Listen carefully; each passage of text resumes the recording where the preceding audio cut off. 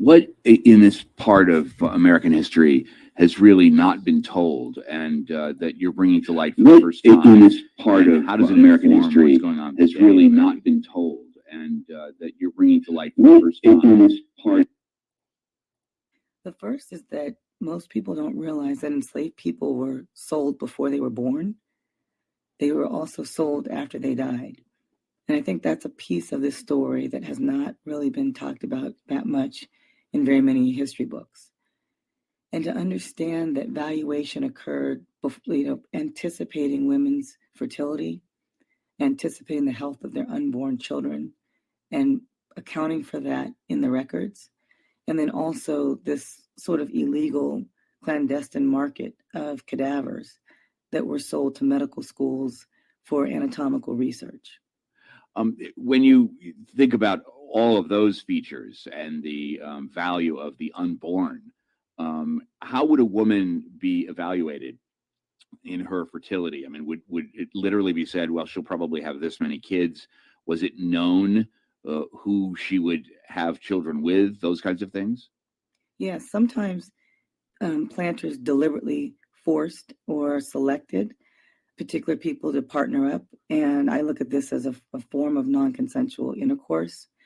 But they might have handpicked someone who was a strong worker, who had physical capabilities that maybe other enslaved people didn't express. And they would force those two to be together. They also would look at women to see if they had already had children, if those children were doing well, if they were working well. And if a woman had given birth to a number of children and they survived to age 5, they would kind of look at her as someone that they could look to as a breeding woman. And then in that day, they would use the term breeding wench. Context of white supremacy. Gus.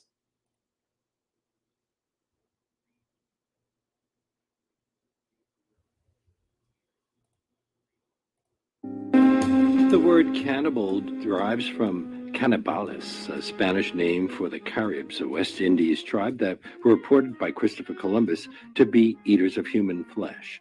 Although it's thought to be rare among humans these days, it is more common than you might think. In his new book, Cannibalism, A Perfectly Natural History, Bill Schutt, who is a professor of biology at LIU Post and a research associate at the American Museum of Natural History, separates fact from fiction and attempts to discover some larger truths about when, where, and why cannibalism occurs. It's published by Algonquin Books of Chapel Hill, and I'm very pleased it has brought Bill Schutt to our show today. Welcome. Thank you. It's great to be here. Obviously, cannibalism existed for a long time, but it really begins in human consciousness after Christopher Columbus labels the Caribs, this group of locals he heard of during his 1492 voyage, as cannibals. What was his evidence? Well, I don't know if he had evidence, and if there was evidence, it might have been evidence that of funerary practices where the indigenous people were actually doing this to their dead. Instead of burying them, they would preserve their bones in their homes, and he went in and interpreted that as cannibalism was taking place. He described them as savage, with dog-like noses they drink the blood of their victims. He also said that the people had one eye in their foreheads, and yet people believed what he was saying. Yeah, I think this is after they figured out that there wasn't a whole lot of gold in the Caribbean, and they were looking for something else to exploit, and they did. It's been suggested that it became an excuse for treating these people as less than human. Absolutely. When word came down from Queen Isabella that you needed to treat these people with respect, but if they were found to be cannibals, then all bets were off. Then the next 2 or 3 voyages were more like invasions. But they never found these one-eyed, dog-nosed Not people. that I know of. Was the professor Dr. William Aarons? No, it wasn't. No. He's another one who questions the talk of cannibalism. Yeah, I met with Bill Aarons and at Stony Brook. And in 1979, when he wrote this book, The Man-Eating Myth, everybody was completely freaked out because they thought, how can this guy say that cannibalism never occurred in any organized form throughout history? And when I spoke to him, if you read between the lines now, I think what he was doing was he got people talking about the fact that that the term cannibalism was used as a club to go in by all sorts of flag planting Western countries to exploit the people that they met. So let's talk about real examples of cannibalism. First, in Europe, there was something called medicinal cannibalism, and it was practiced in Europe from the Middle Ages all the way into the early 20th century.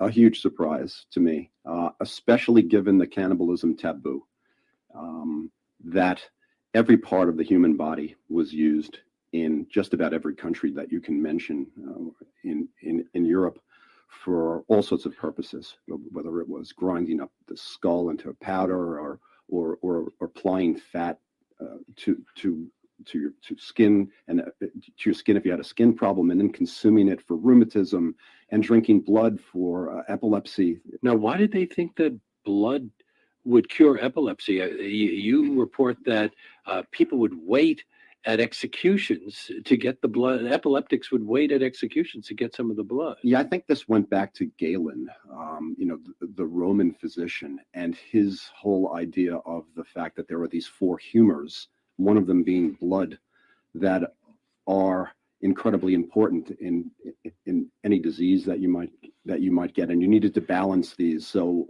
with blood being so important, consuming it was thought to have curative powers.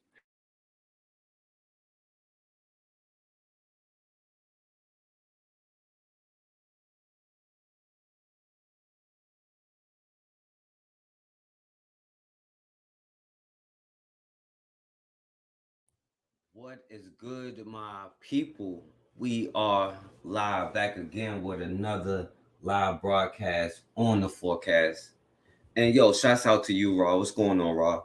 And I think something crazy going on with the YouTube thing right now because I can see Raw comments, but I gotta do a lot of stuff to see it. And it's not showing up on other things. So I don't know what's going on right now. And I know it's not showing me the true stuff. But let me apologize to y'all for coming on so late on, you know what I'm saying, this afternoon.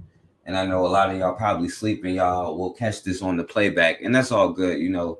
But I had to get some, I just had to say something real quick. I had to put something out there. Like, it's something going on in my city. Y'all might not even know about it. But it's definitely predatory practices that we allow in our communities, you know what I'm saying?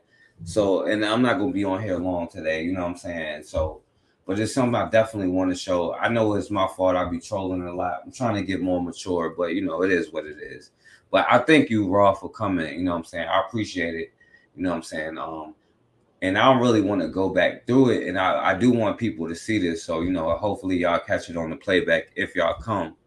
You know what I mean? So, but listen, man, we allow too much stuff into our communities, and I'm a part of that too. I'm speaking to myself, you know what I'm saying? And we allow people to prey on our children, young boys, young girls. We allow people to come in and out of our communities and stuff like that.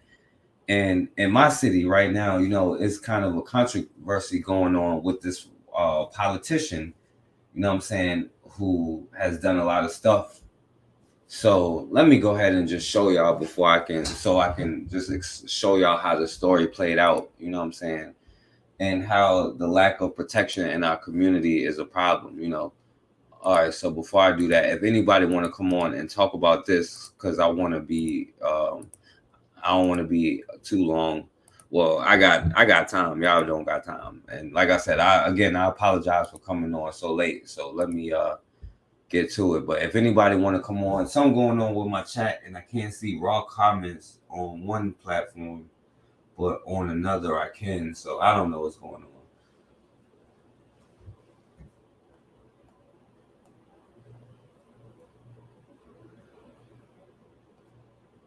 So yeah, I'm gonna try to do it. But while I do that, let me start and let me show y'all. Hold on, let me reset this real quick.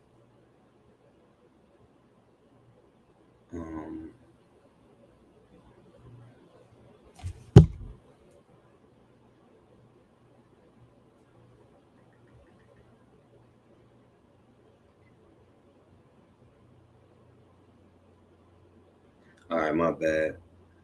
So let me do this. All right, let me show y'all the story, right? So there's a politician here in my city, you know what I'm saying? This dude right here, Joe Morrissey, right? And this is his estranged wife, you know what I'm saying? And now there's a public rift, you know what I'm saying? So this is just recent, and there's a lot of debate, and Black people's reaction to this stuff is like the problem. Like, we are like really cooned out, you know what I'm saying? And it's crazy. So let me show y'all what was going on, right? So this started back when I was like young, you know what I'm saying, in school, you know what I'm saying? I was in middle school in 1999. But this dude, Joe Morrissey, went to jail in 1999. Like, this is just his past. So I'm going to give you a quick thing about, you know, what you would find out about Joe Morrissey. And this dude runs for office every year. And I was wrong. He did win offices before, but this is just a history. This is his history. Here because it's Joe Morrissey. And we're here because he needs to have to defend himself once again against those who are out to get Joe Morrissey. Out to get Morrissey or not, the controversial attorney whose moniker is "I'll Fight for You's" latest troubles come after he allegedly broke a contractor's nose at this home and then threw that same man through a window. Now, that alleged attack put Morrissey back in jail for violating bond conditions after he was convicted in federal court on contempt charges last month. That conviction came after Morrissey twice violated a local court order regarding pre-trial publicity. In 1997, Morrissey played a videotape at a press conference. Now, that tape showed a witness recanting grand jury testimony. This latest incident, if true, isn't the first time Morrissey, an ex-boxer, has come to blows. In 1991, when he was Richmond's Commonwealth's attorney, he and defense attorney David Baugh were both held in contempt of court after they brawled outside a courtroom. In 1993, the state revoked Morrissey's legal license for 6 months after they found violations of legal ethics. Also in 1993, Morrissey was charged with misuse of public funds. 5 counts were filed against Morrissey that claimed he used state employees to do private work for him. 4 of those counts he was acquitted on. The 5th one was thrown out of court. This is what he had to say at the time. 6 months ago when I was on the other side of the building, and all I said is, just give me my chance to speak. Well, in this case, I didn't even have to speak, and the judge dismissed the case. I'm very happy. Thank you very much. All right, so yeah, I just wanted to give you, you know, a brief history. Like, this dude has been going to jail, in and out of jail the whole time. You know what I'm saying? Now, this is the issue here. You know what I'm saying? How we allow other people in our communities, the things we allow them to do to us and our children. You know what I'm saying? The predatory practices we allow to others to do on us. You know what I'm saying? Now, oh man. All right, so listen, this is his wife, you know, her father, you know what I'm saying, is a brother, you know what I'm saying. So his wife, the dude that you just saw, right? His name is I Am Coleman Pride, a devoted father that has been pushed aside. And we talk about Black fathers and not being there. This is a Black father right here who is here, you know what I'm saying, and pushed aside, disrespected, and left with a hole in my heart. For the past 3 years and counting, I have suffered immensely. My baby has been taken from me. Mayoral candidate Joseph Morrissey, ruined and tore my parents. Like, so, okay, it go on for a while, you know what I'm saying? So this is what happened with him, you know what I'm saying? This is his history. And there are a lot of Black people that defend him, especially in my city. And this is the sick part about it, you know what I'm saying? Check this out, though. I want the truth to be told. What is the truth? The truth is that nothing took place between Mr. Morrissey. She said nothing happened. That's the teenager whose alleged sex scandal with former state delegate Joe Morrissey put him behind bars and forced him to resign from his elected position. She spoke to our Shelby Brown about the scandal that she says never happened. Shelby's in the newsroom with the CBS 6 exclusive. Well, Candace, the teenager now lives in Atlanta with her mother, but she was in town today when her father spoke out about the case on the Jack Gravely radio show. The former delegate Joe Morrissey called in hoping to respond to Dad's claims. Then the teenager showed up to tell her side of the story. The now 18-year-old at the center of the controversy with Joe Morrissey continues to defend. Now, keep in mind, she's 18 and he's like 40 something at the time, like 45 or something, and she's 18. Now, this is what happened. Controversy with Joe Morrissey continues to defend the former delegate. Is that nothing took place between Mr. Morrissey. I seeked out to Mr. Morrissey for help, and that's all it ever was. Police, prosecutors, and the girl's father and sisters had accused Morrissey of having sex with her when she was 17 and working at his law office. But last month, Morrissey entered an Alford plea and was convicted of contributing to the delinquency of a minor. The teen who asked us not to show her face says she believes Morrissey chose to not fight the charges in order to protect her. Yo, what's up, Erica? So he got arrested for, and this is a young black girl here, you know what I'm saying? And he's getting arrested for it. And this is a young girl who's being manipulated by this old dude. He got gray hair in this picture already. And this story been happening since I was like teenager, you know what I'm saying? Before I can even know what was going on. Yo, what up, melanated goddess? And he took advantage of her, you know what I'm saying? So check it out. To the delinquency of a minor. The teen who asked us not to show her face says she believes Morrissey chose to not fight the charges in order to protect her. I was tired of the situation. It was a 1.5 year long situation. It was constant. And you know, there were certain things that were gonna come out about my family. He's a politician in Richmond. He was running for mayor last time, but he lost to a black dude named LeVar Stoney. But he run for public office all the time, you know what I'm saying? Like, he's popular, and he's a criminal defense attorney. But before I even tell you why, but this is the whole issue that is going on here. This dude been locked up from the beginning before all of this stuff countless times, and they still let him just rock, you know what I'm saying? Now, this is a young black girl, you know what I'm saying, who worked at his office, and he got arrested for having sex with her. You know what I'm saying? But he did not. He at this point in like 1990 or whatever year it is, like early 2000s, he's denying it so he don't go to jail. You know what I'm saying? But the father and the family came out and said, you know what I'm saying? He raped this young girl. You know what I'm saying? Well, not raped her, but it's statutory rape. You know what I'm saying? Because she was under 18. You know what I'm saying? He's 40 some years old. Keep in mind, at this time, he's like 50 something now, but he's 40 something then. Family that, you know, I chose that. I did not want that to be spoken about or brought up. The teen says the controversy has split her family. After an interview Monday morning on the Jack Gravely radio show, she and her father had an emotional confrontation.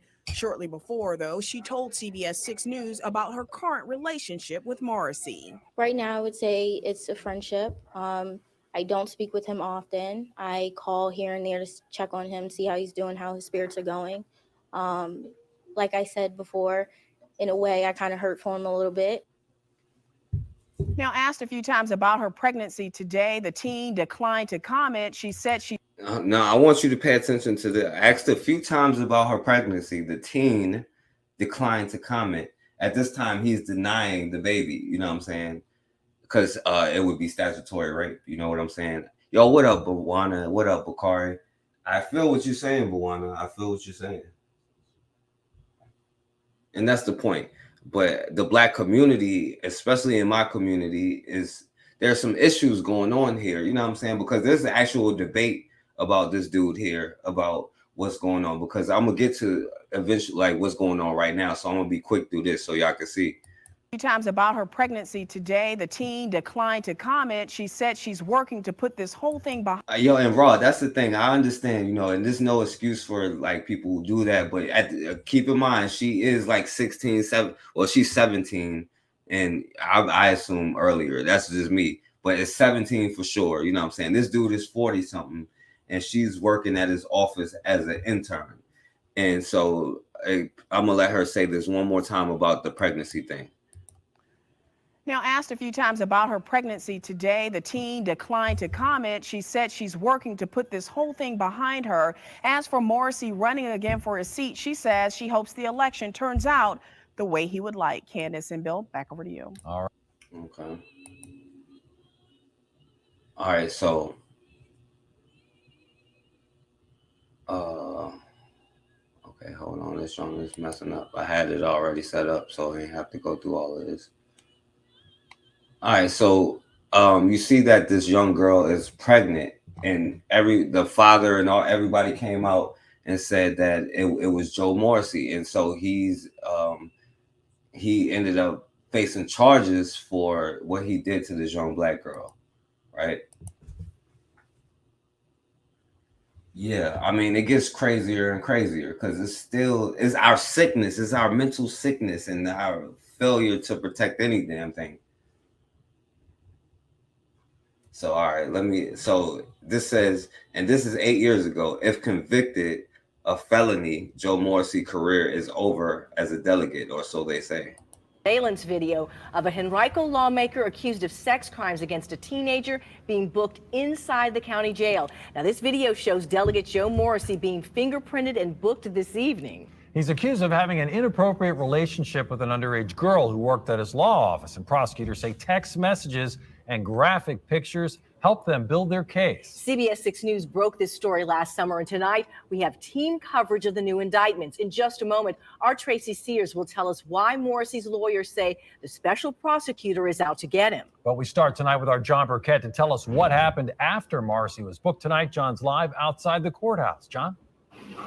Bill, Delegate Joe Morrissey turns himself in to Henrico County deputies here at the jail around 5:52 tonight. He is booked and then released on a $50,000 bond. He will most likely face a circuit court. Now, he got booked and released on sex crime charges, which is, I don't know, it's pretty weird, but whatever. Dollar bond. He will most likely face a circuit court judge in the morning. Here's jail surveillance video of Delegate Joe Morrissey waiting to be booked inside the Henrico County Jail, then setting up for his mugshot, then getting his fingerprints done. Mr. Morrissey, last August I caught up with Morrissey as he was leaving the General Assembly building downtown. Anything you want to say about this police investigation involving you and a 17? And this is 2013, y'all. And they're here they are, you know, the news asking him, do we want to say, as he pulls up. Now, I didn't tell you that this dude is a criminal defense lawyer, you know what I'm saying? And I'll get to that, but he's a lawyer, you know what I'm saying?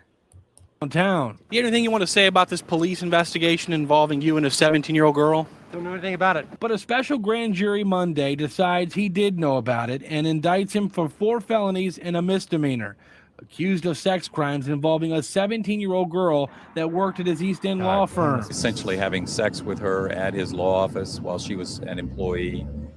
Electronic solicitation of a minor for soliciting sexual photographs from her. Special prosecutor William Neely alleges in the indictment that Morrissey sent text messages to the underage girl in August of 2013, confirming a sexual liaison the two had. The document also saying that Morrissey solicited a nude photograph of the teen to allegedly help him fantasize about their next encounter. Prosecutors say the teen responded with a naked photo of herself, which they claim Morrissey sent to a friend. Any one of these felony convictions would essentially be a career ender for him as a delegate. Investigators say it appears the girl lied about her age to land the job at Morrissey's law office, saying she was 22. But Neely says they have further evidence that the law office and staff knew her true age prior to the August 20th alleged sexual encounter. Now, this dude, like I said, is like 45 at this time. He's in his 50s today. You know, whatever age he is today, he was in his 40s then. Now, he's saying, right, that's their defense. She says she was 22 when she applied so she can get the job. But they have clear evidence he knew that she was not even 18. And like, I agree with you, Bwana, but he's sitting there asking her to send him pictures and stuff. You know what I'm saying? He's asking the 16, 17-year-old girl as a 40-year-old white boy, you know what I'm saying, to send pictures. But this is also European culture. So what are you going to do, right? And if convicted, Bill and Stephanie, Special Prosecutor William Neely says the charges against Morrissey, he could face up to more than 30 years behind bars. He's also saying they're all. Yeah, right. He could face up to 30 for a crime against a black person. I don't care if it's statutory rape. You know what I'm saying? There was actually a white dude that killed a little baby. You know what I'm saying? And they didn't even. It wasn't even a crazy pun. They ain't put it in the news or anything. I probably should bring it back up because I used to say it all the time. I gotta remember the dude name, but he actually killed an infant and made like sex porn stuff with an infant. You know what I'm saying?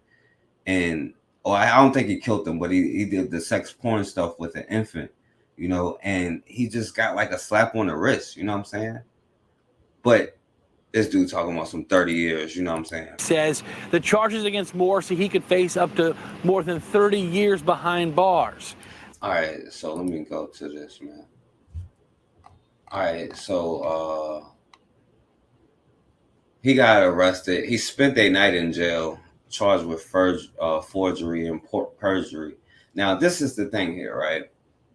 Because I remember, maybe I could have been wrong because I was young and I seen this on TV and I couldn't even find it because I don't even think it's online.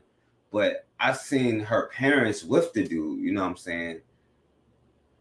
And let me just keep going on. So he was re-elected. Hold on, let me because yeah, I'm missing something. Hold on, let me stop real quick because I messed it up. Give me 1 second. Hold on. Because I got to show y'all what happened to him while he was in jail, of course, you know what I'm saying? So let me show y'all this real quick. Let me pull it.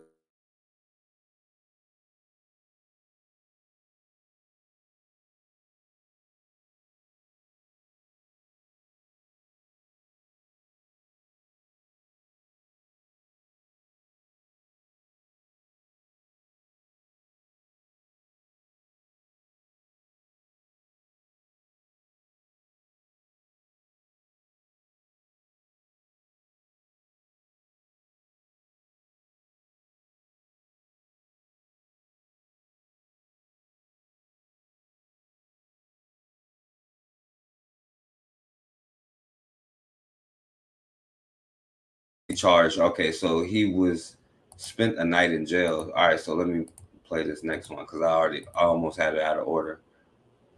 All right. So while he was in jail, guess what happens? Joe Morrissey is able to win his seat back. I don't know how he's able to run while in jail for statutory rape, sexual crimes, predatory crimes, but he was still able to run for office and won.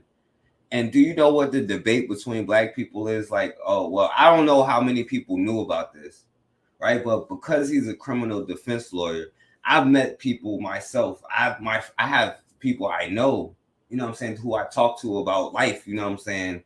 And when we talked about this subject, they were like, well, I know him. He's cool. He got my brother off. There's people be like, well, he's cool. He got my cousin off. Oh, he's invited to the cookout. This is why I always say this stuff about the damn cookout. And do you know what the black vote will get you in Richmond? You know what I'm saying? It would get you the seat. Now, the only reason why he lost to the black dude is because of these scandals, you know what I'm saying? But while this was going on, and I can't even take blame for this because I don't think I was old enough to vote that at this time. Maybe I was, you know what I'm saying? But I ain't vote for this dude neither time anyway. But anyway, let me play this. News tonight, Joe Morrissey voted back into office weeks after resigning in the wake of a sex scandal. The Democrat has won the special election to fill his old seat. And our Melissa Hippolyte spoke with him tonight inside the Henrico. Now, the seat that was getting taken away from him, somehow he was able to win it. So he won the special election to fill his own seat. How does that make sense? While in jail, right, for statutory rape, this 40-some-year-old dude, even though it's at this point he's still denying it, right? Because she's still 17. Well, she's 18 now, but he wants to win office, so he's not going to admit to it. But he won the seat back while in jail? What the hell? Henrico jail where he learned about his victory. We are here at the Henrico East Jail. This is where Joe Morrissey will be spending the night tonight and celebrating his victory inside of his. And I've been to this place before, and I can guarantee you, right? If it's me, they're not just letting me out. Yo, in fact, right, my dad had an accident, you know what I'm saying? And it wasn't his fault, but you know, he had to show up in court and it got thrown out.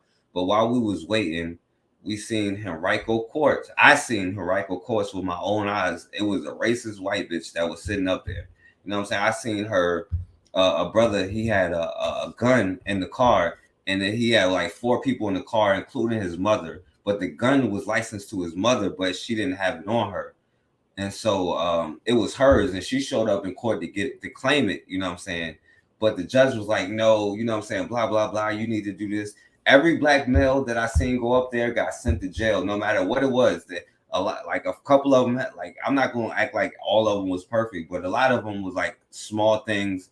They had their paperwork, they did all the stuff. And you're like, oh, well, I don't care, 30 days in jail, boom. You know what I'm saying? All of this. Now, I don't live in Henrico, you know what I'm saying? I live in Richmond, and Chesterfield is 100 times worse than Henrico, you know what I'm saying? But this is him. He's able to get back in office while he's in jail in Henrico. Jail cell. He was supposed to be here at 8 o'clock, but he was actually late for his curfew. He got here at about. No, I didn't vote for this dude at all, you know what I'm saying? I'll show you the dude who I vote for, because the brother lose every time. You know what I'm saying? And he only get a couple of votes, but he run, and I vote for the brother. You know what I'm saying? Now he run like Joe Morrissey lost to the black dude, LeVar Stoney, but I would say he's a black person of color. You know what I'm saying? LeVar Stoney is a black person of color. He plays both, like he's not biracial, but he acts like he is. Yo, what up, Considrum?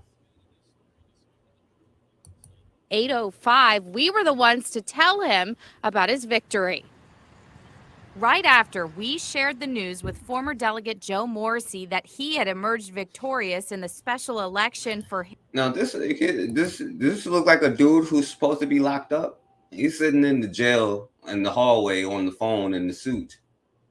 I know the brother. I know somebody came on here last time like, yo, ragtag stuff, but and then we talked about suits and stuff. But this looks like somebody who's locked up for having sex with a 17-year-old girl as a old dude with grays in his hair.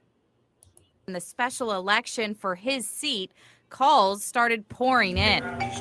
Morrissey couldn't help but smile when he learned the results, especially when hearing what happened in the precinct where his Democratic challenger lives. Ran the table in Charles City County. The former Democrat who was forced. Now, what is he on recess? Like, what is he supposed to be in the yard right now? What's going on? How is he just walking around so freely taking calls? Why isn't he in his cell doing his interview? What's going on here? Lives. Ran the table in Charles City County. The former Democrat who was forced to resign his seat in the legislature after being convicted. No, Bakari, I was wrong. He won his seat. Wow, this is 8 years ago. This is why I know. This is 2015. You know what I'm saying? I can't think. Maybe this was the first time I could vote. You know what I'm saying? But I ain't know all of this. I ain't vote for the dude. I voted for the brother though. I'm gonna show y'all the brother. I knew that the dude, everybody in Richmond knows who Joe Morrissey is. You know what I'm saying? He's a defense lawyer that a lot of people get because, you know what I'm saying, they can. And he got a lot of people off. I'm not going to lie about that. But is that worth, you know what I'm saying, sacrificing your children? You know what I'm saying? Like, you going to vote for the dude while he in jail for molesting a young girl? Or statutory rape anyway. Let's just say statutory rape. Not molestation, but statutory rape. Contributing to the delinquency of a minor for alleged sexual relations with a 17-year-old girl, now spends his nights at the Henrico County Jail. And would you have ever pictured yourself in a jail waiting? I blame my parents for this one, not me. I wasn't smart enough at the time. That's my parents' fault. For election results? No, I wouldn't. This is video of where Morrissey stays at the jail and where he will most likely celebrate his victory. But this is his cell here. Well, there, we overheard several other inmates chanting, "Vote for Joe." Morrissey's tardiness. You hear that? You know why these inmates are saying that? Because he represented a lot of them. And I know people who say this, you know what I'm saying? I had conversations with people who have been represented by him. And they'd be like, yo, because there's a line, bro. I understand you want to invite people to the cookout as a dude that represented you. You know what I'm saying? But the crimes that this dude committed was like sick, because this is just the history of it and the debate that's going on today. Chanting, "Vote for Joe." Morrissey's tardiness on election night means he'll have to spend an extra half hour in jail on Wednesday. And Morrissey also faces a new investigation into his lawyer's alleged use of possibly fraudulent documents during his trial. I have a feeling people are going to be trying to oust you, your colleagues in the legislature. I'll address that. Maybe he's a shyster, but I don't think he's a shyster. He could be a shyster. It would make a whole lot of sense because he's been shysting his whole life. And black people still invite this dude to the cookout. Still, black people in Richmond know this story and they invite him to the cookout because of that reason. Just like you hear those inmates, it's not just the inmates, it's the voters, obviously. That's how he was able to win the seat back. And that's the issue. You know what I'm saying? It's like a wrestling tournament. You wrestle one match at a time. I asked Joe Morrissey what he plans to do tonight to celebrate his victory. He says he's going to read a book about Thomas Jefferson before heading to bed. A book about Thomas Jefferson. You hear that? Did you hear that? You know Thomas Jefferson, 40-some-year-old dude who was messing with like a 13-year-old black girl or a mulatto girl. He's going to read a book about good old TJ before he heads to bed. While he's in jail, by the way. He's supposed to be in jail this whole time doing this interview and walking around and getting phone calls on the self-effects, considering he's in jail on the damn cell phone, right? He ain't even got while on TV. You know what I'm saying? This stuff was on TV back in the day.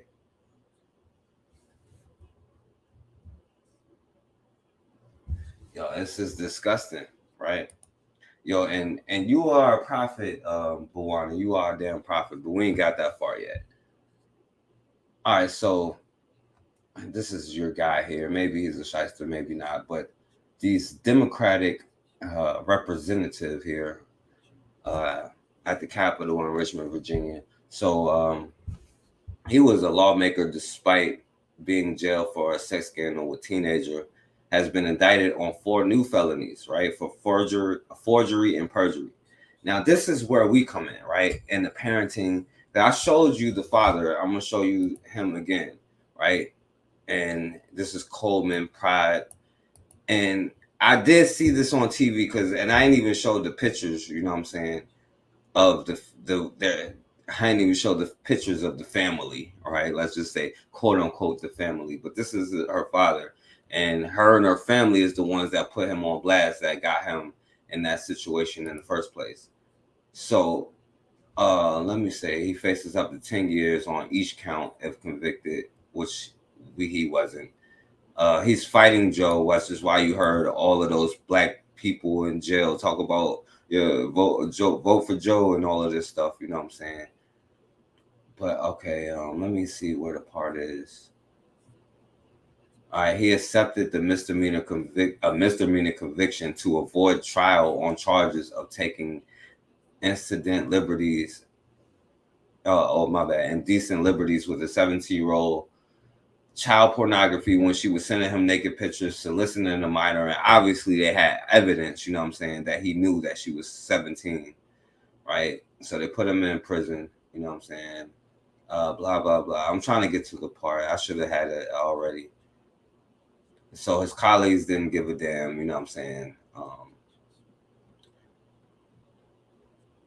right, so he's 57, you know what I'm saying? And he denied having, so he got to be in the 60s. That means he's in his 60s now. He was 57 at the time, because this is an old article, right? So he's 57, she was 17, right? So he denied having sex with her.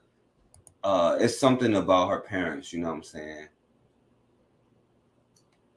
All right, so Morrissey claimed that Pride came to his home that night in August 2013, not to have sex, but to get legal help recovering child support from her father, Coleman Pride, you know what I'm saying? So her father is supposed to pay child support. And, oh yeah, I missed it. But her mother helped forge documents in this, you know what I'm saying? It's up here somewhere. I missed it. Okay, yeah, here it is. The lawmaker now stands accused of forging a document he vouched for in court and persuading the girl's mother to swear to his authenticity as well. The woman, Deandra Warren, also was indicted on perjury, which was her mother, you know what I'm saying? So she kind of co-signed the whole thing. But all right, let me keep going. So Verona, you was absolutely right. They ended up getting married. You know what I'm saying? So this is after he got out of jail, and he married her while she was like 18. I used to work at a credit union. Customer service has always been my background. So when I decided to come to GRTC, it was kind of transitional because here I do the same thing. I just love helping people get where they need to go. They have excellent benefits. I like the health insurance and I love the pension plan. Staying on the subject, Joe Morrissey is now married to the woman at the center of the case that once sent him to jail. Earlier today, Morrissey and Myrna Warren tied the knot at a Verina farm. Morrissey spent his days at the General Assembly and his nights in jail back in 2015 after he was accused of having sex with Warren while she was his 17-year-old receptionist. He entered an Alfred plea in the case. The couple now has 2 children. Morrissey is now running to become Richmond. Wait, I thought he denied the kids. No, now they have 2 children. You know what I'm saying? Now, I'm missing something here, but it's whatever. Oh yeah, here it is. You know, so they have 2 children. Now listen to this, you know what I'm saying? This is how he started claiming those kids, Corey, because I know you saw that article like, yo, he denied being the father, because I know that's only a black man thing and whatnot. But no, he did that. But look how arrogant he was, you know what I'm saying, trying to put it out there. We were there to interview him, got in our car. I'm about to leave. Joe Morrissey comes out and says, hold up, wait one moment. I just wanted you to have this. Well, the first thing I thought is, does this mean you're the father? He walked away, he said, this doesn't mean anything, just do what you want with it, and so we did. Now, are you the father? You know what I'm saying? So, and I showed it, and look at this photo. And by the way, what the hell is this? It looked like a KKK thing in the background. I don't know what the hell it is.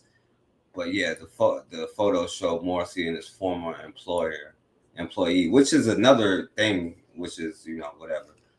And their infant dressed up in period costumes, which she denied this mulatto baby here. You know what I'm saying?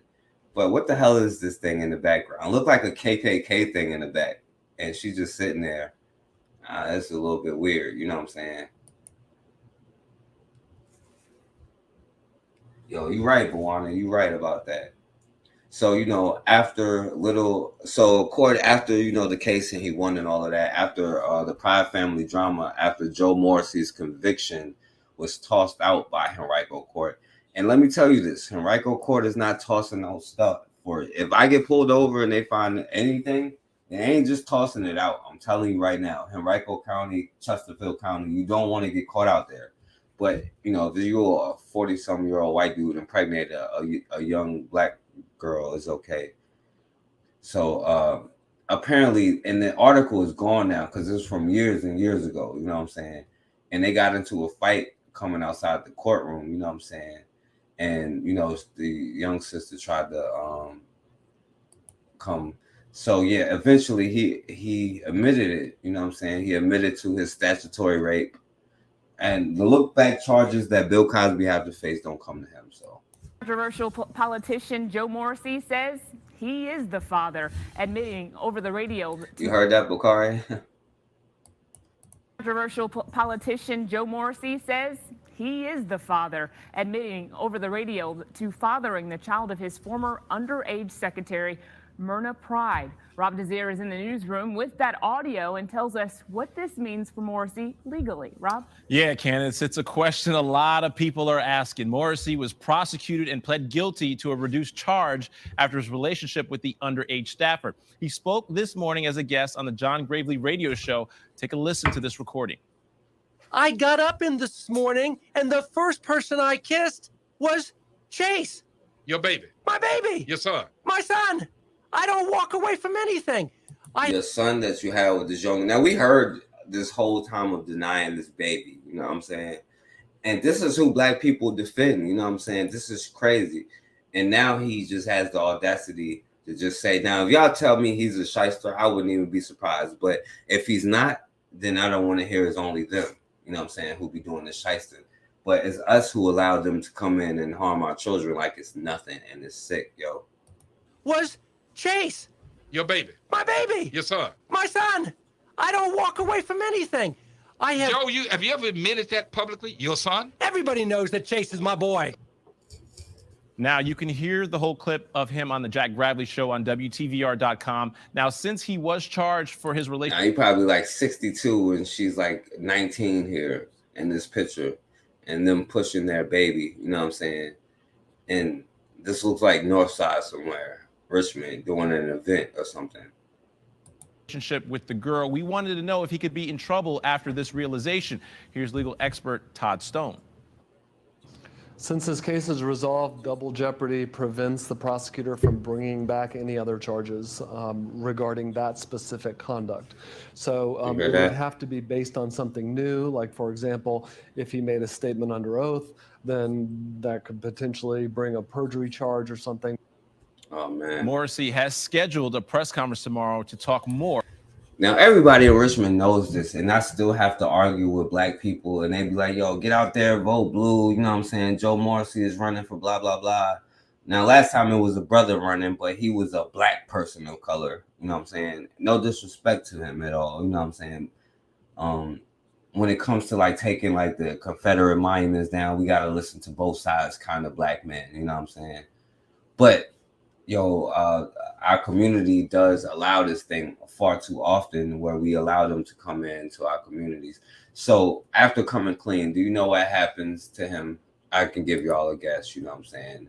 Yeah, the governor a year ago pardoned him for his crimes against this young receptionist, who we know for a fact now is his child with a 17-year-old girl, right? But there's a different time, according to them. They'll come back 50 years later and say it was a different time, but whatever. Guilty to contributing to the delinquency of a minor charge, although he insists he and Myrna never had sex until she was 18. Oh, my bad. Clean and professionally, since he married his 19-year-old law firm. Now, he married her at 19, and listen, this is an old man manipulating a young 17-year-old girl. Her father maybe could have done more, you know what I'm saying? Let's be real, because this is really why I'm talking about this, because it's not about what they do. Like, their culture is their culture, but us protecting our communities is the problem. And this is a part of me, you know what I'm saying? I'm responsible too, you know what I'm saying? So I got to put it out there, you know what I'm saying? And that's why I can't blame nobody else. I'm coming at me on this one, you know what I'm saying? Even though I was, young at the time, we still have these conversations. And this dude right now is running for office, you know what I'm saying? And I think he's a representative somewhere else, because he left Richmond because the things got too bad. But I literally had to argue with black people last time, you know what I'm saying, the voting cycle last time about this dude, because they give him the John Brown invitation to the cookout, no matter what he has done. And sometimes when you give that invitation to the cookout, they may be scoping your little nieces, sometimes nephews. Let's be real, because people don't even talk about the gay stuff that they do, like how the white women was raping black women and white men was raping black men. It's not just the women, but in this particular case, you know what I'm saying, how they scoping out the young people, you know what I'm saying? So after he admitted it and came out there and got confident, he just got pardoned. And professionally, since he married his 19-year-old law firm receptionist Myrna Pride 5 years ago on June 11th, 2016. The couple now share 4 children. After resigning from his delegate seat in 2015, Morris' delegate seat in 2015, children. Look at this happy black family, right, y'all? It's a black family, right? Because she's the only black one in the bunch. That's all it takes. So now he looked Mexican, you know what I'm saying? They all look something, but she looks Puerto Rican. She looks Arab, you know what I'm saying? He looks East Indian. He's going to be an East Indian, right? But they all black because she's black, right? After resigning from his delegate seat in 2015, Morrissey lost a bid for Richmond City Mayor in 2016, but he beat Rosalind Dansout for her state Senate seat in the Democratic primary in June of 2019. I made peace with it a long time ago, as did Myrna. The important part here is that while I'm extremely grateful to the governor, and so is Myrna, the people that are really grateful and who benefit the most are our 4 young children. And that was a reason to pursue it. Thursday, Governor Ralph Northam pardoned Morrissey along with more than 1,200 others. Morrissey was granted a simple pardon, meaning his record won't be expunged, but he's paid his debt to the Commonwealth. The state bar's actions were really based on the underlying conduct. His crime was the age-old white dude taking advantage of statutory raping a young black girl. He said he was gonna go home and he said he was gonna go back to his cell. I'm sorry, it looked like he was at home, so I was like, go back to his room, but go back to his cell and read a good old Thomas Jefferson book about how he handled the Sally Hemings situation, because obviously they call him TJ and worship him today, but you know. So I don't expect that this would really have much of an impact, if any, on a state bar. Yo, consider it. Yo, I'm about to get into that. I'm about to end this right now because we about to get into what we're talking about today. You know what I'm saying? Why I'm even talking about this. And I'm also talking about it because he's running for office. You know what I'm saying? And I have to have this conversation every single year. He loses a lot, but he also wins. You know what I'm saying? And there are black people that come up to me and be like, he represented my brother, my cousin, my friend. You know what I'm saying? It don't matter what he did. And that kind of mentality got to start going. You know what I'm saying?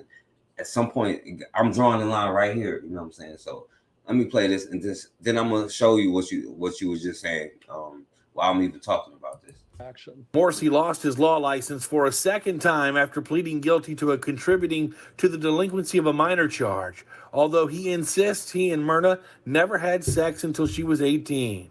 Coleman Pride, Myrna's father, weighed in with a statement saying, "The actions of Governor Northam are deplorable and downright despicable.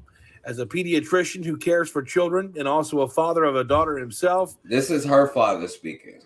This is her father's words. I'm pretty sure. I want to ask y'all fathers out there. I'm not a father, so I can't speak on it. And, you know, like, come on, man. Like, this dude, like, he's dyeing his hair at this point. He had gray hairs in the 90s. You know what I'm saying? I'm still in high school when he's doing this to her. And she's in high school with me. You know what I'm saying? That's the crazy part. She's in high school with me. And this old dude is doing this to her. The actions of Governor Northam are deplorable and downright despicable. As a pediatrician who cares for children and also a father of a daughter himself, his decision today speaks volumes to the fact that he has no moral compass. He cannot be trusted to care for our children or run for any public office in the future. Morrissey was convicted by the court of law, and that process should be respected. He has a long criminal history that spans decades, and he continues to circumvent the judicial system to his advantage. Under no circumstances should the Virginia State Bar consider his request to have his law license reinstated. If you saw the petition, the mother, the grandmother, and Myrna all filed affidavits. I really, who is Coleman Pride? Morrissey, known by his nickname Fighting Joe, plans for another round with the State Bar. We will pursue that with all deliberate speed. So it's to be continued. State Senator. Right. So yeah, let me all right, so let me show the last thing about this. You know what I'm saying? Yeah, and Buwana, this is sick, my brother. Consider she will not be she will not call out as criminal behavior, been one all his life. Yeah. Yo, another Joe, you know what I'm saying? Yo, we do sell out for all kinds of reasons, you know what I'm saying? We sell out for all kinds of reasons, and it's crazy, you know what I'm saying? And it's a sick thing that we do. But at some point, it got to stop, and I'm calling ourselves out. I'll start with myself because I'm here in this city, and this is something that's a problem of mine, you know what I'm saying? Well, now my computer freezing up, so let me try to get to it. All right, so let me go ahead and share this. Hold on. All right, so let me go ahead and share this. All right, this is the last thing on it, and then so we in modern day times here, you know what I'm saying? This is today, okay, a month ago, right? Good old Joe Morrissey, out, official, no matter what he's done, he scored. And I didn't mean to do that. Let me see, Joe Morrissey is running for Congress and speaking out against the Democratic elite. He sound pretty elite in Richmond anyway, you know what I'm saying? Y'all might not know about him, but he sound pretty elite in Richmond. As many of you know, I've spent the better part of the last decade fighting for issues important to Virginians, like the environment, reforming our criminal justice system, investing in affordable housing, fighting for Virginia's health care, criminal justice. Blah, blah, blah, blah. He's running for Congress in Virginia. And yo, I feel what you're saying, Buwana, but you know what I'm saying? And the only reason, the one thing I would give me as an excuse, and this is just an excuse, you know what I'm saying? I was too young at the time to know what was up, you know what I'm saying? But I knew better than the last time, at least not to even vote for him and to tell people, like, don't even, how dare you say such a thing? Did you know this? And show people the information, you know what I'm saying? But I did see this dude in person before, you know what I'm saying? And I did nothing, you know what I'm saying? So it is what it is. I can't be mad at whatever. Like, only the father can be more held responsible. Me and everybody else is just as responsible. So let's get to the day, right?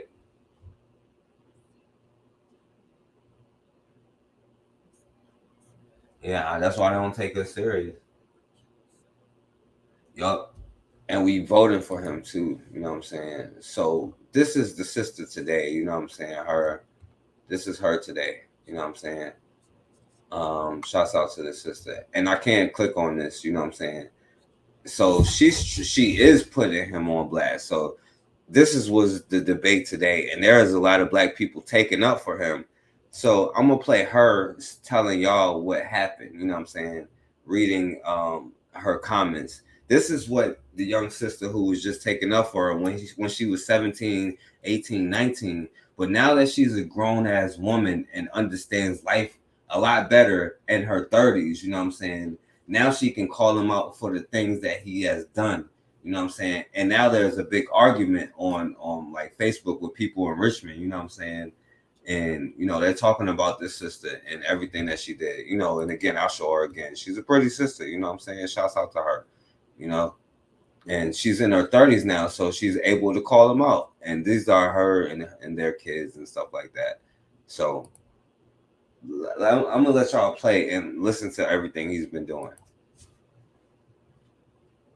He is hot. Let's read what Mr. Morris's wife had to say. She said, I'm gonna start off easy on your ass. In 2015, 3 months after having our first son, Joe was messing with. Now we just was watching on the news just now. He was denying it, then he came out there boasting about it. Every night I go and sleep and kiss the you know, this 18, 17-year-old girl in my bed, even though I'm 57 years old. You know what I'm saying? I love my son. I would never deny him, even though we saw him denying him, right? Now, if he's just saying shysting, I don't know what the hell it is. So I might have to reconsider my stuff. So, all right, let me play this, man. I'm sorry. I'm going to try to let it play out. 15, 3 months after having our first son, Joe was messing with this girl named Ashley. He asked her for pics from this chick and lied, saying he only had 2 older daughters. After being confronted, I thought it ended only to find out he was still messing with her months later. Also in 20. Yo, what up, Blue? What up, Blue? Yo, I'm talking about Joe Morrissey. I don't know if you heard about it. You know what I'm saying? I've seen a lot of people talking about it, but I was mad about, like, you know, I don't support that. And I understand some people do, you know what I'm saying? But I don't agree with the stuff that he did, you know what I'm saying? So I'll put the chat in a minute. So I'm gonna just play what she coming out to say. And this happened within the last like 2 days, you know what I'm saying? She's reading this post that she just posted like a day or two ago, you know what I'm saying? I thought it ended only to find out he was still messing with her months later. Also in 2016, anyone that has had multiple kids vaginally knows the recovery is more difficult each time. Any doctor will tell you 6-week minimum for recovery. Joe didn't care. Not even a week after giving birth, I was forced out the house with my newborn baby to be present at his mayoral announcement, a race that he didn't win. Google photos. You'll clearly see the fluid hadn't even left my baby. And then in 2016, pregnant with our daughter, I was considered a high-risk pregnancy due to the multiple visits to stop labor from the stress of dealing with Joe and his numerous affairs. Knowing this, you would think a man would have the decency at least chill out, right? No. Nope. Again, in 2016, 2 weeks before our wedding, he literally handed me his phone open to a text from a girl named Ashley that worked at the Walgreens down the street. I thought he was supposed to be in jail, by the way. Oh, okay. From my house, asking her for new photos. My stupid ass still married him anyway. Why? didn't have my family. I didn't speak to my father. She was also only 17, 18 years old. You know what I'm saying? And this is like manipulation, like, you know what I'm saying? Like, and that's why it's important to, like, teach your daughters, like, in situations where you can't be around, teach your daughters to be able to defend themselves. You know what I'm saying? Like I shouts out to Blue, you know what I'm saying? I know her for real. And she's like a great friend. And I know that she know how to handle herself and she can conduct herself in any kind of atmosphere. You know what I'm saying? But you want to be, and we saw her father, speaking out against this, you know what I'm saying?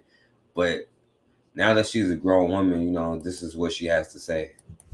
I didn't have my family.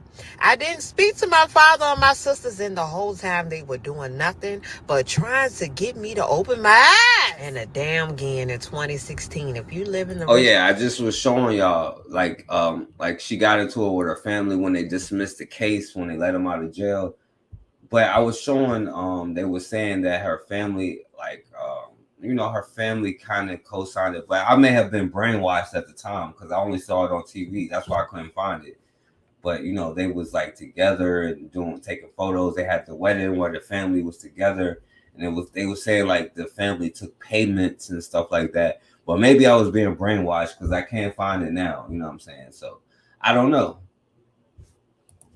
And a damn again in 2016. If you live in the Richmond area, you should know about the very public situations regarding his client, Kanika, where she came out publicly showing receipts that he had made sexual advances to her. Google it. And again, I was stupid and stayed. Mind you, she came out months later, and this situation happens weeks before I gave birth to my daughter. I didn't find out what he said to her until everybody else did. To top it off, baby, I was at my baby's Halloween parade during this time. Close people know I was dealing with depression and was heavily medicated. As I was watching my kids passing the parade, Joe calls me and only says, I just want to let you know before anyone else does, there's a client that is going to come off stage and I tried to have sex with her. Buwana, Blue is from New York. There's a client that is going to come off stage and I tried to have sex with her. And he hung up. I never got an apology. In December of 2017, I was pregnant with my youngest son. A month before my due date, we were vacationing in NY. Joe was acting weird the whole way up. I happened to walk in on him having a conversation with John, a former cop, asking him if him or someone could contact this girl about trying to extort him. I later went through his phone and saw the text from Coronaccia. Lord, that name terrible, or something like that, stating if he didn't give her $52,000, she was going to leak their text to me and then the media. Joe was representing her stepdad in Louisiana County, Kelly Clark. A week after the girl PM'd the screenshots, Joe asked to get pics and she sent him pics of lingerie and asked him to come to her cabin in Louisa. I confronted Joe. Instead of handling it, I was bum rushing in his office by Joe, the girl, and her mother. For what reason we were all meeting, I don't know. Had a nerve to try to get smart and was trying to fuck my husband. I laughed as I typed this because the audacity of these hoes is hilarious. Oh no, honey, it doesn't end there. In the beginning of 2018, I went to a doc visit. Called Joe to let him know I was told my cervix was open and that they wanted me to at least make it to another week. I guess the guiltiness set in, so he informed me that I need to be tested for an STD. I'm not going to say which STD. Too embarrassing. He only told me because it threatened me giving birth vaginally. I go back to the doctor, get tested, and was told they would put a rush on my test, and the latest the results would be back is in 2 days. To be proactive, my doctor prescribed antibiotics anyway. I went into labor 2 days later. By the grace of God, I was able to deliver naturally after my baby was sunny side up and pushed for 2 hours. The next day, I was told my test was positive. Damn! Yeah, well, I said he gave her STDs. All right, so now, that was just a story, and then it's just a lot of stuff. But he's also running for Congress, you know what I'm saying, in Virginia, you know what I'm saying? And I disagree with, I wouldn't do that, you know what I'm saying? and I disagree, and I don't support him. You know what I'm saying? I don't like the dude, and I think he be lying all the time. He just looks like a liar to me. You know what I'm saying? And so, you know, I know a lot of y'all don't even know who that is. You know what I'm saying? But I do want to stress the importance of protecting your daughters. You know what I'm saying? Protecting your children, and the importance of having something where we can protect ourselves and we don't let this kind of stuff happen in our communities where people can just come in and take advantage of an underage girl or something like that. You know what I'm saying?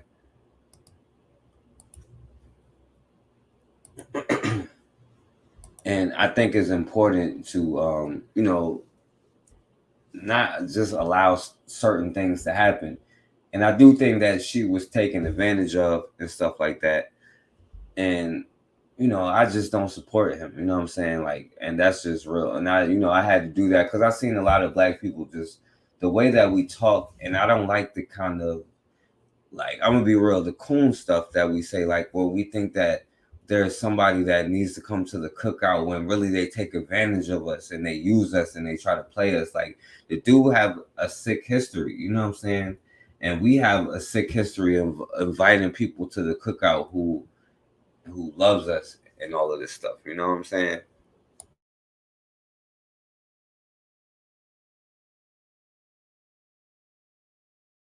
So, you know, I know y'all don't, you know, if y'all want to come on and say something about it, y'all welcome to, you know what I'm saying? But, and I'll give y'all a chance to do that, you know what I'm saying? But speaking of friends, and I'll just end it, you know what I'm saying? And so I'm only going to be on here for a few more minutes if you want to come on here. So I'm going to go to something else, you know, if you want to have an opinion about that, but I just had to get that off, you know what I'm saying? But just speaking of like friends and inviting, yeah, come on in, Blue. You know what I'm saying? You can come in.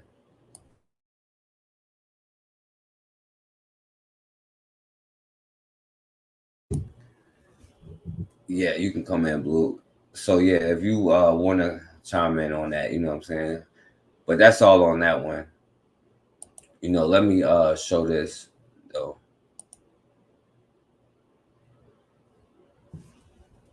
Yo, he was able to win the office, and that's the crazy part too. He was able to win the office while he was in jail. He found out he won an office that was taken away from him for that crime.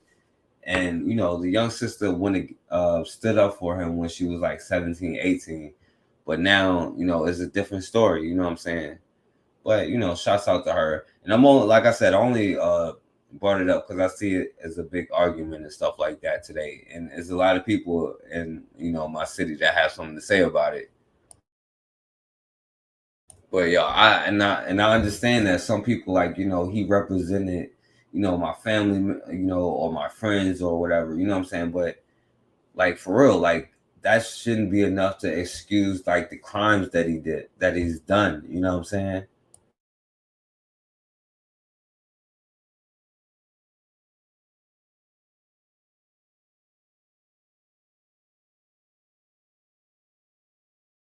Because, you know, I personally don't support him, you know what I'm saying? All right, so let me go to the next thing. And I got to shout out this last part to consider because I also, Hardcore had came on last time and we was talking about the mulatto thing. And a lot of y'all give these Filipinos an excuse. So this person played a mulatto person. She was supposed to be black and Filipino. This is their TV, by the way. Nita Negreta, right? So meanwhile, mixed white Filipinos are playing characters that are not mixed with white, right? So this is them. So I got to shout out to Consider for this video. I know I had to get it so I could play it. You know what I'm saying? Because speaking of like the biracial thing, you know what I'm saying? And y'all know where I stand at with this. But she was talking about the passport dudes, you know what I'm saying? But I'm also talking about, because my brother Bakari give the Filipinos a pass and stuff like that. So, you know, I got to, all the people y'all invite to the cookout, I have to say something about. You know what's funny? I'm not even mentioning any names except Black Kings or Afam Kings. They said you can have them. We don't care. They're just an old toy. And I was like, okay, that's not a problem because we Filipina value old toys. And now that I'm trying to help all these Afam kings and black kings, it's still a problem. They're laughing and bashing at me for trying to help quality man to marry a Filipina. They said they don't care, but they're still talking about it. Are you sure you don't care, or are you just afraid of losing good men's in the Western world? Are you trying to stop me from helping future king to find their Filipina queens? Not gonna happen. So my friends, especially to my chocolate kings, please protect me from all the hyenas who wants to stop. Now that's a part that kind of like from my kings protect me from these hyenas. You know, you don't let people disrespect you. And she said hyenas for a reason. You know what I'm saying? Now, if y'all like, to me, this is the least attractive group. You know what I'm saying? And this is like, y'all might. This is my personal opinion. That might be racist. You know what I'm saying? That might be racist. But I don't know. You know what I'm saying? But I like, yo, black men allowing other groups to call black or disrespect us, and vice versa. I'm not just saying in this particular situation, but allowing people to disrespect us, because we looking at what could happen with this. Because we taking if you take the age thing out of it, you know what I'm saying? Because that's just an American culture thing that I've seen, where you have like 50-some-year-old white dudes who are obsessed with young black girls, you know what I'm saying? But also this mulatto thing, and this issue with all of these mulatto people, or black people saying that biracial people, you know what I'm saying, are, yo, it is what it is. It's two sides to every coin. You know what I'm saying? And nobody are our friends. Chocolate kings, please protect me from all the hyenas who wants to stop me from finding your Filipina queen. Thank you. Bakar, you retracted your statement. I don't know what you said, but I know you invited them to the cookout. You know what I'm saying? That one was for you, my brother. I know you want to allow them to the cookout because your friend is cool. Your friend is whatever. But we see what could happen with our friends. And this last part is just the troll, y'all. You know what I'm saying? Giving y'all time to come on here if y'all want to come on here for a few minutes. I know it's Sunday night, but I don't know, my brother. I don't know. It's possible, because I'm not going to dismiss that. You know what I'm saying? I'm not the brother who would dismiss that she got it from the white dudes. You know what I'm saying? But did she get it from the brothers who got it from some white dudes? You know what I'm saying? That's my thing, you know?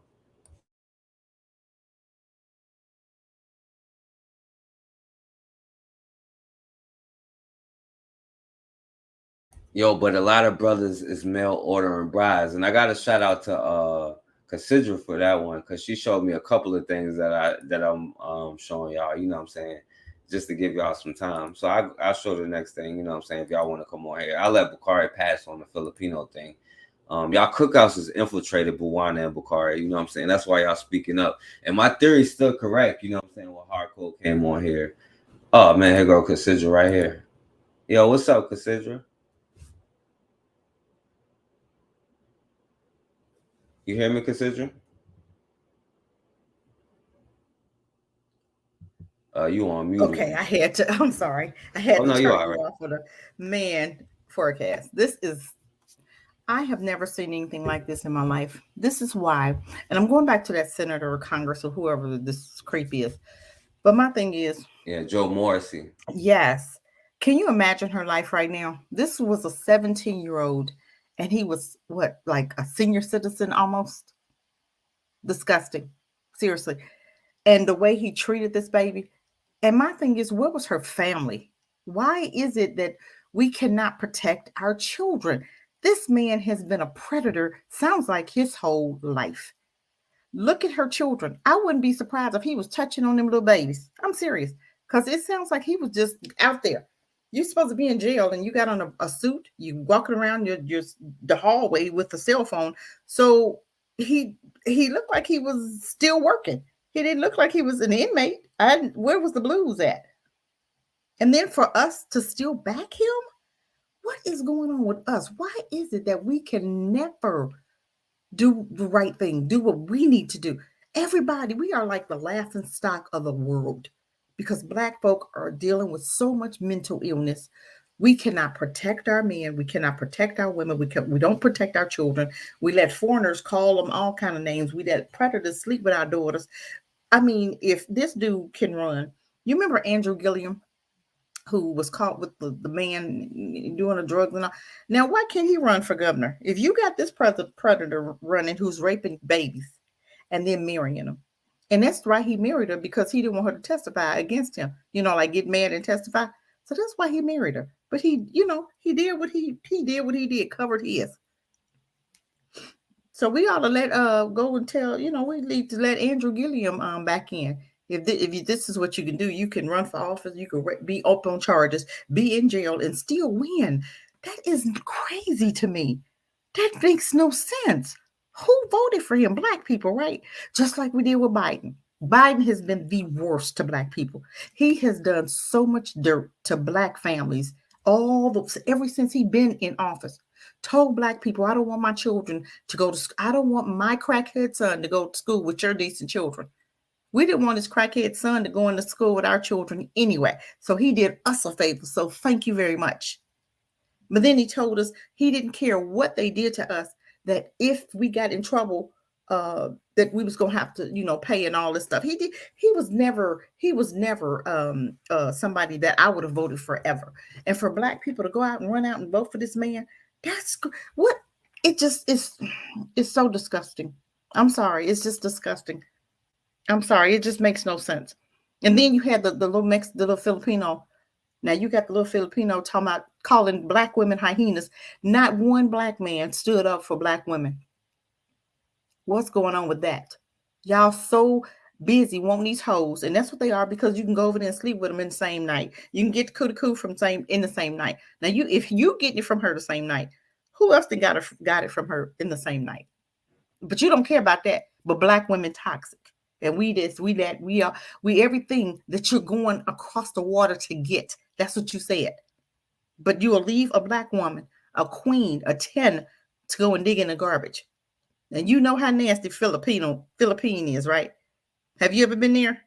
Pull it up on your computer and see how disgusting it is. I wouldn't go.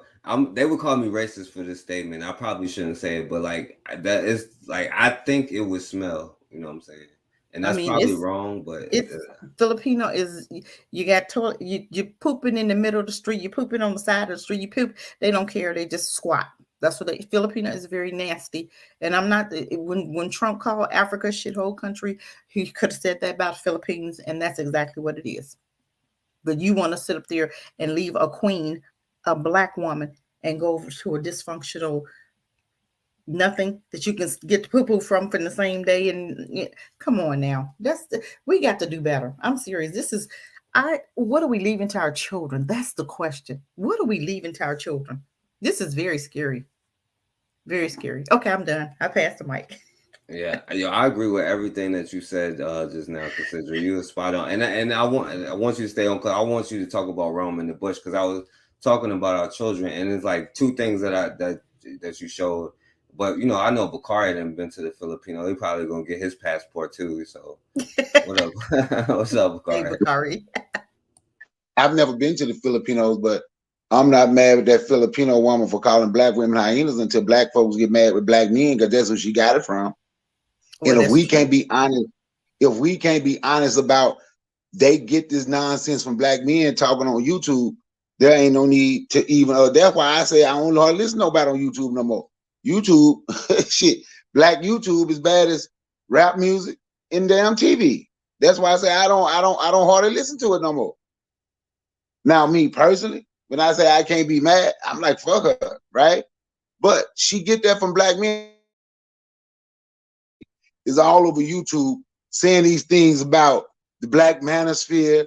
What the one dude, the fat dude they call the African Diaspora Channel, whatever his name is, the big then you got the Jason Blacks, all of them have done that. All of them.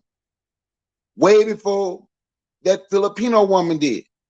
So if we're not gonna call them out and be honest about them and what they do, you can't call her out, because guess what? the same thing, it continues. It will continue. And all you got to do is get on here and talk bad about black folk. Just talk extremely bad about black folks and you black. And your channel will blow up. Now, the one dude that said he was reading about what the dude named TJ, Thomas Jefferson. Yeah, he said he was gonna go back to his cell and read about Thomas Jefferson after his interview while he was in jail. That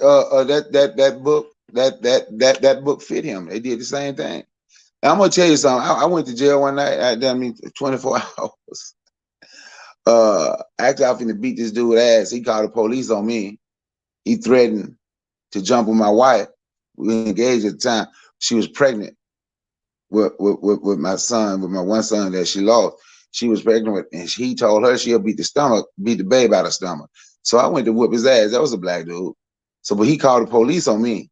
But when I went in that jail, it was a dude came in there, some white dude, right? I want to say they were Israeli. And they used to own a car lot. And I had met them through the car lot. They tried to get me my money, but I got my money back. They couldn't hustle me. But anyway, that dude was in there. And I saw that dude take about $5,000 cash out of his pocket and just sit on it. Man, while everybody else in that damn cell, man, that dude was walking around on his cell phone, going in the back, getting coffee, doing all that shit. While everybody else was in the damn, while everybody else was in a holding cell.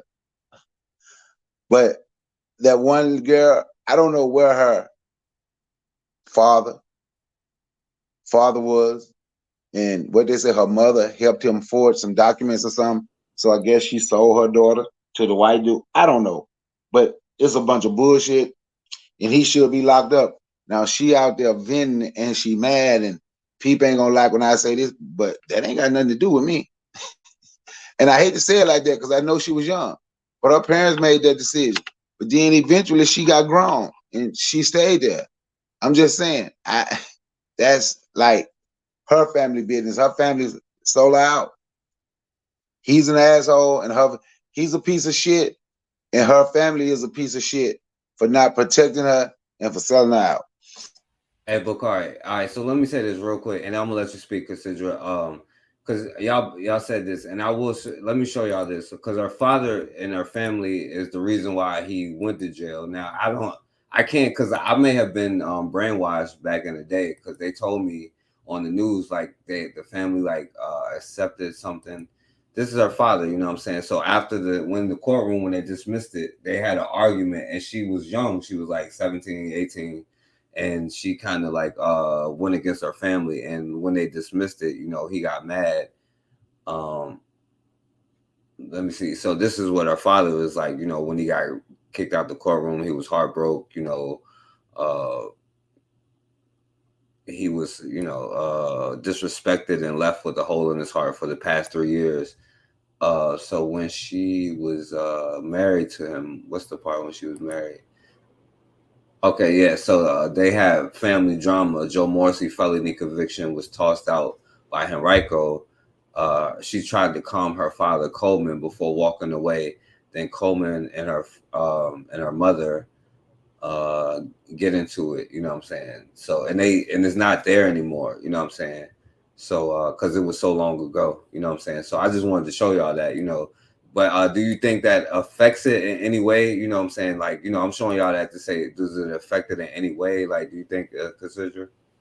I'm going to tell you, her dad was a creep, too, for allowing this, because he should have whooped up on that man, and he didn't. But my thing is, the dad was a creep, so she attracted a creep. This is why it's so important to have fathers in the house. Because men, you teach your daughters what kind of man to get. So if you're going to be a creep around your daughter, guess what she's going to draw to herself? And the same way with women.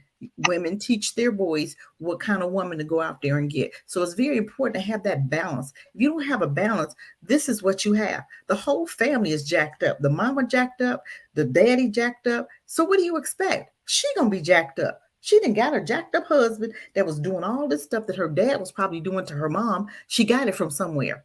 So my thing is, Bakari said, "Oh, I don't feel sorry for her." I feel very sorry for her because it's very important for us to raise our children. It's not her fault. It was the environment. It's the environment. I mean, just look at Black folk right now. It's not our fault we in this predicament that we're in. Okay, we've been through 500 years of hell in this abusive relationship with America, and then we look at Black folk and say, "Oh," and we have so much to say about Black people. But guess what? We didn't get here by ourselves. And it's almost to a point where we don't even know how to crawl out this hole that they've put us in. This is crazy. I was listening to you, Bakari, earlier in your show, right? And they was talking about all this water. There's got to be some attorneys out there or something that can be done about that water. But guess what? Black folks so sold out, we won't even stand up to fight for ourselves about the water, because that's got to be a case right there of inhumane treatment or hardship or something. There's something those Black people can do about that water. But guess what? Just like the girl said, white folks' water's fine. That's a lawsuit right there. We're not supposed to look like we was in slavery. That's the goes against what, the Fourth Amendment? And nobody, we can't ever file lawsuits. Nobody files lawsuits on our behalf, ever. All these Black attorneys. Go ahead. Oh, I thought you had stopped. I'm sorry. Go ahead. Go ahead. No, well, when I said it ain't my fight and I don't feel so, I'm talking about now that she's grown and she had to argue and she mad. I understand when she was young, but I was still, her father ain't whooping nobody ass. You know, when she was first going through that, I would have been there. I don't know. I probably have been saying something to the father, her father, her mother. But if your mother going there and forwards, think about it. You're right. And I can admit when I'm wrong. But if her mother going there and sign some paperwork with that dude, like shit, you're right. She didn't have nobody that cared about her. She had a jacked up house. Her whole house was jacked up. The mama, the daddy. So what you expect from her? Yep. And the daddy ain't. You know, well, you know, consider that's why I just came back and said, okay, I'll admit when I'm wrong. I was wrong with that one. But see, but we don't. All of this is part of all of this is warfare. And when you mention that water, and they say it should be some Black attorneys, I'm going to show you. Remember, if you watched the show and remember, and I was reading that article and I read about the company named Simeon, right? Yes. Mm-hmm. I saved the article, but my homeboy, I said, man, I don't know what happened. But he was telling me, I saved the article where they sued Simeon, right? And Simeon, and they actually won the lawsuit, but it's been erased offline. So I don't have it anymore. Because Simeon was supposed to give them all of their money back and go fix it. So they didn't fix nothing. But what did happen, through that lawsuit and what happened, they just got a $600 million infrastructure bill for their water. But they did sue them and win. So they sued them and won. Or what? Yeah, now what they're doing, they're taking their time giving the money. The money they were supposed to have the money by now, working on it, but they don't have it yet. But yes, that's the purpose of the money, is to fix the water. It's a whole. And get more. They should go back to court and get interest. If you don't have this done by the end of the month, then it's interest on it. Another 6,000 or 6 million or whatever it is. You got to make these people. It's 600 million. That's what they're supposed to be getting. Like they paid 90 million, and I don't know how much money they have lost over the years since they put it in there, but they paid 90 million for it, and they're supposed to be getting 600 million. I know they won a lawsuit, but the 600 million they making like that's not part of the lawsuit or whatever. I forget how it go, but yes, they supposed to be getting $600 million. But this is even in where's that? Detroit. They sued, about their water. Why is it Black cities, Black folk can't have decent water? I mean, that's a given. Well, I have an idea about Jackson, right? Well, about all of them actually, but Jackson, because I'm from Mississippi and I have a lot of family there. There's businesses starting to go to Jackson, right? In and around in the area. Companies starting to go down there. So the more companies go down there, the more they're going to want the city back, right? So if I mess up the city, right now the city is like 80% Black.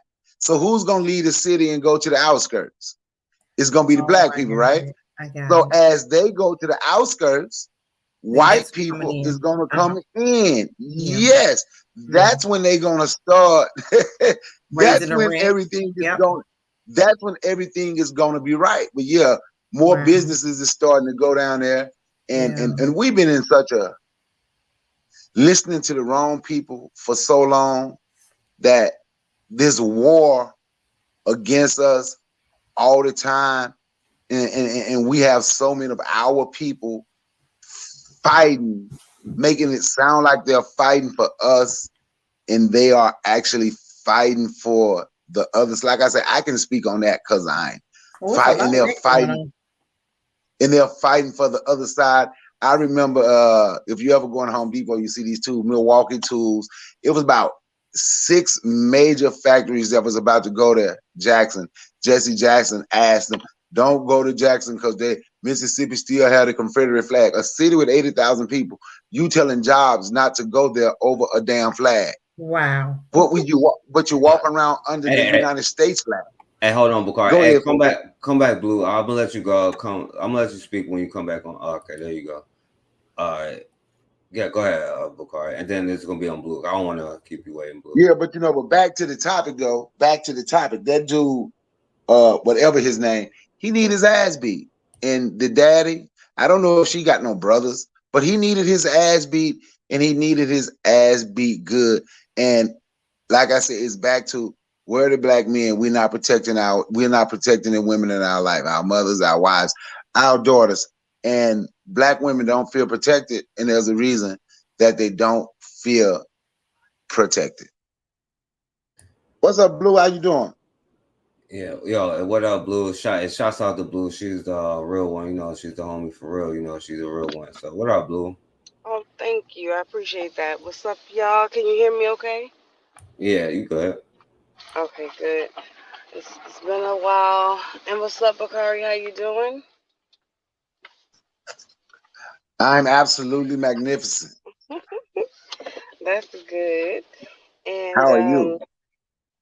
I'm doing pretty good, thank you. I'm trying to come back around, and honestly, start with my own channel. To be honest, that's what I've been working on. But I saw this live, and then I saw a couple things, and I was like, wait, I want to just say a couple things.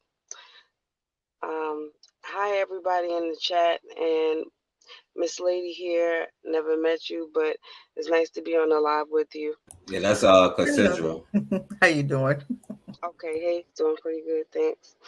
But yeah, I just wanted to say, with this right here, for one, you pointed out Joe Morrissey, which we know was senator for Virginia, and he was running to be a part of Congress in Washington. I have happened to have a couple different encounters with Joe Morrissey myself personally. He was, of course, as you would meet anyone, respectful and helpful. But and I'm not on here to defend him, but I want to say that the country, you know, is ran by people that have a bunch of situations like him and scenarios like him, you know. So if we want to try to pick them out, we got a dictionary list full of people that have yet to be discovered, uncovered, and talked about.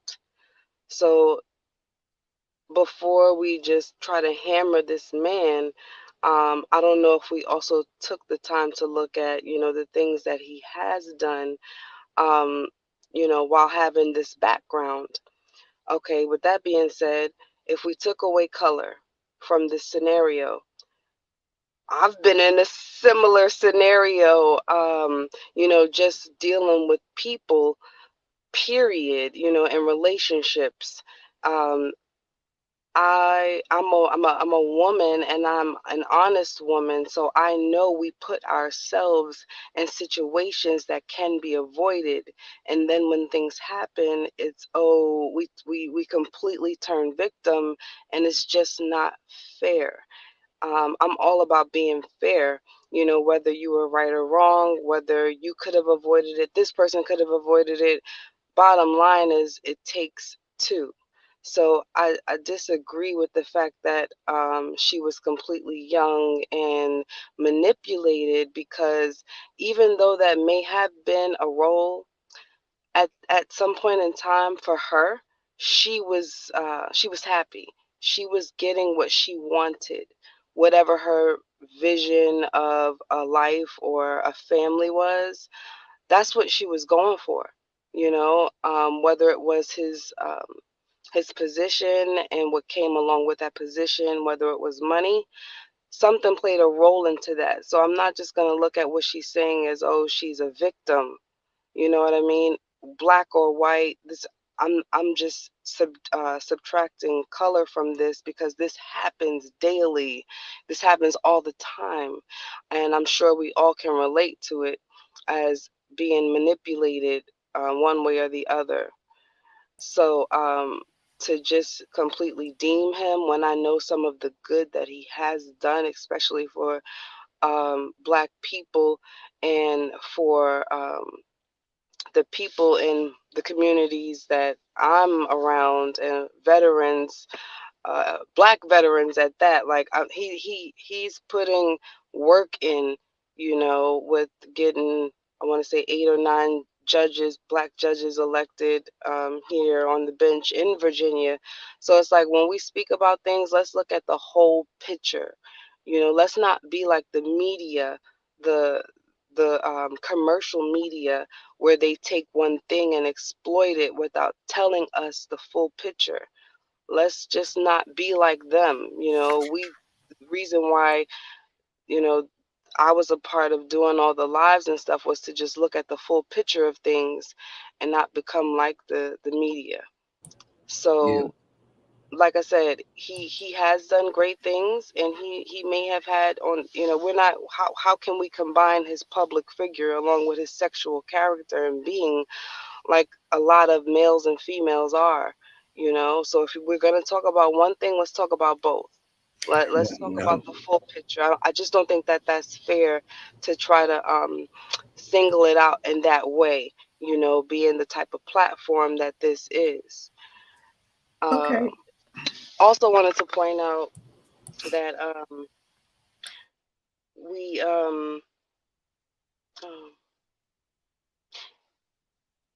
as far as like the whole his personal life and sexual side, that the woman is deciding to let loose. Who knows why or what it's for and why she decides to do it now. Okay, yeah, she's older and she's realized blah blah blah. Again, I've been in situations to where it's like, yeah, but I was still thinking in my head that, you know, I was doing what was best for me. So we don't know the details of that. There are 3 sides to every story. It's the 2 parties, of course, and then there's the truth. You know, so yeah, that's what was said, but it's a lesser of 2 evil type of situation. You know, we don't have someone that, yes. No, go ahead. Go ahead, finish. I'm gonna say something. Then I'm gonna let Cassandra go. But go ahead, finish what you were saying. Go ahead. We apparently we don't have anyone that's for the people completely, because everyone's answering to someone. So it's one of those lesser of 2 evil situations where it's just like, okay, let's weigh out what has he done versus what he has not done, and then his relationship. You know, again, everybody got something going on. And if this live is completely about him, I would suggest, just if you're going to determine to support him or not, to just look a little bit deeper than what the surface is showing you. And that's with any situation that someone's telling you. We should always be doing our own research and looking a little deeper, especially if you're making a decision about something. Now, Blue, I don't know if you remember, we had a conversation about him the last time, like, during the mayor election thing, you know what I'm saying? And I was like, no, because I don't think that, number one, if it was a Black dude, I would say the same thing, you know what I'm saying, with what he has done. And I also think that the dude is he's a lawyer, you know what I'm saying? Like, he's a lawyer. Now I understand that he has represented a lot of Black people, but I don't think that he is for the best interest of us, you know what I'm saying? And I've met him too, you know what I'm saying? I've you know what I'm saying, had an interaction with him too. You can tell that the dude is a politician, and I don't think he necessarily has our best interests at hand. You know what I'm saying? And I also Can you think explain that, why? well, you can't say that he doesn't, like, when he represents his clients, he just represents his clients, not like whether he's like more or not. You know what I'm saying? Like, he does, like, he has a history of like messing with like young black girls. You know what I'm saying? Like, young people in general. That's number one, is a crime. I don't think that people should be able to run from office. And number two, like, if when have you ever seen a black man be able to take a phone call in jail to say they got elected while they're in jail for like statutory rape? Like, that doesn't happen. You know what I'm saying? Like, I understand that he represents, but he also makes a lot of money doing that, though. You know what I'm saying? If you're going to compare the two on the same level. So when you say a black man being able to make a call in jail to say they were elected, compare it to a black man that's running or that has the history that he has. You can't just say, okay, an average black man off the street that just decided to run. Make sure it's leveled. And again, I'm not defending him. You know what I mean? I'm just saying let's be more open-minded about talking about. But what I'm saying is, like, you're not going to see a black man in that position to be able to do that, though. You know what I'm saying? You're not going to see that. That's a different kind of like privilege right there. You know what I'm saying? Now, I'm not like, and even with I'm not going to get into who he put on there, because like because that's a whole nother and I'm not, don't even, because I agree, that's fair what you said about the sister. You know what I'm saying? Like, now that she's speaking out, I don't got nothing to say. That's fair. That's your opinion. You know what I'm saying? But I do disagree with the dude, because I met, like, you could tell the dude just be lying. You know what I'm saying? Like, I don't think he's a very good person in general. You know what I'm saying? He may not be, right, but that's not what we should be looking at. Is what he's doing legally, because ain't nobody walking this earth, nobody walking this earth gold. Everybody got something that they had done or has not been discovered yet. You know what I mean? So I feel like all that stuff about his person and this and that, okay, we do have to look at that to a certain extent, but what has he done legally? What has he done while he has been in position? He's been disbarred. So no, he's no longer practicing law because of that situation he went to jail for. Yeah, and I'm gonna let them get in here, because Shanique Ford and Namur X, we talking about a lawyer, a politician here named Joe Morrissey. You know what I'm saying? Y'all have to go back and watch the whole thing. You know what I'm saying? But okay, so let me let them get in. But what I'm saying is, like, I don't think that like what he's done is like defend, and I'm not trying to take away, because like I know people who too, you know what I'm saying? Cause I understand what you're saying, because I understand that part about it, Blue. You know what I'm saying? Because I'm here too, you know. Some of my friends got represented by him, but at the same time, yeah. Let me say, like, let the sister go. They take away. Go ahead. Well, I'm gonna say it like this. First of all, I can't take race out of it, because one person was the pedophile was white and the little girl was black. Now, second, I don't hear nobody. Now, I did, but you didn't hear most black people standing up for Marion Barry. they did not. Do y'all know who Marion Barry is? You remember? Marion Barry? I remember him. I remember him. What about Andrew Gilliam? Did black people say? Did any black people say, look at the good works that he did for DC? They did vote him back in, though. The people in DC wanted him back in. Yes, they did. But I'm talking about outside of DC. No. When black folk talk, because he brought jobs to DC, he did a whole lot for DC when he was mayor. But when other black, even today when they mention Marion Barry, what do they mention here on social media? Him being a crackhead, him being in a hotel room with a prostitute. Now, for me, my child ain't for sale. I don't care how many black people done paid this dude to get them off, because that's what he did. He was an attorney. I had a few $1,000s, and I gave him some money so he could get me off. He didn't do nothing out the goodness of his heart. That's my take on it, right? From what I've seen, and even from what I read about him when Forecast first mentioned his name, I looked him up and started reading about it. But for me, I don't know about somebody else. My daughter ain't for sale. That motherfucker would have rotted in jail. And when or I would have beat his ass as soon as he got out. And it's just that simple. But I don't think that young lady had nobody to protect her. Well, now she's grown and she's doing, and that's what she's want to do. But a 16-year-old, but a 16-year-old can be easily manipulated by money and anything else. Sometimes they ain't necessarily doing, especially if her family don't have nothing. So, and she got a job and this dude got a lot of money. So yes, they can be manipulated. Yes, they can most definitely be manipulated. But hey, back to remember I did the show consider of the white dudes driving in Kansas City who was kidnapping black girls, keeping them hostage, then killed a couple of them. I did a show, and that's what I'm talking about.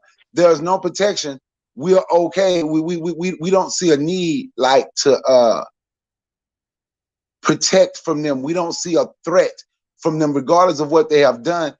It's no threat. They are not, we don't see them as a threat. So they can easily just slide in and get your little daughters, 15, 16 years old, and hey, we're okay, especially if I paid them $5,000 and he got my cousin off for them $5,000 when he should have charged me $7,500. Shit, I don't know.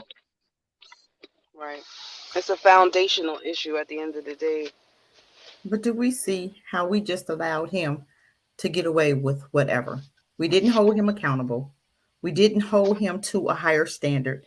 We didn't care about his integrity. The girl was 17 years old. I was on a show the other night and we were talking about something and an individual brought up George Floyd. Now, we cannot give a pass to him, George Floyd, but we'll give a pass to a white man who's totally, his whole career, his whole behavior has been, I can, I will, and I have. And that's his whole attitude. But we don't hold him accountable. He can mess with little babies. He can mess with a 17-year-old. She's still a child. And we can look total past that because he got my brother off of jail. So we don't hold his dysfunctional, nasty behavior accountable. But we'll hold our own, like Miriam Berry, we held him accountable, and some other people that had dysfunctional behavior. But if this dude was black, would we be harder on him than we are today? Because you said it's okay. We're not worried about his integrity. We're not worried about his character. We're not worried about him being a pedophile. Long as he can get in there and get those men off for their crimes, because most of them were guilty, but he's just good at what he does.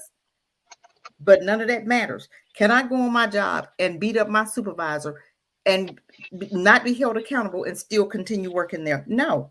Guess what? Because of who we are, we'll get fired. So why can we not hold him at the same regard? We cannot afford to allow dysfunctional behavior be a role model for our children. We got enough stuff going on in our community. This dude needs to be held accountable. He shouldn't be allowed to run for nobody's office. I don't care what. He's a pedophile. And I completely agree with you. We will hold him accountable. I would never give him a vote. Never. Just like Biden. Nobody. Black folks shouldn't have never put that dude in office. Compared to what he did to black families. Now that right there, and then I had people still saying, well, that was 20 years ago. Okay, tell me, how has he confessed? How has he made it up to you? How has he shown you that he was sorry for what he did to black families? He never apologized. He never will, and has not done one thing for black people as of today. I completely agree with you, Miss Lady. I promise I do. My only thing was just trying to kind of generalize it, because at the end of the day, everybody that's running the country should not be in office. You know what I mean? So but if you black, you ain't gonna get away with that behavior. So we have to hold him accountable, because these white boys right now, you hold all of them. Because guess what? If he was black, and I'm gonna go back to Gilliam, I'm gonna go back to him, because no, he don't belong in, that behavior. They won't even touch Gilliam right now, knowing what he did. But it wasn't with a child. It was two grown men doing what they do. Oh, I'm just saying. But they will hold that dude accountable, but not this dude because he's white. No, ma'am. No, ma'am. We're going to hold you at the same accountability that we would hold Gilliam at. They won't let Gilliam come back in there and run. then why should we allow him to? And there's some more out there that had to sit down because of their. Hey, let me say this right quick. Let me say this right quick. I'm gonna tell you this. And her mama is every bit as accountable as him when she go forge papers to help him get off. Her ass need to be locked up too. So when Blue say look at the whole thing, I understand it. So I didn't say that part. But her ass when she okayed it and they did some crooked ass paperwork to help this dude get off. That's why I said selling your daughter, because I think that money had something to do, and she literally helped. Her ass need to be in jail too. That's just my take. So look at the daughter. The apple didn't fall too far from the daddy or the mama, did it? Because she had two creepy parents. So what do we expect from her behavior? We gotta give her a pass. You won't even give her a pass, but you gave him one. Did you just hear what? Did you just see what you did? You gave him a pedophile pass, but you held her accountable. See, not giving. Yeah. Hold on. Let me say this. Because I want to let Blue speak. And Blue, Blue is a real one. She put more work in than I do. You know what I'm saying? Just like Cassandra put in more work than Bakari. You know, but she's definitely a real one, and I respect her. Cause I understand completely where she's coming from. Because I understand the politics and the dynamics. You know what I'm saying? Like, and she really coming from use what you have to your advantage. And I get what she's saying. Like, don't just say that. You know, all the negative things. Like, also, like, you know, you can use these things to your advantage, you know what I'm saying? Like, but my point is though, Blue, you know, I think that sometimes like people, I use the term invited to the cookout. I think that a lot of people invite people that shouldn't come to the cookout. That's a easy way to say it, something complicated, you know what I'm saying? But y'all let Blue, say everything she wanted to say, because she definitely, I understand where you're coming from. So, you know, go ahead, Blue. Thank you. And just to respond to that, like I said, I'm not taking any sides. I'm just trying to say to stay open-minded, to not take a side, because this is a good example. Because again, everyone that's running office shouldn't be in there, and they have something going on. I promise you that part. But what I would say is, I feel like I'm about saving time and energy and money, and I feel like we waste a lot of time and energy on disputing or debating about the wrong topics. So, and you might understand this more, Bakari, being a part of the military. You know, when you are going in for a fight, you looking to take the top dog out. You're not looking to take out little person here, little person there. You know, you got to take the top dog out. So if we're going to start to splatter someone's life out, let's start with the top dog on down, because this is what people need to know about. The people like Joe Biden that's in these top positions, he needs to be exploited. And even though it's out there, a lot of people, if they're not researching on their own like we are, then they just don't know. They just know what the commercial media is putting on the TV. If I didn't look up, you know, what Joe Biden was doing with little kids, we would never know, because they're not putting it out there like that.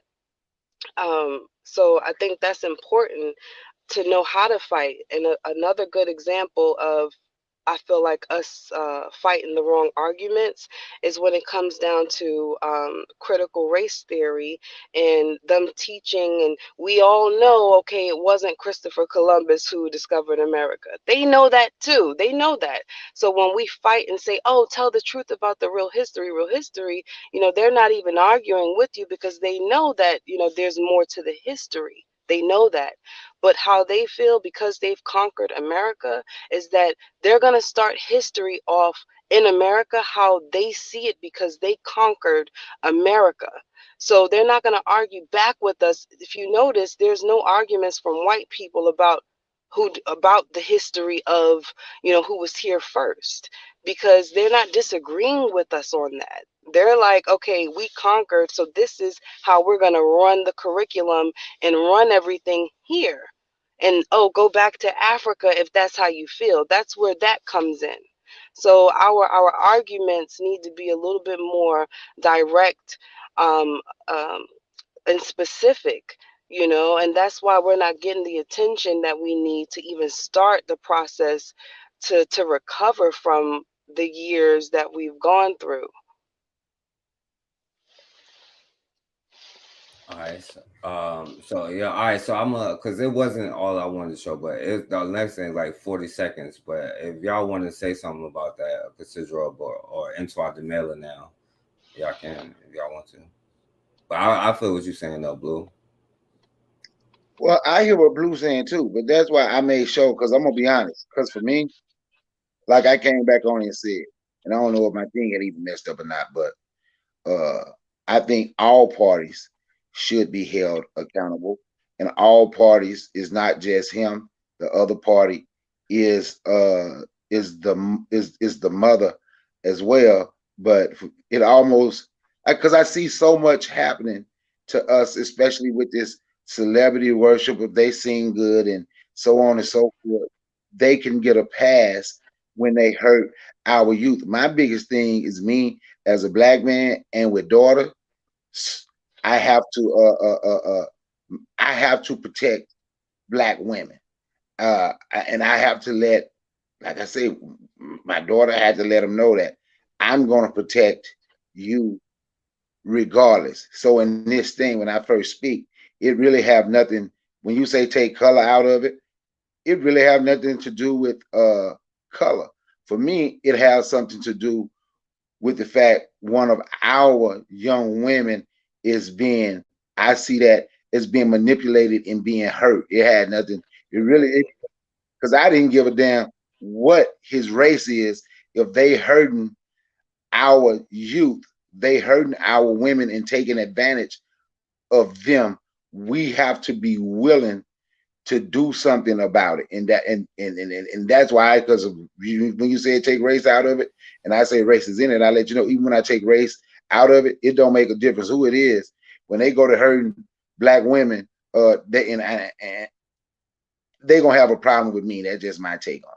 And I appreciate you for saying that and putting that out there, because unfortunately, you know, people don't, they need to see things, they need to hear it to be able to see it sometimes. They might feel it, but they don't know how to put it all together. So I really appreciate you for saying that and sticking up for us, because we need you and we need that. Yeah, and I'm gonna let Cassandra say what you want to say too, and but Boo, you know, I understand what you're saying, you know, and you know, it's my only thing is though, like for me, like I especially go after the ones that black people, and that's why I get a lot of blowback from black people, you know what I'm saying, that we kind of accept a little bit, because I know that you're not saying like, you know, like some people will hear it and say and think something different, you know what I'm saying. I know exactly what you're saying, you know what I'm saying, because like I know who he is and I know the whole legacy, you know what I'm saying. But like I said, like I think that everybody, and that's why it's bigger than this, you know what I'm saying? Because like, yo, I seen a dude in person, and like, yo, I didn't just like do anything to him, you know what I'm saying? Like, even whether I knew what was going on or not, you know what I'm saying? Like, I did know that the situation was going on, but we also just don't you know, protect our communities that way. And I'm like, even talking about myself, you know what I'm saying? Because it could be a black dude who does that. Because like, you know, I knew a girl who own father did that, biological father, and I didn't do anything, you know what I'm saying? And even though I was 16 years old, that's like no excuse, you know what I'm saying? And I don't think that this dude is like should be in office, you know what I'm saying? Like, and like whether you could be a lawyer or not, whatever. I don't think that it's like right or fair, but that's their culture. That's what they do. And I want us to understand that. But I also don't think that he's our friend, you know what I'm saying? I don't think that he does stuff for black people. I think that he does stuff for himself, for his image, and so that he can maintain whatever it is. And I do think that I do think the dude is a problem, in my opinion. I think that it'll come back and bite us one day, you know what I'm saying? But I do also have a bias with like black people like loving certain white people, you know what I'm saying? So I do have a bias in that arena. But it's not just him, because I talk about everybody. This is why I got to him in the first place, you know.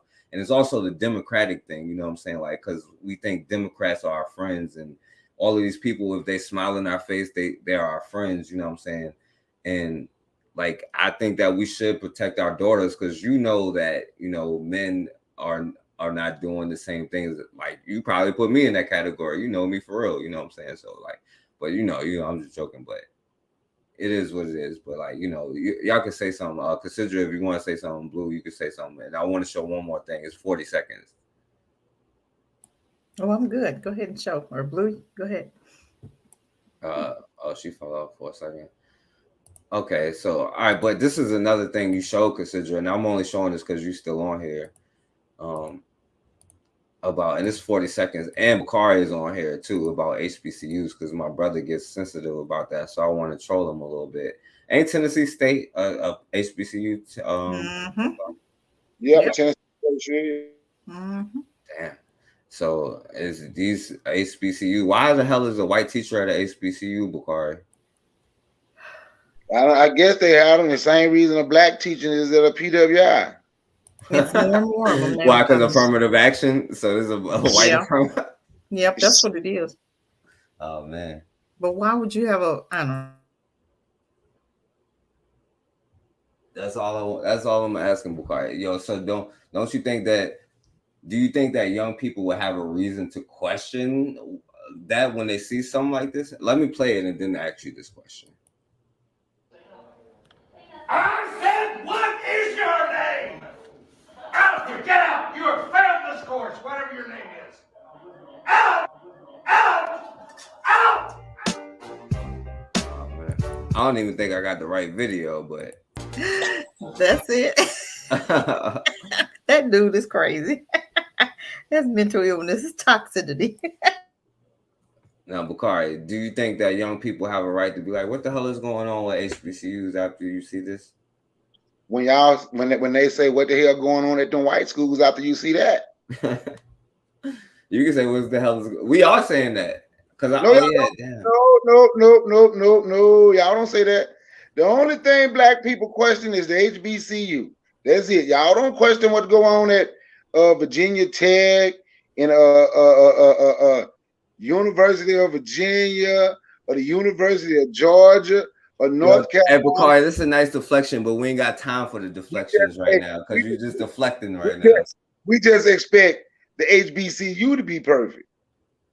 No, we don't. We expect the curriculum to be perfect and the regular schools to be perfect. Can I ask you a question? Maybe you guys can help me with. Do you think they're doing this to distract or to deflect or to make to discredit the HBCUs? What do you think? Yeah, but they don't have to do it hard because black people do it enough. They ain't even got to work that hard doing it. Black people do it. But yes, they are doing it, and that's why they hiring these fake celebrity coaches all of a sudden coming in there, and I ain't even saying, and it ain't like I'm saying, ooh, HBCU might not have some problems. That's not what I'm saying. But I do. They don't want, of course, they don't want black people going to a black school with black culture, and we go right along with it. But to answer your question, yes, consider it. That's what I think. I think we as black parents need to stand up to what I'm looking at because, like I said yesterday, the AT&T up here, they have a white male who's over housing, and since he's been there, housing's been jacked up. You have a white lady that's over Morehouse boys, okay, the boys black school, HSBC, and she's over admissions. Why is she over admissions? You know what I'm saying? We have to see between the lines, and we have to start reading between the lines. And a lot of these boulets, they are sold out for white folk. And I think they're bringing more than white folks. They're trying to get more money. That's what I think. I'm just reaching here. I don't know. But I also believe that those white individuals are trying to discredit the HSBCs. I do. I believe that they're trying to get to the point where they're closing them or not giving them funding or whatever. But I do believe that it's something hidden behind, because this is like the second one. The other one was a young lady, and I don't know if you've seen this one or not, Forecast. With the other one, she was a young lady, and the teacher, it was an Indian teacher, and she walked in the class, and the Indian teacher asked her if she had seen her email, and it went from there. And the young lady said, yeah, I seen it. And she said what she said, and the teacher got mad, and it just went from there. No professionalism, no nothing. But they held the little girl got arrested. Okay, the teacher, a teacher that was there called the police on the young lady. My thing is, come on, we're adults here, right? What are you doing calling the police? It didn't get physical. The teacher should have said one thing. Did you see my email? The student said yes. End of conversation. Period. If the girl wanted to do whatever, but the teacher was very unprofessional, and the girl was not allowing her to disrespect her. So I'm telling you, this is something I can't figure it out right now. Can't put my my fingers on it, but it's something that's going on. Let me tell you what it is. What? Help me. Let me tell you what it is. I don't have the name of the college right now, right at the top of my head. But what they want to do, they want to shut down HBCUs, and I know it's hard for a lot of people to understand that. And I know understand it. I totally get it. But it's hard for black folks to get past the complaining about it. So it's gonna continue to look like that because they're gonna make them like the University of Louisville in Kentucky, which was once not Louisville, but the University of Louisville. It consolidated with an HBCU a long time ago, right? So there was no more HBCU. It just became, as they call them, a PWI.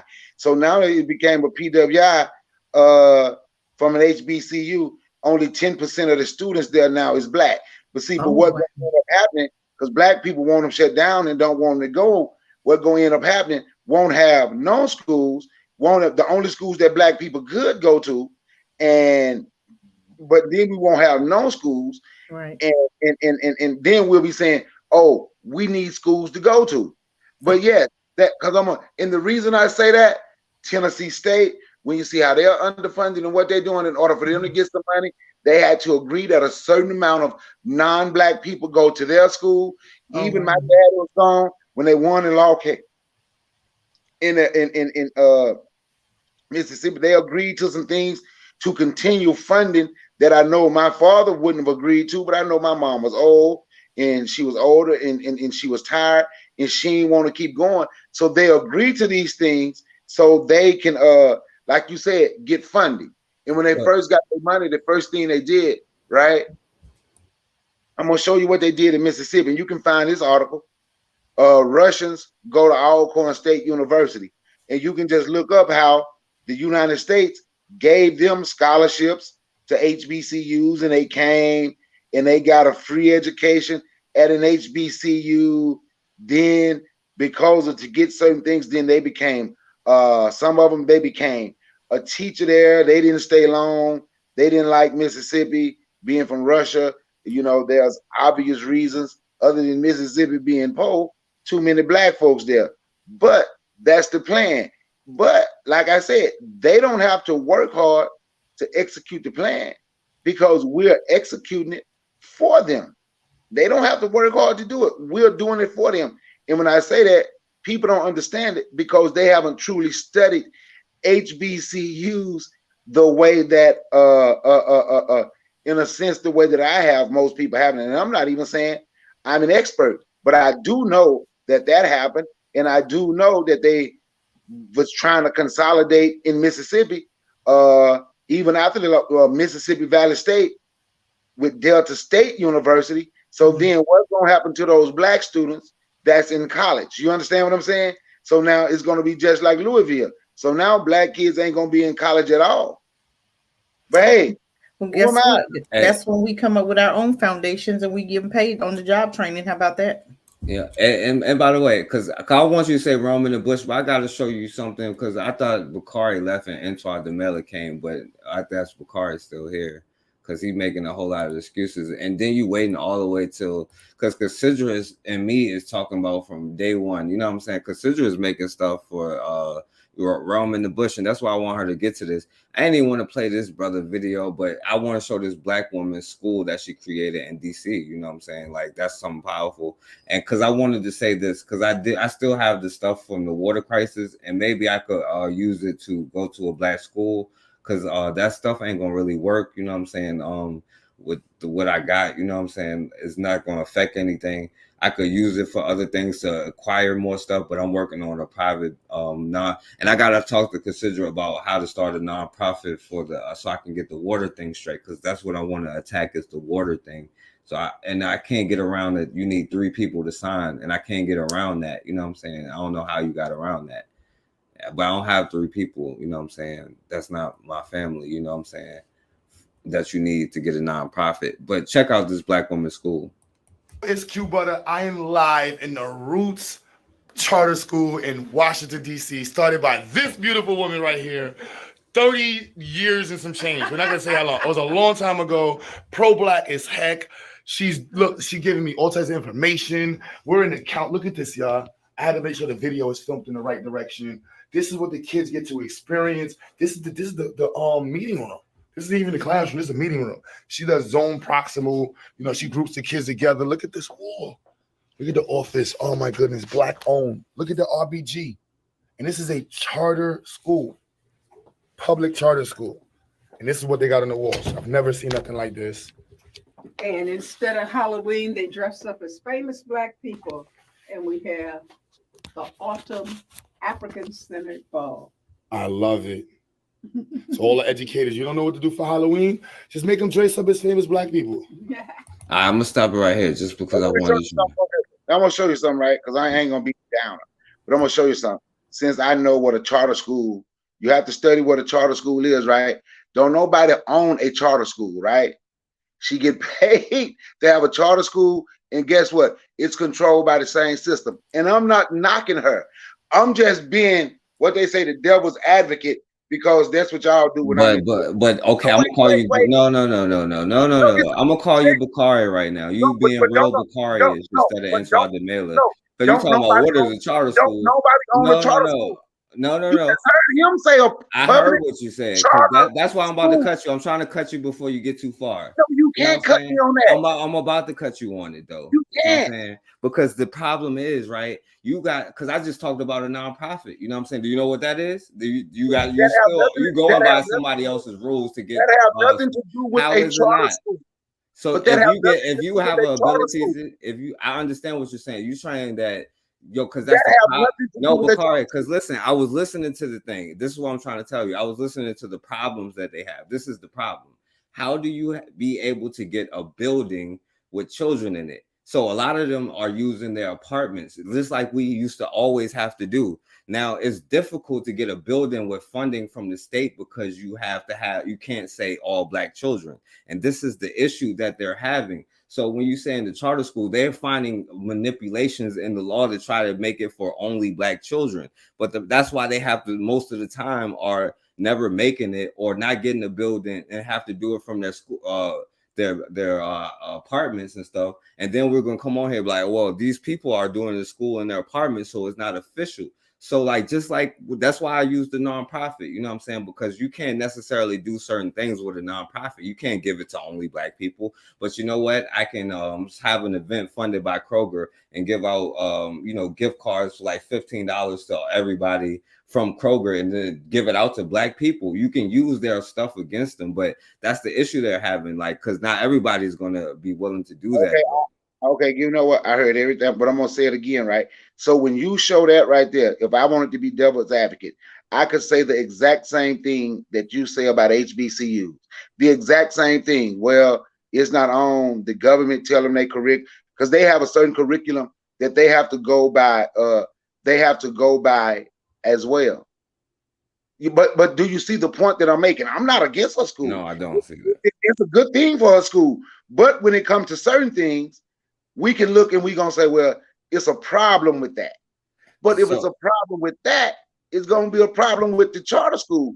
And I'm just going to have you. So would you tell consider, you shouldn't get a nonprofit because if you do that, then you can't get all Black people? A charter school have nothing to do with a nonprofit. No, because you're saying they have to follow the state's rules.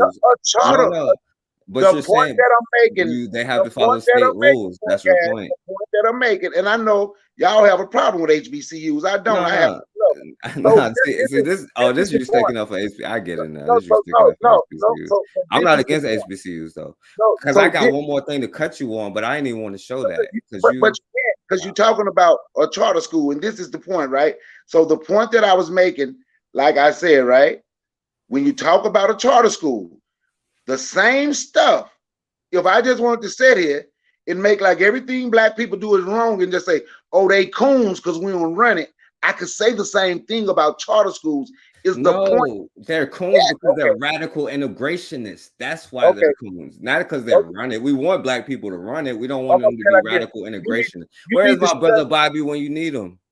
You need to study what a charter school is, my man. They the W.E. Du Bois side. That's what the schools is. Not all blacks. Because, like I was saying, it's a complicated conversation, Bakari. Why was it's really not complicated? It is very complicated because not all of them are the same thing. You need to study what a charter. Matter of fact, I'm gonna show you something. After you study what a charter school is, this the next step for you to do. Right? This is what I want you to do next. Study what the charter school is. Then, won't you go and look and see why black people in certain areas complained about charter schools, right?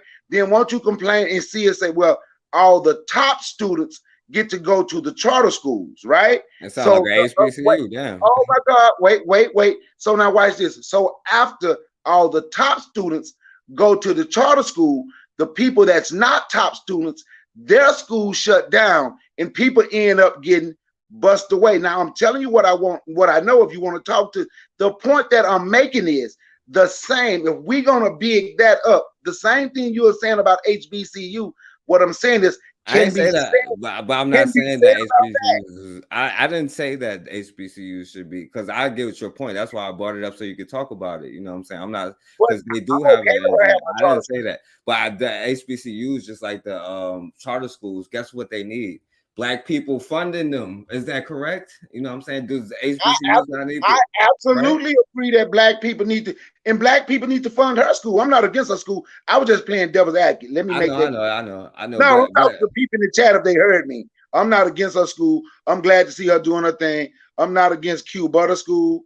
I'm glad to see him doing his thing. And when Dr. Umar's school opened, I'm not going to be against Dr. Umar's school. I'm glad to see him do his thing. But the problem is, I'm going to let Cassandra cut you, but Bakari, the problem is, like, one of these schools are radical integration. Is one of these schools is trying to find ways to educate only black people. You know what I'm saying? Some of them, it's like, how can we make better housing for Ukrainian students coming over here? And some of them, and you know why it's complicated, Bakari? Because why was HBCUs created originally? HBCUs were created. Mulattoes could go get. Then those the school of black people. Then that's the schools black people could go. See, this is the thing. But let me hold on before you say that. I'm not worried about. Watch this. I'm not worried about original. Because see, when you go to talking about history, I keep telling you. But the problem, I'm trying to show you the complicated part before you say that, though. That's why I'm trying before you cut yourself more. It's not complicated. You have to study. You have to study the whole. Is all HBCUs mulattoes created for mulattoes? You have to study the whole. Some of them not. You have to study the whole history forecast, is what I'm telling you. And it's a complicated history. I can tell you, you haven't studied the whole history. The reason I know you haven't, because you like to say, okay, they were founded by white people, so that's a problem. Who founded Howard University? Who founded Bethune-Cookman? Who founded Tuskegee? You see how that way? Who founded Walmart? That's what I call complicated history. Did you hear that? Who founded Walmart, and we still go there? I'll wait. Yeah, we still go to. Yeah, I mean, that's the point, though. That's what I'm trying to say. It's like, so if you're not going to go to the damn charter schools, it starts from, because the problem is by the time you're 20 going to an HBCU, you're indoctrinated, because we're going to make you give up your Garvey flag for your W.E. Du Bois flag. You know what I'm saying? Who told you that? But see, that's the problem. Because you know who tells me that? The white teachers that I go to school to. By the time you're 7, you know that Christopher Columbus. By the time you get to the HBCU, you're not thinking. We're talking about children. We want them to know from early age what an atom is, what is an electron. So you know why? So we can make something to defend ourselves. What I'm saying, you say stuff with no back, and if you go to an HBCU, you're gonna be like W.E.B. I Du didn't Bois. say that. I know. I say you. I say we giving you, taking away your Garvey flag and giving you the W.E. Du Bois flag. You can't take away mine. My father was a product of an HBCU. You can't No, take it away. ain't got nothing. It's not nothing to do with him. It's you. You can't take away. Yo, hold on. Let All Consider of speak. that. It's not Let the Consider school. speak, yo. Who the hell? Somebody calling me from prison and jail. Who the hell is this? Let me right back. All right. Bakari got prisoners calling him. I don't know what's going on with Bakari. Hold on. I want to read something. Who is Namer? He said, Namer X. or she said, I'm sorry, Bakari, I don't care about HBCUs. Tell me why. I need to know why. Because I believe in HSBCs. I'm serious. For the kids that want to go to school and want to, get some, because some degrees, some jobs you have to touch a classroom.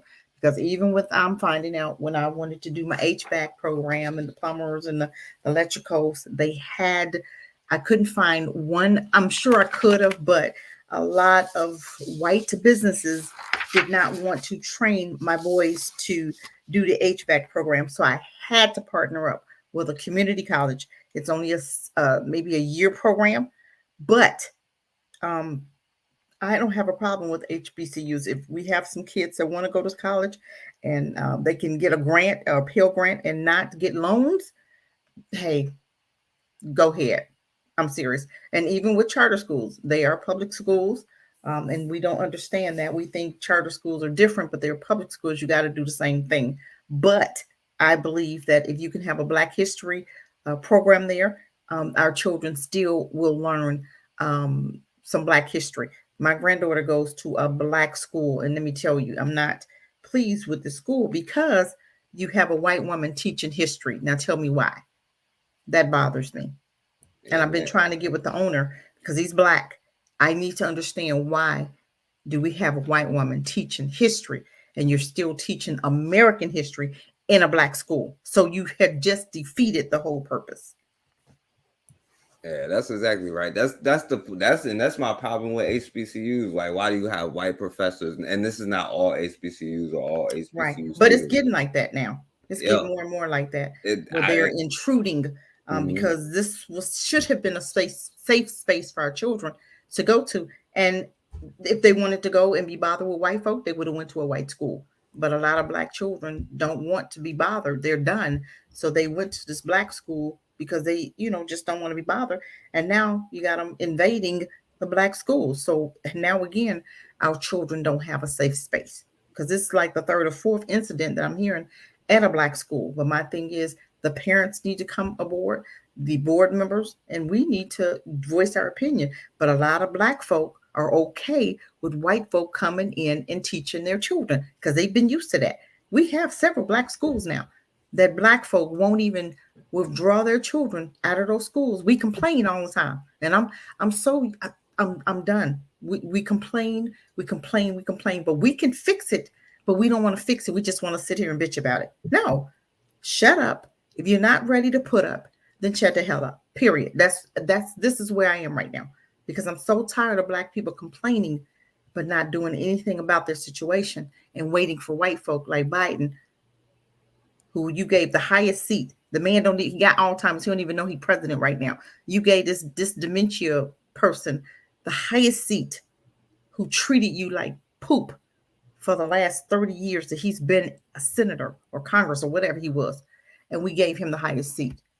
And now you want to complain, oh, he's never done anything for Black people. So why did you think he was going to do something this time? He put your butts in jail for 30 years on having a little bit of marijuana.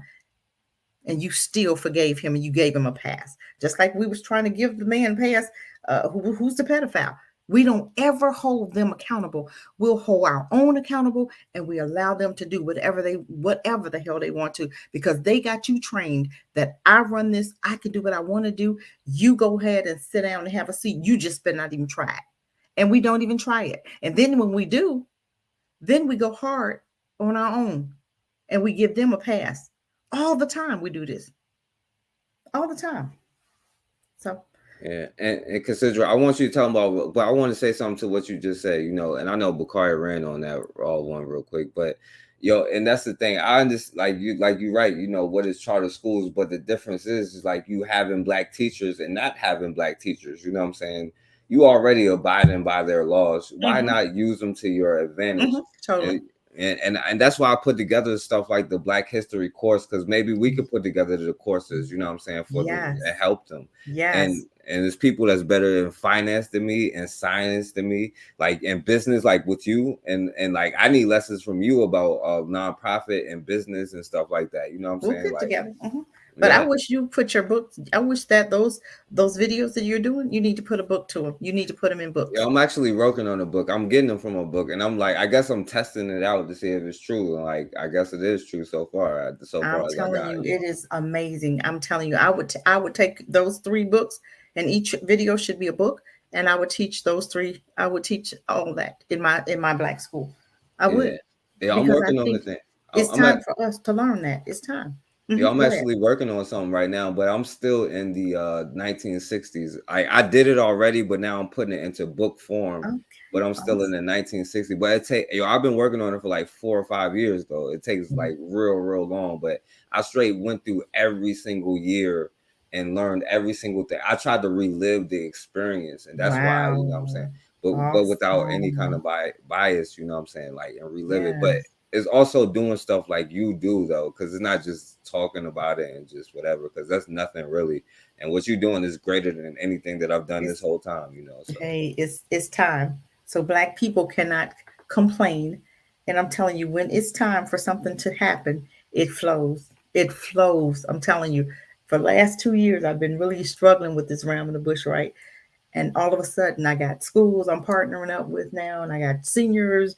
The lady I partnered up with, I went to a men's group, and not trying to overtake your conversation, but I went to a men's group last Wednesday, and I met 50 men at this men. It's called the Huddle at where I live, and I met 4 or 5 black men that had business. They have their own businesses, home improvement. They're looking for help. Medical transportator. They're looking for help. Another home improvement. They're looking for help. This one guy works at a black school.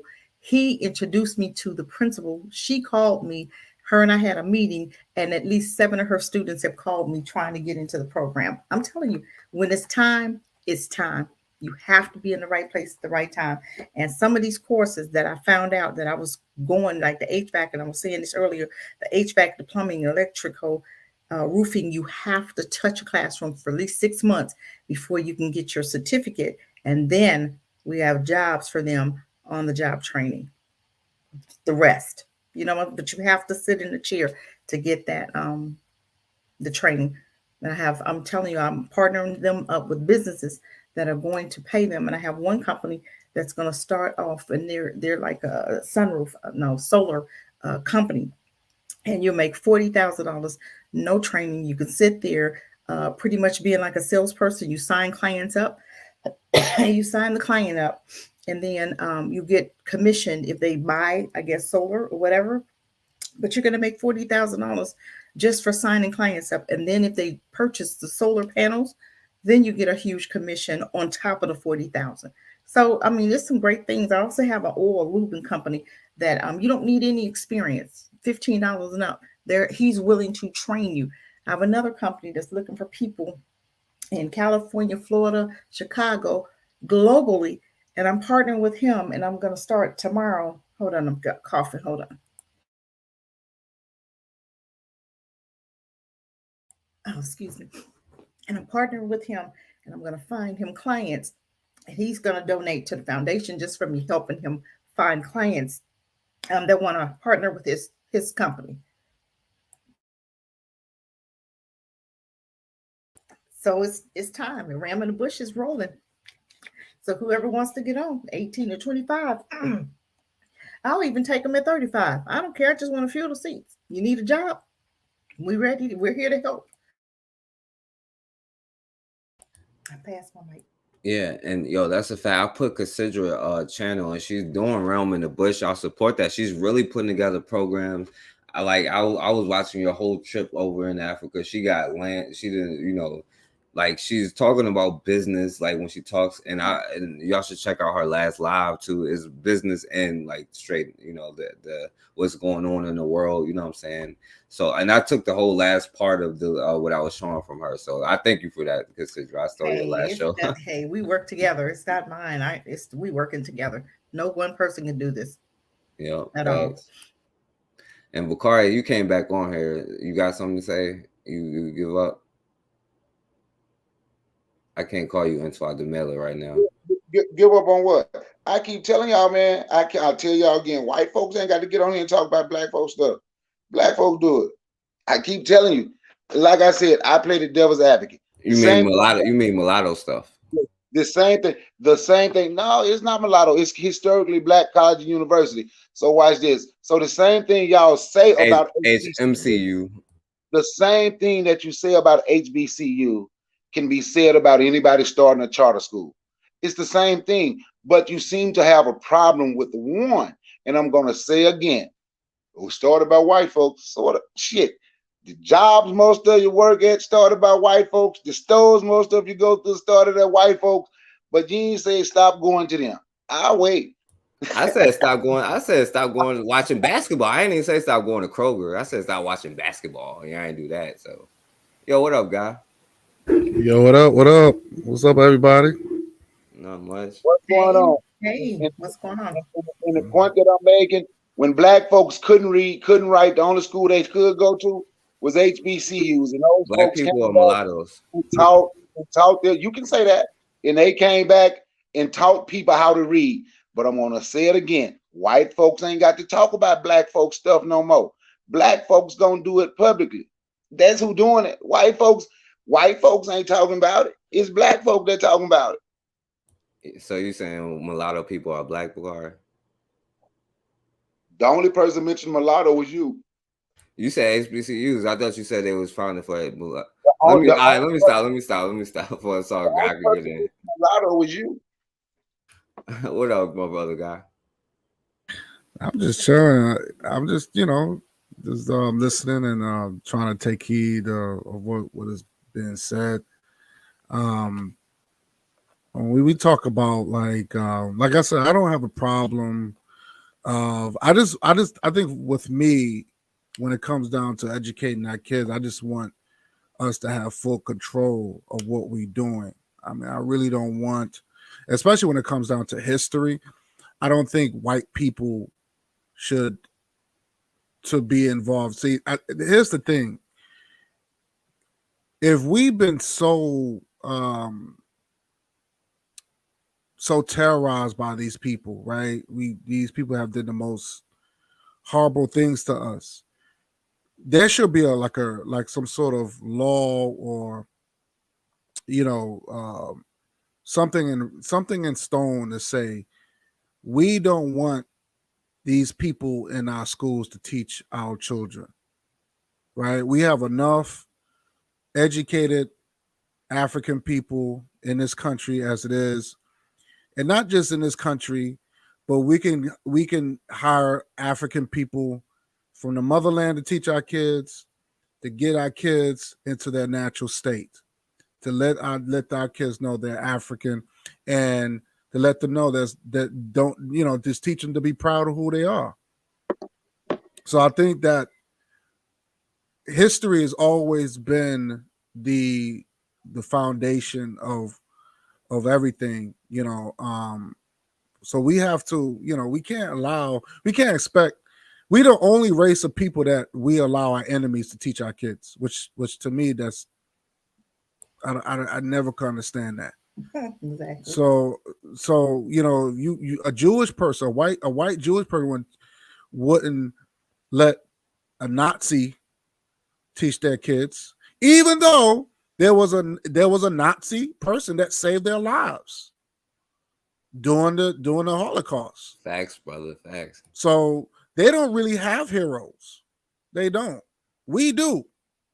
So if we could sit there, and even our ancestors was trying to tell us, we can go back 5,000 years ago. Our ancestors was telling us who our enemy was or whatever, but we don't. We just ignore our history. We ignore our ancestors. And we think that these people are better. We think that their grass is greener. And I never could understand that. And I remember I think you was on my you and Brother Bakari was on my channel forecast when I was talking about how our ancestors, how our elders felt us as not letting us know of as letting us know the truth. You see what I'm saying? They never said, hey, you know what? This is what happened in your history. This is what happened during this time. Like I didn't know about Rosewood and what happened in, I didn't know nothing about Black Wall Street and all that until I got older. And this is something that our schools should have been preparing us, teaching us about Queen Nanny and the two sets and the Nat Turners and the Harriet Tubman. That's our history. That's our history. Even ancient Kemet, that's our history. To teach us the glory of our what we went through. We always teach the bad. Everything has come from losing. We always talking about things that really doesn't benefit us. Slavery. I already know about that, but that's depressing. That's not building me up. That's not making me want to do something. We don't really talk everything, and if we do talk about something glory, we talk about somebody else's glory. Oh, well, look at George Washington did it. Look what Christopher Columbus and all these people. These people are murderers, but we have no problem talking about their glory and the Greeks and Romans and what they did. But when it comes down to us, it's always something negative. It's always not negative, and it's like, and then you want to know why our babies don't want to be walking around being proud to say they're African people. Everybody had at some point grew up with some sort of self-hatred, and it's because what we see on TV is because the lack of information. It's just as facts. So now that we are in our right state, we don't need somebody who even with somebody that looked like us telling us, "Oh, why are you teaching that African stuff?" I don't want to hear that. I tell people, you go out there live with white people then. And the reason why there's a lot of Black people that are going to Africa and coming back is to let people know that there's another way. There's other options. Yes, it is. And that's what people are forgetting, because I keep hearing from these so-called Black, I don't even know what a Black American is. Every time I ask them, these FBAs or these FBA clowns or whatever they want to call themselves, what is a Black American? I get all these different stupid ass answers, which doesn't make any sense to me. So they always say, well, if you claim you Pan-African, well, how come you ain't in Africa and live and stay over there? No, that's not how it works. Because there's commerce involved. There's business involved. There's information that our people, I'm not going to just leave my people over here where they're dying and suffering when they know that there's a way out. So yes, there's a lot of Black people go back and forth. Look, there's resources, and sometimes we bring it over here. Let them know that, hey, you can build a house, you can build a home. You don't have to stay in America. You could, and I'm not saying you could leave America, but you have a second home. So that's what I'm saying. We need options, and Black people don't have options. America, United States is not an option. It's not the only option.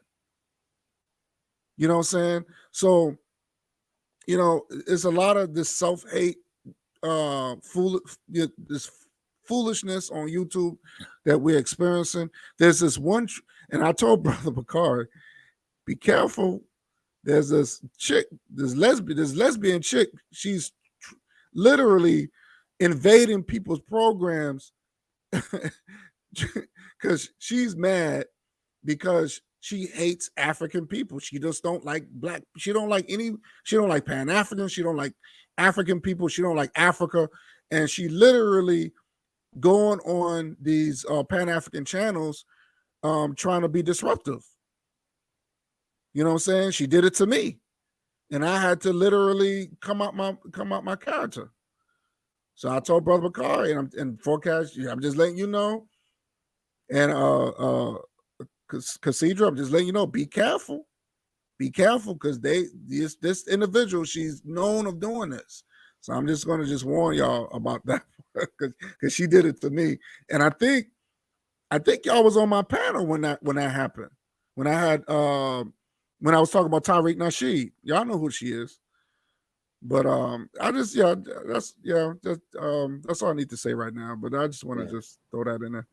All right, so yeah, and I know what you're talking about. Let me say this: I welcome anybody who disagree with me. I dare you to come on. You know, Bakari make people scared to come on because he see how bad I beat him up all the time. So, but yeah, but no, like what you're saying though, I would say this though: some people who come on my channel, I think I'm starting to see the overall theme about it. You know, I already have my theory about like people with the biracial thing is because they got some kind of, but also, I think that some people are trying to ultimately bigger argument. People make small arguments to overall make a bigger argument. I think their argument is that slavery wasn't as bad as they try to make it seem. I think that's what they're trying to say, but it was 1,000 times worse than you can imagine. I promise you. Just try to listen to the slave stories. You know what I'm saying? Most of the people be like, you can see their indoctrination by how much they love their enslavers. They be like, and this is why I got to give Bakari credit though, because he talk about the N word. Don't say it. And after listening to that, I don't really want to say it no more, because they be like,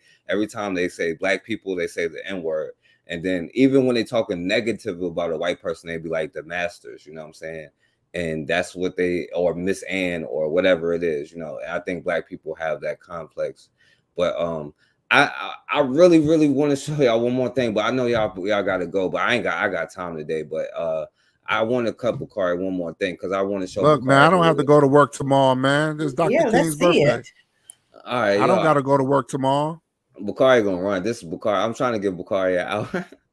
But yeah, I will show it. Yo, because I'm gonna show who Bakari giving a pass to with the HBCUs. I don't know if he's still there. You still there, Bakari?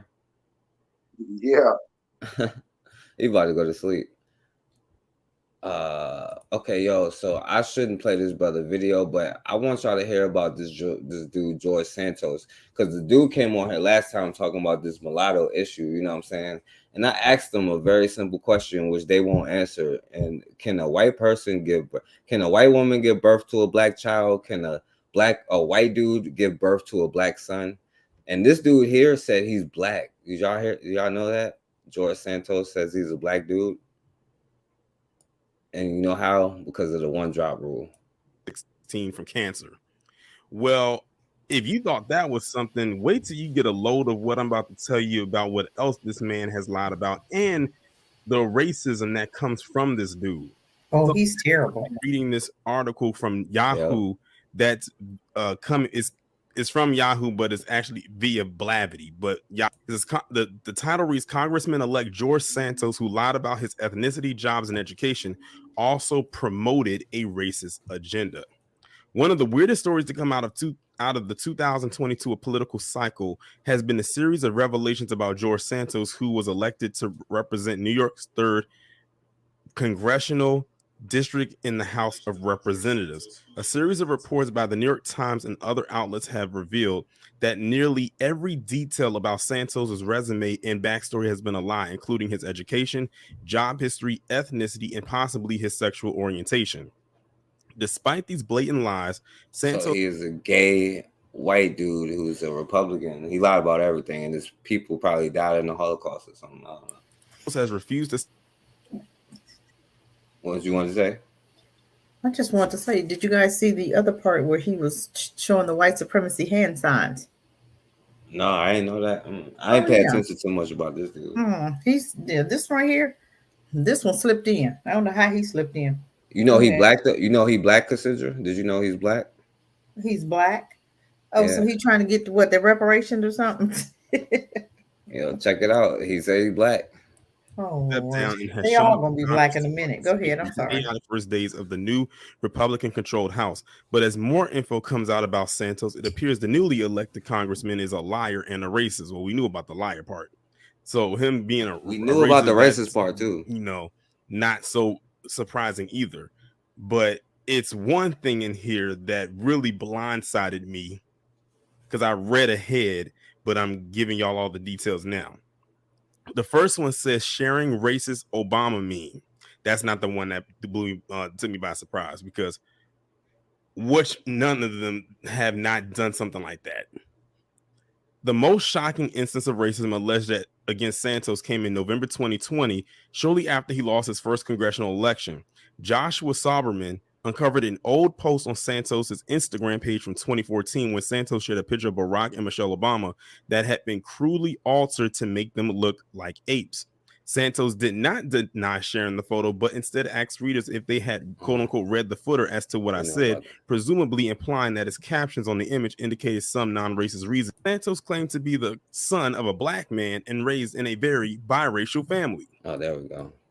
In defending himself against the racist photo, Santos claimed to be the son of a black man and raised in a very biracial family, which we definitely all know is far from true.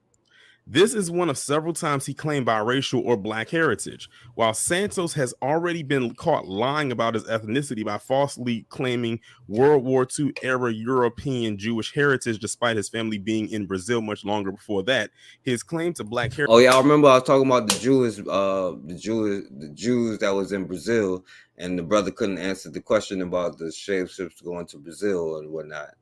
But anyway, heritage would not necessarily contract his family roots in Brazil. The Afro-Brazilian population is estimated to comprise over half of the country's citizens, making it the biggest black population outside of Africa and one of the largest in the world. Nevertheless, there is no evidence to support the claim that Santos is biracial or that he came from the union of a white mother and a black father.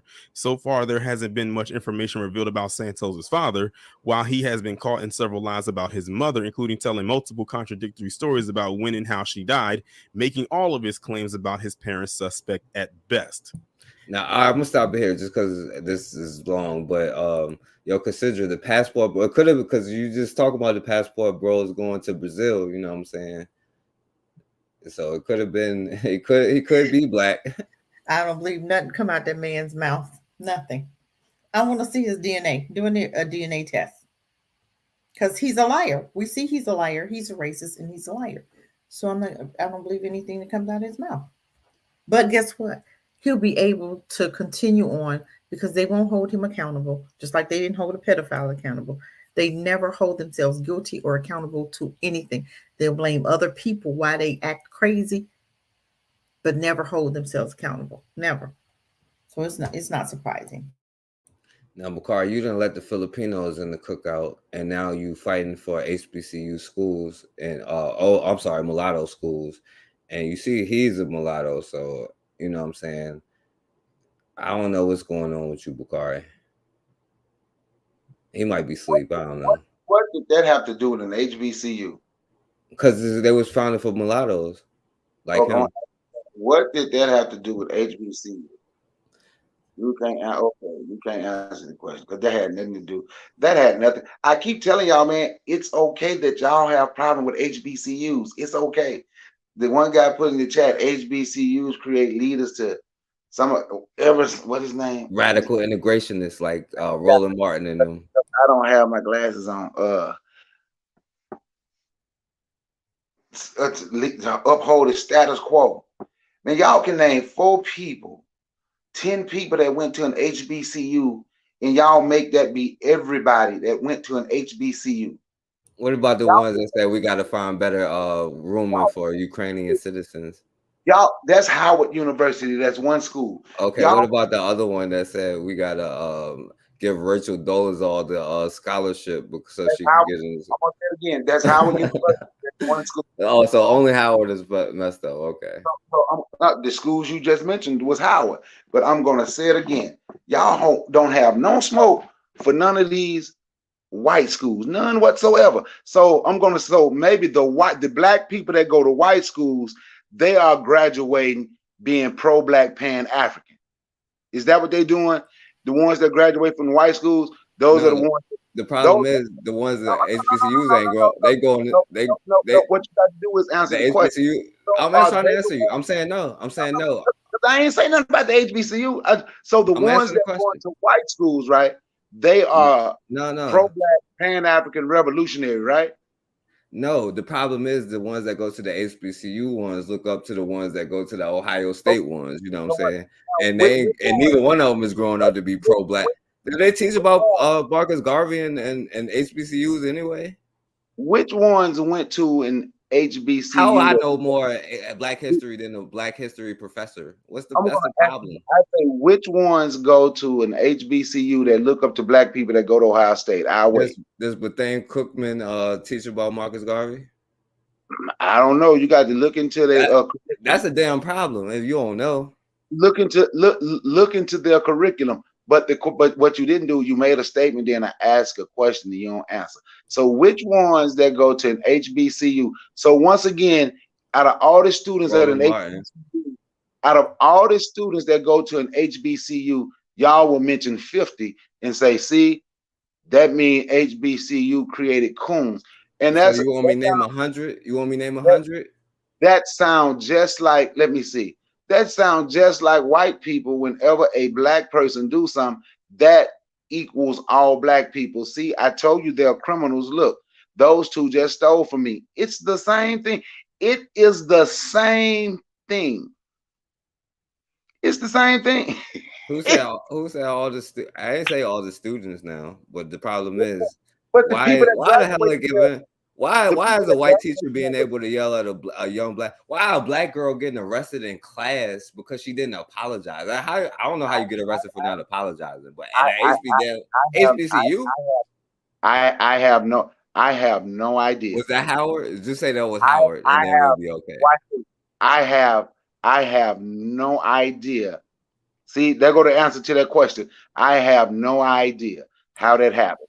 But the same people that's complaining about that is the same people that's on YouTube hyping up Yale or Harvard, one of the poison Ivy League schools, just hired a black woman as their first black president.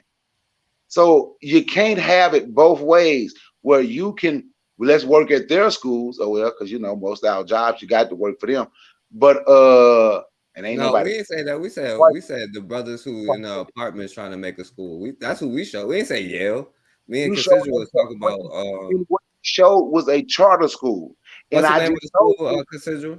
And it was a charter school. They said it on the video. And that's why I told you, study what a charter school is before. And that's why I was giving you all the examples. So if a charter school is so bad, what you think of HBCU? Because they can't even give out, they can't even operate if they don't let in like 40% white people. So they let in 70 just because. Who said a charter school was bad? I was using I live beside Virginia Union. They got a white cheerleader. How a white girl cheerleader at Virginia Union? That's a crazy question. See, now I don't answer crazy questions, but the same way they have black cheerleaders at white schools. What the hell? What the hell? So think about it. So you're a radical. So you're an integrationist too, then? Okay. Y'all don't want HBCUs. Y'all don't have. I'm telling you, I'd rather my child go to an HBCU. My mother went to Norfolk State, so I didn't have a problem with that. So watch this. The people who don't have nothing but negative to say about an HBCU, I'm gonna tell them again, go study and see. When black people could only go to one school, go look and see what those people was doing for black people when they finished college. But they only want to study the negative history. So this is what I tell you. Did they have to pass the paper bag test? This is what I want to tell the black people. Go to Virginia Tech and the University of Virginia and American University and George Washington University, and you all will become the most pro-black people in the world. Because black people got problems with the HBCUs, but they never say nothing about them white schools. They never say nothing about them. Now, a lot of times these white schools are birthing coons. I mean, look at Obama. We can go there. Didn't he go to Yale or Harvard? I mean, look at him. Mm-hmm. So my thing is, I love HBCUs. I'm HBCUs. I don't know why I always add that little S in there. But look at we have a college here in my area. This college is a private white school. Okay, the black students just started going there, but I'm gonna tell you what. I can go there and get all kind of drugs there. Okay, so somebody in the chat said, "Oh, our children can be weed heads," but guess what? You go to some of these white schools, they're gonna come out with opiates, or not come out because they didn't OD on opiates. Because some of these white schools, you're talking about white schools, you're making. I'm talking about these white schools. I know they don't talk about the white schools. Well, I'm gonna talk about it right now because I'm telling you what, this High Point University is a private university out here by my house, right? And I'm telling you what, these white kids are out here getting high. They can walk around with beer in their hand on campus. They do all kind of drugs, and anybody want to get high, all they have to do is go right up there to the university, and they can get whatever they want. Opiates, they can get meth, they can get whatever they want because those white kids got it. So while our kids are just smoking weed, those white kids are on opiates. They ODing and everything else. And most black folk that have went to Harvard and Yale come out as coons. So I don't have a problem with HSBC because like I said, my daughter went for Norfolk State. Then I had one that went to Denver University. Oh, I could tell them the difference in education. But I'm just saying. And we talk about like I agree with that. Like, yo, there are a lot of coons that come out of white schools, but absolutely, why they want to teach you how to act like them. But why in the hell is that happening at black schools? That's the problem. Why in the hell is that happening at black schools? Because I understand why it happened. I think it's happening because they're trying to shut them down. Yeah, that's fair. Yo, facts, Raw. What you said, Bakar? I can't. You cut out. I said I've never seen an incident like this that happened at a white school. When have we last seen a white teacher yelling at a white school, a white student, or a black teacher yelling at a white student the way we see at these HSBCs? When the last time I seen it? I've never seen it at Yale. I've never seen it at Harvard. I've never seen it. Have you? Have we seen any of this type of behavior at a white university? No, I mean, that's because Bakari give them excuses. He'd be like, oh, no matter what they do, don't talk about them. He give them passes after pass.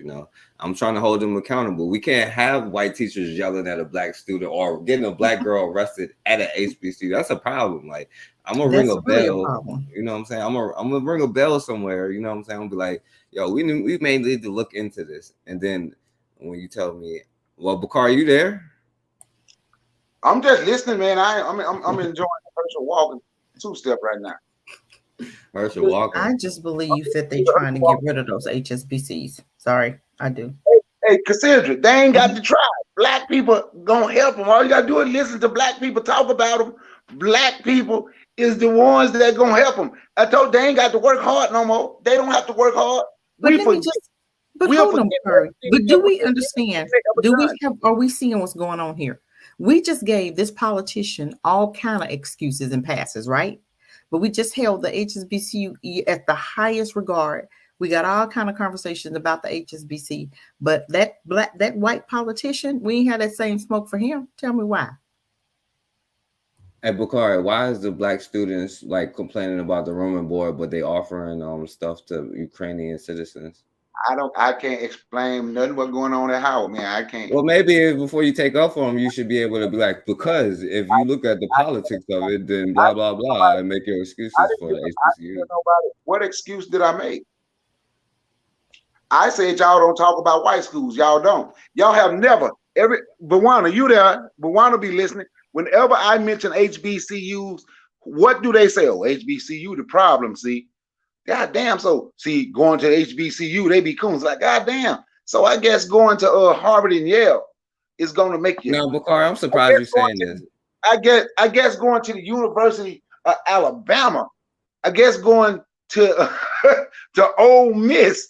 I guess going to those schools where you wouldn't allow it to go, where they didn't want you. Well, Bal Bryant can go get you in 1970 and say, this is why the school going to be integrated, because we need Sam Bam Cunningham. See this boy right here? This is how you play football. But don't nobody talk about the only. No. Maybe if we actually address the problems, then those students will want to go there.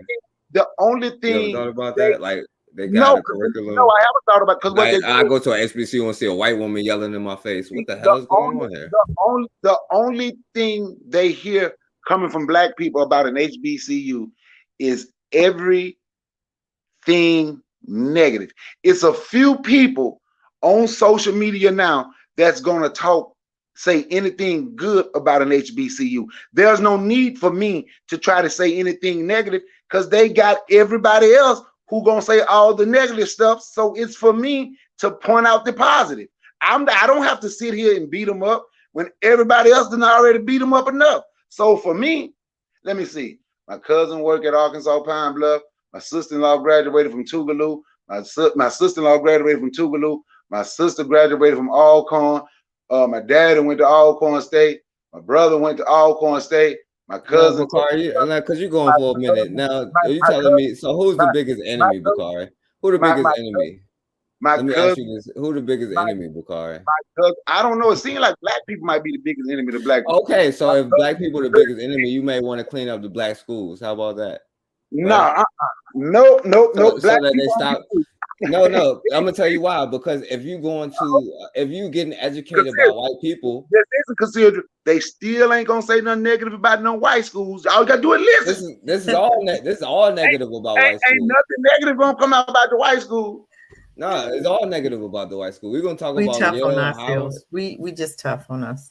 No, it's all negative. That's what I'm saying. What my point is, maybe if we take control of our minds, because like we'll go to black schools when we get older. We don't have a pride in ourselves, bro. And we're not gonna sit here and act like the administration and the decision makers have to follow certain whatever, you know what I'm saying?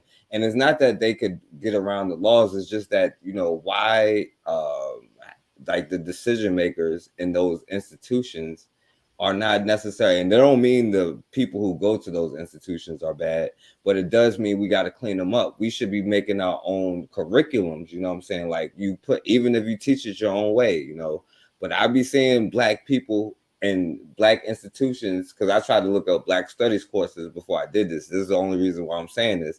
And a lot of them be like, yo, race ain't real. It's a social construct. And there's a lot of this, you know what I'm saying, people of color, when Mexicans and all these other groups of people is our friends. There's a lot of this democratic stuff in the schools, you know what I'm saying? Wow. Like, that's all I'm saying. With the curriculum, we should probably clean it up. That's all I'm saying. And then our children won't look at it as if it's a problem, you know what I'm saying? Like maybe as the people who are the elders now, like it's up to us to be like, well, we got to make sure these schools is doing better. We don't need no racist people teaching at our schools. You know what I'm saying? Like, that's all I'm saying. You're right. But read the last Bawana. He says, why Cornel West has never taught at an HBCU because he a coon.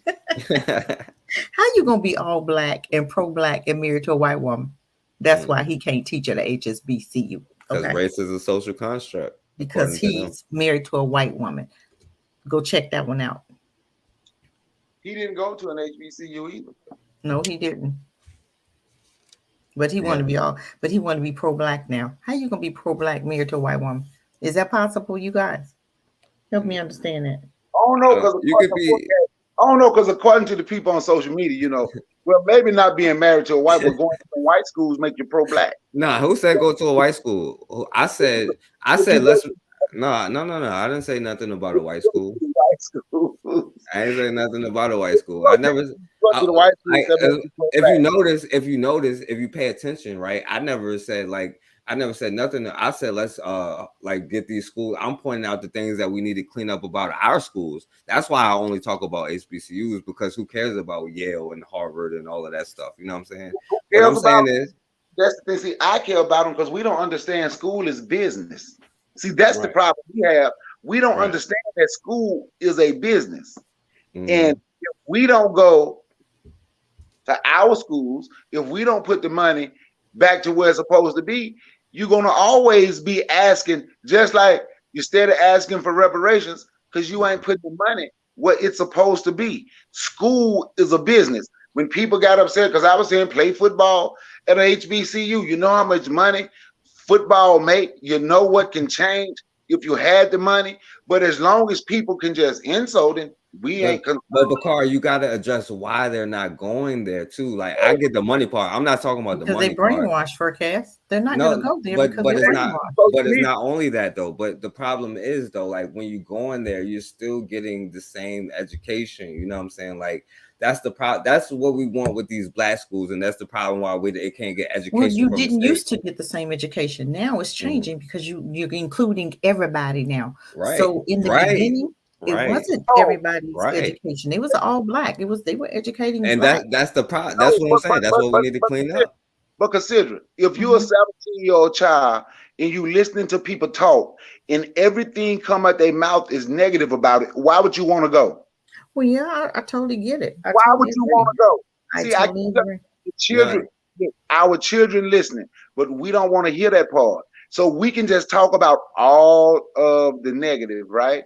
We can talk about all, and even though I got people that went to an HBCU who graduated, and I told them, and I won't let them come on here, but they was like, man, that's just nonsense. They saying HBCUs create coon. It's like, it's laughable. It's laughable. No. We're saying the people in charge are the coons. That's what I'm saying. That's what needs to be cleaned up. The people who are in the you're talking about yeah, I understand what you're saying. Right. Because it doesn't mean every person that went to an HBCU is a coon. You know what I'm saying? You're talking about the presidents and stuff. The boule. Right. I think that like, yo, there has been this like, yo, let's be real. I'm gonna be real here. You know what I'm saying? Like there has been this Marcus Garvey kind of like, yo, there's a radical integrationist mindset into the schools, this people of color, oppressed people. If you look at these courses, I'm telling you, they're not teaching about revolutions. They're not teaching about people like Bakar. You say people who shot they will shoot back. That's not a reading thing in black courses. Do you know that? That's a problem in HBCUs. We need to know about our heroes. We don't know about African American histories. I can ask a person who graduated African American studies course at an HBCU, who was the first slave in America? And I bet you they'd probably say a black dude, even though I just showed you it was a white dude.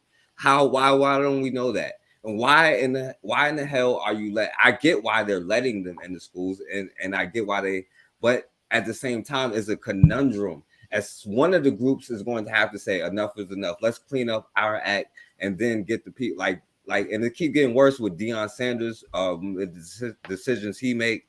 It keeps getting worse for the name. But you got to look at why are young people disinterested instead of getting on them about being disinterested.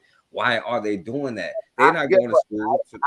I don't get on them about being disinterested. I get on old folks, grown folks who will talk and only spew the negative because this seems as if that's all they have ever studied. It seems like that's all they have ever studied about an HBCU is the negative about an HBCU. And no, it's the problem. No, because I think the problem is when people get emotional when you bring up the negative things that need to be corrected. It either needs to be number one. Tell me something positive other than me. I can say King Fuse. It's a few more, but y'all ain't listening to them. Bawana in the chat. Bawana, anybody ever came on when they talk about HBCUs? Who is the only person you ever heard say anything positive? So I don't have to say nothing negative for Cass because y'all said enough. So that's not true, Bakari. You just get because I would tell you know why what you're saying is BS because you get on me all the time about Tariq Nasheed and stuff like that, saying stuff about because now all of a sudden, now we can't because there's only certain areas that you talk about. That's what I'm trying to tell you. I'm talking about all of them. Read your chat. Read your chat. Hey, but who the only one say something positive about him? Read your chat. Bakari, we got ran up on the Deion Sanders thing. We was boosting up with you. What are you talking about? I've been with you boosting up HBCUs, talking about Virginia Union. But why the hell is a white girl a cheerleader at Virginia Union? I'm gonna say it again. It's certain things I don't complain about because it's certain things that black people was happy about. I went to school where so the Filipinos can come to the HBCU. And I wonder how many black men is all over that Filipino. And that's the damn problem. Watch this. Can a Filipino go? Yeah, Mexicans go too. Jackson State just signed a Mexican football player, 4-star recruit. But for some strange reason, a 4-star recruit, he was willing to turn down big schools and say, I'm going to go to an HBCU. Wait, I don't know. I don't know why. I don't know why it took. He ain't the only one, but I'm just saying. No, I'm saying. I don't know. I'm saying who did that. I want you to shout him out. Who did that? I know. I say this is a Mexican guy. Okay. And that's what I'm talking about. So it's not. I can shout out Tristan Sion. I can shout out Isaiah Spencer. I can shout out a whole lot of them. But the point that I'm making is, you can name a few in the region. When you listen to HBCU. When you listen to the young black men right now, and I'm glad they finally getting it. We don't need them. Go to an H. It's not the fact that Shannon Sharp, he went to HBCU, didn't it? I wasn't smart enough. If I was smart enough, I would have went to Georgia. Didn't nobody want to go to no HBCU? Now look at all them people that follow Shannon Sharp, and they hear that black male say that. And he should have been checked. A black man should have checked him for that conversation. My point is, do I think an HBCU is perfect? No. But my point is, somebody got to say something positive about it. If Deion Sanders had a job there and made a whole documentary, his job was a documentary. He got to take a bath in a swimming pool. Then come to find out he wasn't even in, his house was not in Jackson.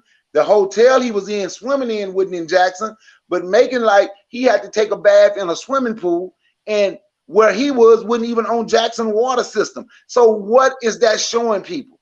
Ed Reed ain't even been hired yet, according to him, and he done rolled on campus. Look at this. These motherfuckers ain't even clean my goddamn office. Look at this. Look at all this trash was out here.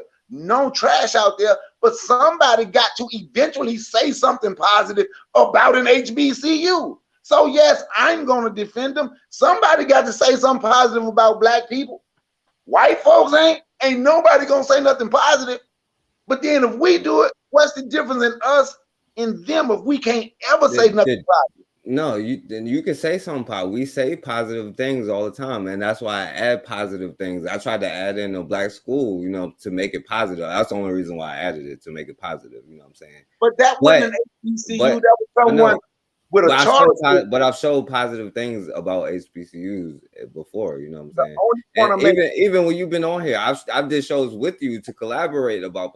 But the problem is there a problem with what people call boule? I don't know what boule is. That's why I don't never say boule. I say bougie. I would think they better. But is it a problem with some of these at the top? I would absolutely say, hell yeah, at the top.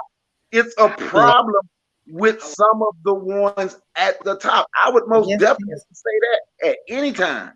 Because I know it's a problem with the ones at the top. Watch this, Buwana. Name them, the people that you're talking about. But what's up, Shanique? Well, watch the names. Hey, what's up? How you doing, Shanique? It's been a minute. Good. I'm feeling good. I'm glad to even be able to get in here. Bakari is too much today because this has got me really involved, only because I'm in here listening. And truth of the matter is, I never had a negative opinion about HBCUs. I always had a positive opinion because I used to see always there'd be representation. You know that you had all the Cosby Show. It was always HBCU. It was always a positive thing. I would come back from back in the day when they had the movies with them being represented, when black movies, that it was a positive thing. Spike Lee was really represented. But it wasn't until you start seeing individuals who have come from HBCUs and who've gone on to their careers, and they are constantly in the news making us look like, can we give you to another delegation? Could you please join the Chinese delegation? Because you're embarrassing black people. That's how I feel.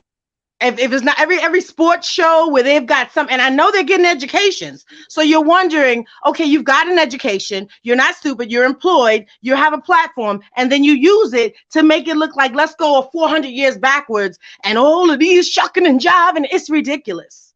So that's where it gets an idea that the HBCUs have dropped the ball. The head is sick and the body is following. Thank you. And that's all I'm saying, Bakari. The head is sick, the body may be following. And yo, Bakari, that's all. And she made a great point. Bakari's still in 1987, Shanique, so he doesn't really know anything. He must be. I don't know. And I'm going to say again, right? You can mention Shannon Sharp, and you can mention some people you saw on TV. You can mention Roland Martin. Okay.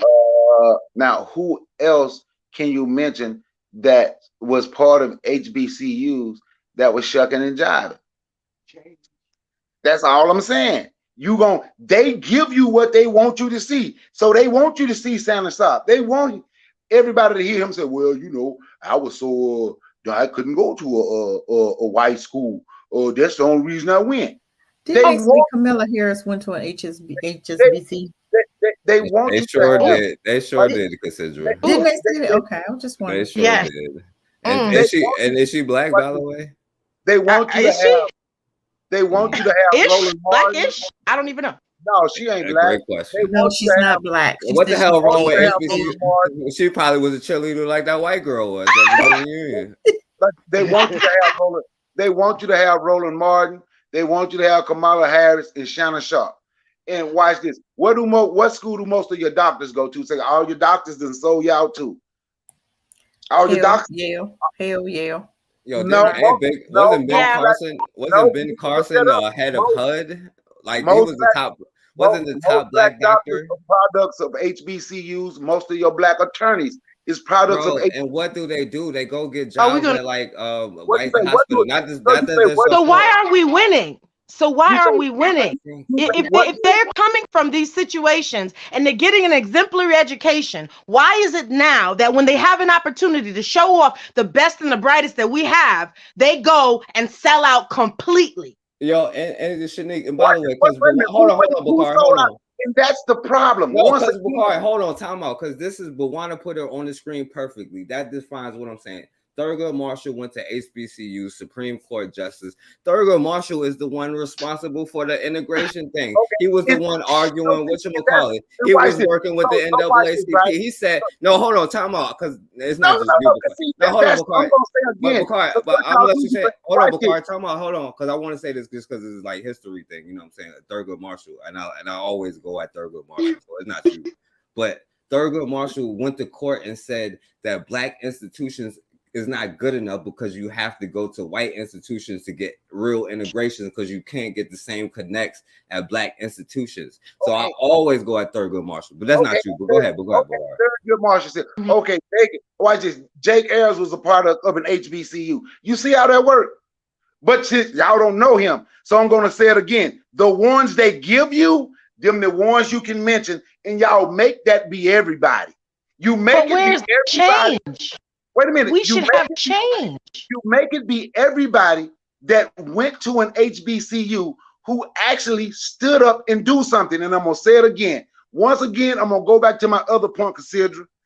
Why they never say nothing about the white schools or the black folks that went to a white schools. Why do I care about white schools? Bakari love white school. He loved Jerry Jones and them and all of that stuff. You know what? You say like Jerry Jones. I'm sorry. No, listen. I want to say this, if I can.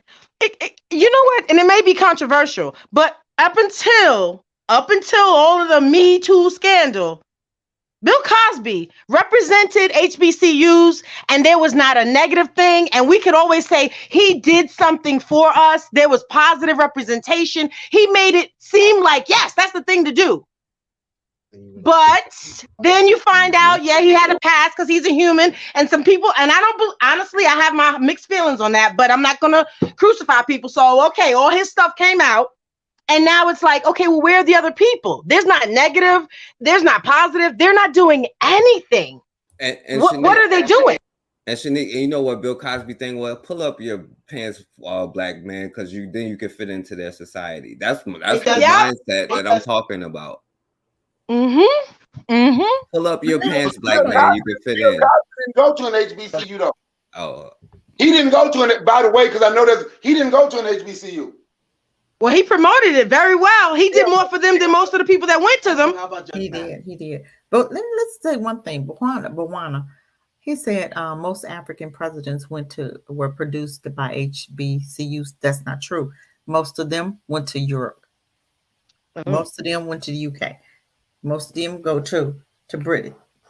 They never go to an HSBC because they can just stay in their own country, and a lot of them are taught by white people in the UK, UN.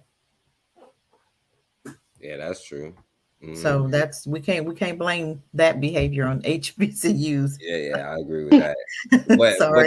But the thing is, and I expect that out of going to their schools. We know that, Bakari. We know their schools is designed to corrupt us. But why in the hell is our schools not producing what we need to produce?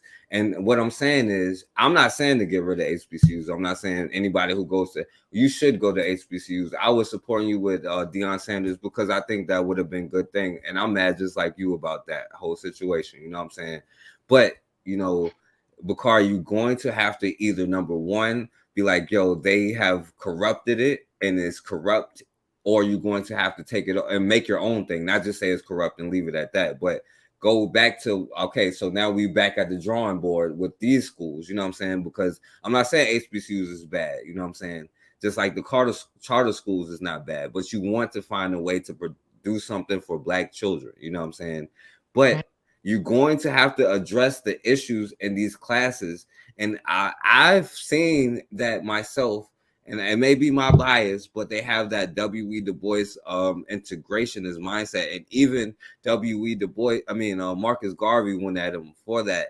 And I disagree with the radical integration and stuff. A lot of them, if you look at it, a lot of them say people of color, Bakari. A lot of Black people in general, but they have a people of color doctrine that they teach, though. They teach people. That's the problem. And they have a people of color doctrine. You know what I'm saying?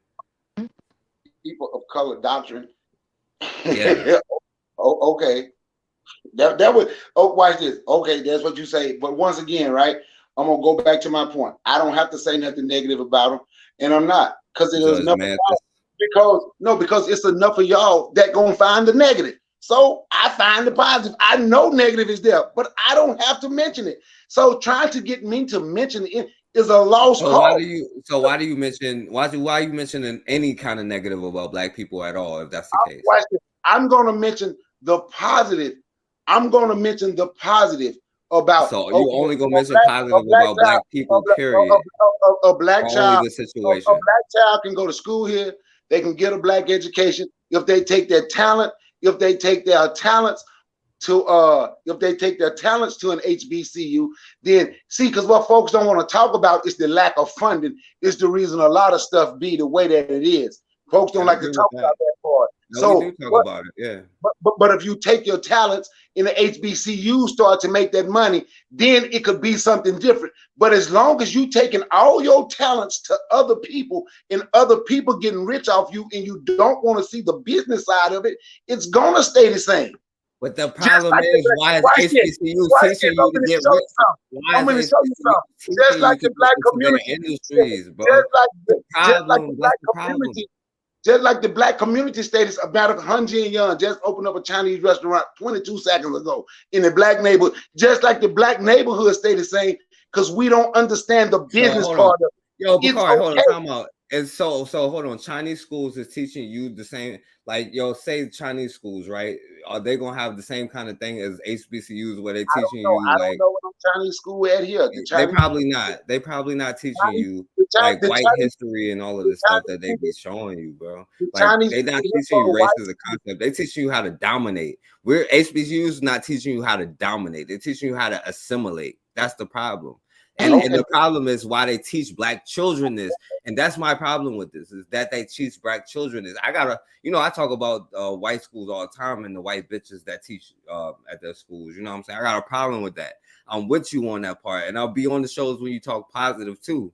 You know what I'm saying? But I'm not even talking negative about HBCUs. I'm talking about us actually like, yo, this is an issue. We got to make a curriculum for ourselves. You know?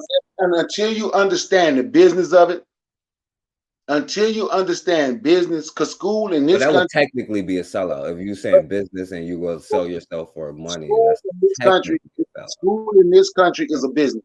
And once you understand, and once you understand the business of it, and understand that everybody else is getting filled, but black people's okay with that. All you gotta do is look at black people community. Okay, everybody, it's okay then. Black people sell out because that's just everybody does it. Okay, we good. But Bakari, can even though it's business, and we do understand business has to be prosperous and successful, and I'm sure the alumni does give back to HBCUs. My question is, aren't we expecting something to be seen in our society that's a benefit from them being in an HBCU? Do we have to accept that when they go there, you have black children go in black and come out inclusive? I don't understand that they need to go in and come out with an everybody mindset. You should come out, I'm blackity black, I'm extra black, I think. Yes, that's true. They used to, but not anymore. That's the problem. Not any, and we need to be like, yo, once again, HBCUs teach us how to come out that way. That's the only thing I'm saying. I'm not saying get rid of HBCUs. HBCUs are terrible. Let's reinvent them so that they can create something. Because I think one of the most important things is education. Because no matter what kind of science, math we creating it for somebody else at this point. And I think that HBCUs is getting out of control to the point where the graduate is just getting taught how to go into their fields, their stuff, and to how to integrate. And I think that's how the people making decisions do it. You know, that's all I'm saying. Yeah. I had a phone call, so I don't know what. I ain't mean to run off when she was talking, but I had a phone call, so I ain't know she. Well, no, just the idea that they come out and they're less black. Like you go into a conversion center, they come out and it's like you went in, you were ready to help your people, and you come out and the people don't really matter no more. It's about making progressive change for all people who are quote minorities, of which we are not. But see, when we say when they come out, so that's why I always ask, how many people went to an HBCU did that? Because I know a whole lot of them that didn't. Bakari, like they're not coming out on some like militant, like Khalid Muhammad stuff. Their schools is not producing this. But how do we know? Because I live beside an HBCU and I don't see no Khalid Muhammad. I'm glad you said Khalid Muhammad because he did go to an HBCU, by the way. But anyway. Yeah, not in 2023 it didn't. But anyway, I wonder if he saw a white cheerleader when he went to school. But I'm gonna ask you again, right? But anyway, all you got to do is you can look up and see. But anyway, I'm gonna say it again. You like that's Rachel Dolezal right there. They come out. Ukrainian right there. See, y'all like to say you're not talking about them all, but you never say some. You don't even say most. They come out and they ain't to say so. Once again, you are putting everybody. No, Bakari, we don't. No, I'm gonna show you. Can I show you how it's not? Can I show you how it's not? I'm gonna show you this because we all went to public schools, right? But we aren't all that way. But we know they produce a certain kind of person. We know that produces a certain kind of black person. But as me and you like that, we went to public schools. Like we know every single person isn't the thing, you know what I'm saying, that it produces. But we also had to work that stuff out of our head. I ain't go to public school my whole life. Oh yeah, I went to public schools my whole life. I ain't go to public school my whole life. Well, what, Bawana? Yeah, right. I'm finna show you something, right? I went to school with black folks and all of them, but all my teachers and everything, all my teachers went to HBCUs. So when you sit and you say, well, I don't know, and they ain't coming out this way. What year they went to HBCU? What year your teacher went to an HBCU, Bakari? Tell me what year your teacher went to the HBCU. So I can sit and tell you. Tell me how many white students they had that year. So I can sit and tell you some people that's way different than what y'all talking about.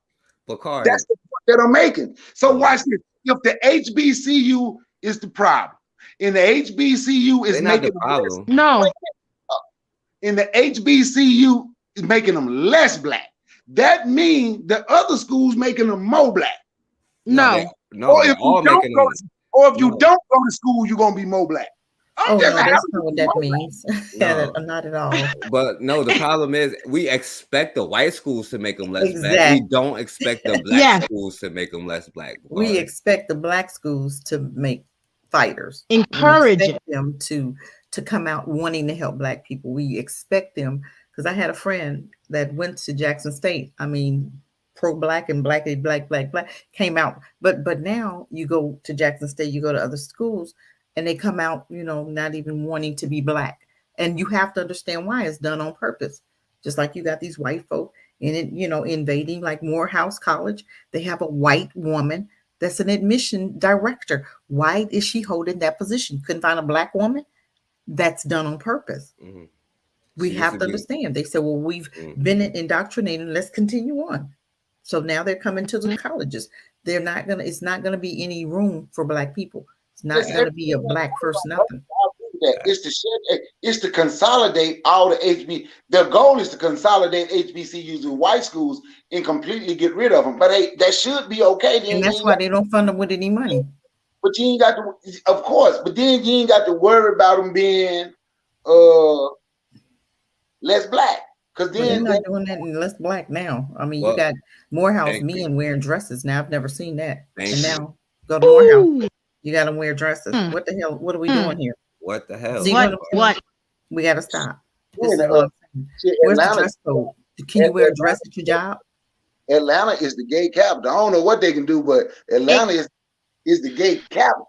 Oh, well, I understand it's the gay capital, but I don't care what it is. You can't do that up in here. This Morehouse. And that should have been the standard. That should have been the rule.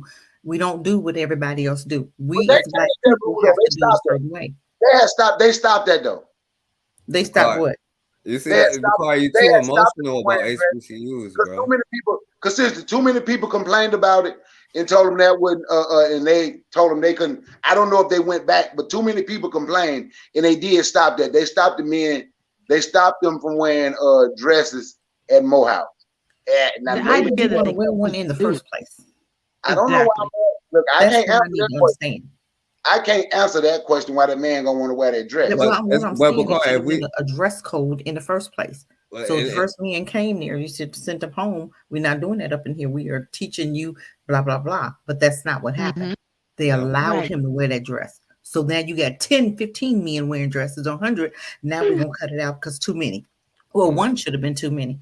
But you have the president who hired a white woman, his head up in the clouds. He's probably sleeping with her. So what do you expect from him? I got friends that was fraternities. I never believed in joining clubs, right? I have friends that was fraternity and their wives were sororities. And what y'all are talking about HBCUs is what they say, but it's not the HBCU. They say it's the people in the fraternities and sororities, and that's why they left the fraternity and the sorority. And but Bakar, who runs the facility? Is it usually the people in fraternities and sororities, the ones who make the decisions and run the things, or is it or be white person anyway? I'm talking. Shanique's talking with them when they graduate. That's what I'm talking. I wasn't even talking about that. I'm talking to people when they graduate and why they left the fraternity and the sorority, because everything that they do is for the fraternity and for the sorority. It's not for black people. Well, HBCUs, sororities weren't for black people anyway. It was for it came from the Greeks, right? So why would we have why are we even in that? Why are they even HBCUs? Why are we trying to follow behind them? You're in a black school. If you want a white school, you should have went to one. Exactly. Actually, they came from Africa, though, the fraternities. They came from Africa, in all honesty. Well, some of them came from the Greeks, too. No, they just called Greek letters. They're doing it. They not in the African, so they in Phi Cypher, whatever. Phi Alpha, Them ain't no African fraternities. In the HBCU, they talking about some sci-fi alpha in the HBCU. This is what we're talking about. So Bakari. why are we bringing? And see, this is another thing. If you go into a black school, let's keep it where it needs to be black. Why are we bringing the white stuff into the black schools? If you had wanted that, you should have went over there to Denver University or wherever, you know. But it's almost like we're not keeping up the rules. Huh? Shanique said why they did it, and I agree with her. I'm not even arguing the point that some of them, but she told you why she did. What didn't she say? She said that Shanique didn't say they say connections. Connection. They do want connections, and the sad part is they go along to get along. But is that what's being promoted at the school? Is what I'm saying. Because when you get there, that should not be. That should be discouraged. Yep. It should be about getting that education and making. What is they in Kwanzaa? I don't even follow, but they got Ujoma. It's supposed to be. You're supposed to build your community. We're supposed to go there and come out and do for your community, not for yourself. But that's not what they're teaching. You have to understand that a lot of these schools. Well, I'm gonna be honest. Y'all gonna be mad with me, but I'm about to go through that. I'm about to be a Mason myself. Oh my God. Yeah, I don't know what that means. You know why I'm gonna do it? You know why I'm gonna do it? Wow. For connections. Okay. And you're gonna come up too. No, and you're gonna come up. But Shanique, it's gonna work. But I'm gonna tell you something, Shanique. The thing about me, I was raised different and I live different. I can't come up if y'all don't come up. My connection ain't for me. I'm not them. When my friends told me why they got out and showed me, I understood why they got out. But my connections, and because they say they tried what I'm talking about doing and it didn't work. But my connections ain't for me. If you don't come up, if forecast don't come up, Cassandra, the chat, if they don't come up, I don't come up. Me getting the job making money don't mean nothing. If I haven't put you in my business is growing now. I got this many, but if I don't put you in position where you can do the same thing, what's the purpose of me coming up? That's my goal. Hey, Bakari, so you got to do. Go ahead. And that's what we want HBCUs to crank out. People with that mindset. I'm giving you a standing ovation, Shanique, right now. That's all I've been saying for 2 hours. Thank you. I mean, I try. You know what? Every time I hear y'all show, everybody that you have on that, Bakari and very regulars, because you got that strange guy the other day, and I was just like, "What is this? I don't know." But yo, he went to an HBCU. He went to an HBCU, Shanique. Oh, he probably did. I swear he felt like he was a cop. He sounded like he was a police officer. I was like, he giving strange vibes. But, everybody is always adding something positive. And I think that's what's needed. We need to be able to hear that sounding board of, yes, this is what we're supposed to be about. We're building that energy. Otherwise, where's it going to happen? Because it's like you said, it's not happening in the regular schools. The white schools definitely don't do that.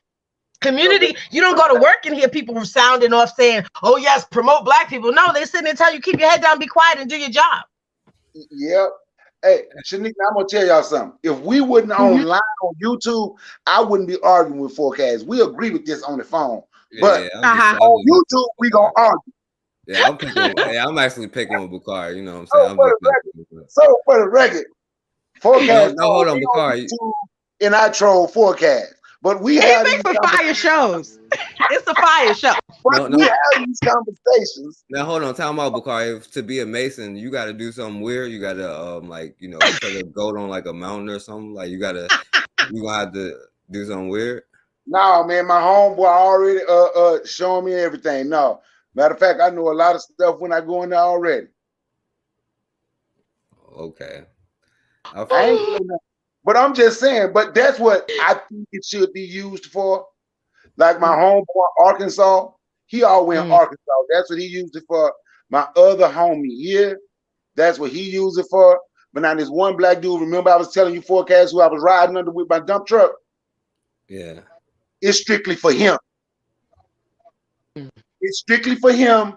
And I can see what y'all talking about. Now, he a cool person, but his goal is to keep you at a certain spot where you can't make as much money as he's made. You understand what I'm saying? He ain't gonna introduce you to the people. He ain't gonna do nothing where you can go get your own contracts. Everything got to come directly through him. He won't keep you in a spot. Yeah, and so yeah, Bakari, and I think I know why you have they make sacrifices. Okay, Who makes sacrifices? Masons, I but hope I tell you about the part when they the Masons. Ain't nobody gonna whoop my ass, man. No, See, don't tell no secrets, Bakari. So much came out on social media that everybody thought was a secret. That so much came out on social media. He said they literally started changing a lot of stuff they do because so much came out. In all honesty, yeah. See, they can teach you, like he teach me stuff. They just can't teach you the handshakes. So, he said that's one thing they keep secret, but like they sayings to get people to help you. He already said he can teach you that because it ain't no secret no more. They even write books on it now. Nah, yeah, Erica Bakari been saying some BS. He's stuck in 1970 something. I think that's your ultimate problem though, Bakari. You stuck in the past, like you ultimately stuck in the past though. You know what I'm saying? I think that's your problem. And then you get emotional with young black people today because it's our time to take the baton, and y'all dropped the ball in y'all generation. But y'all ain't doing nothing. I mean, we got the ball. Y'all dropped the ball. We got to pick the ball up and then get back to square one. I'm one of the first people to tell you my generation dropped the ball. Damn sure did. I ain't ashamed to tell nobody that. I understand my mistakes. I don't even mind working with young folks. That don't bother me at all. I know my generation dropped the ball, but I know one thing is certain businesses we gonna have to understand. School is a business. That's why I talk about it in sports. It's a business. Yeah, but black men want to play this game for other men, you know what I'm saying? And we ain't taking the business. We just playing and getting a check, and they making the bank, you know what I'm saying? And it's black men doing this, you know what I'm saying? See, this is the thing with me. Some people, that's their role.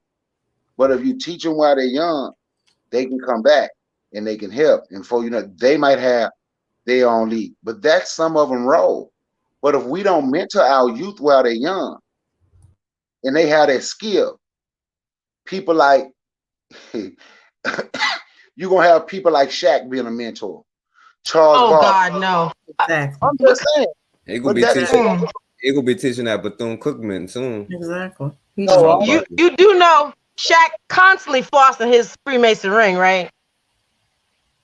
That's He's showing like it's a badge of honor for him. And the sad part is, there's a saying that said, "There's no fool like an old fool." And the truth of the matter is, businesses are important, and they've been out since forever. But if you got people being educated on business, and the one thing they're not learning is that the structure of business has to deal with having a code of morality and conduct, and that in business, you have to have something you will and will not do. And I don't care what anybody say, you're never going to see white business owners feel as though they're going to support others over their own self. As this one other channel say, they will form Voltron in a minute. Facts. And stay on code as you bring out. We don't seem to do that. We go to college and learn something different. No, we learn how to think and act like them. And we proud Which of is it. scary. Mm-hmm. Yeah. And yo, let me say something to make Bakari even madder. Bawanda said, I'm with brother Bakari. We stuck in the past. I'm rolling with Garvey and these young guys talking. But you know what? Garvey didn't have to deal with white teachers and white cheerleaders at HBCUs. But you know what? He also had a black hospital, a black movie theater, black dentist offices and doctors places. But you know what? He had the original Liberty University. He did. But you know what Liberty University do today? They probably got a white cheerleader too. It's a white school. It's a white school today. Oh, he didn't have it then. What are you talking about? He did have the original Liberty University was in Virginia by the UNIA. Yes, it was. Look it up. So how was it a white school? I say it's a white school today. Oh, okay, yeah. That's what I'm saying then. Yeah, it was his school then, right? Yeah, it was originally the UNIA. Yeah, it was originally UNIA. It was a trade school. It was built off Tuskegee. So it was a trade school. Yeah, it was a trade school. So why in the hell is it a white school today, Bukhari? Now it's a Christian. Question.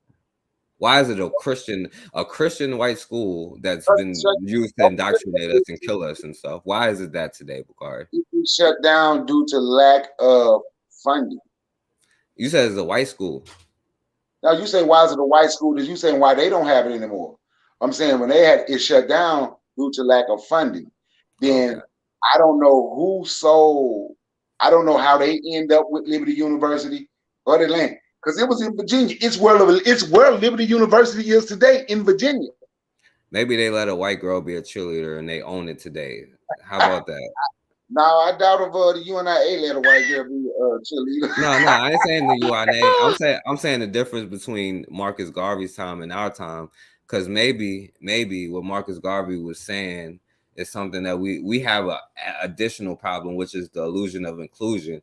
And we get it. We know they're going to teach it at Ohio State. That's why we get on Ohio State and stuff like that. But there's no point in talking about it. But it is a point of saying, why in the hell is this particular school, a black school, teaching a white doctrine? You know what I'm saying? And not teaching about not teaching that we will shoot back. Like Robert F. Williams. If I go on the HBCU campus, how many people think will know Robert F. Williams, Bukhari? Which campus you going to? Any one of them. Oh, you go to where my son goes. It's gonna be a lot of them because they talk to me. At Jackson State. It's gonna be some that talk to me. Right. But why? And we just want it in that curriculum. That's all I'm saying. I just want that taught. We will shoot back in our curriculum. How black people have fought every step of the way, and maybe we won't be so submissive if we know our history. And maybe we won't love them so much and make so much excuses, you know what I'm saying? And Bukhari, maybe if HBCUs get annihilated, we can build ones meant for black people and not mulattoes. So, that's another thing too. So. And one problem I have with I was reading my dude message, and what he said was right. I can't even find it right now. Something he put in the chat. Everett Watson, when he said about HBCUs upholding status quo and all that, right? The biggest problem for me with HBCUs, like if you don't go to an HBCU, we black, right? But if you don't go to an HBCU, they are quick to call us an outsider. I don't like that bullshit at all. Yeah, but the old boy was right, Bukhari. Old boy was right about Deion Sanders. He said we was the coons. He's the outsider, and he was right. Yeah, but I'm saying, but they'll call you that even though you not like Deion Sanders and you didn't go to an HBCU, you an outsider. If Shanique went to, where you from, Shanique? You from New York, right? I am. I'm in Arizona now, though, but yes. So let's say she went to University of New York, right?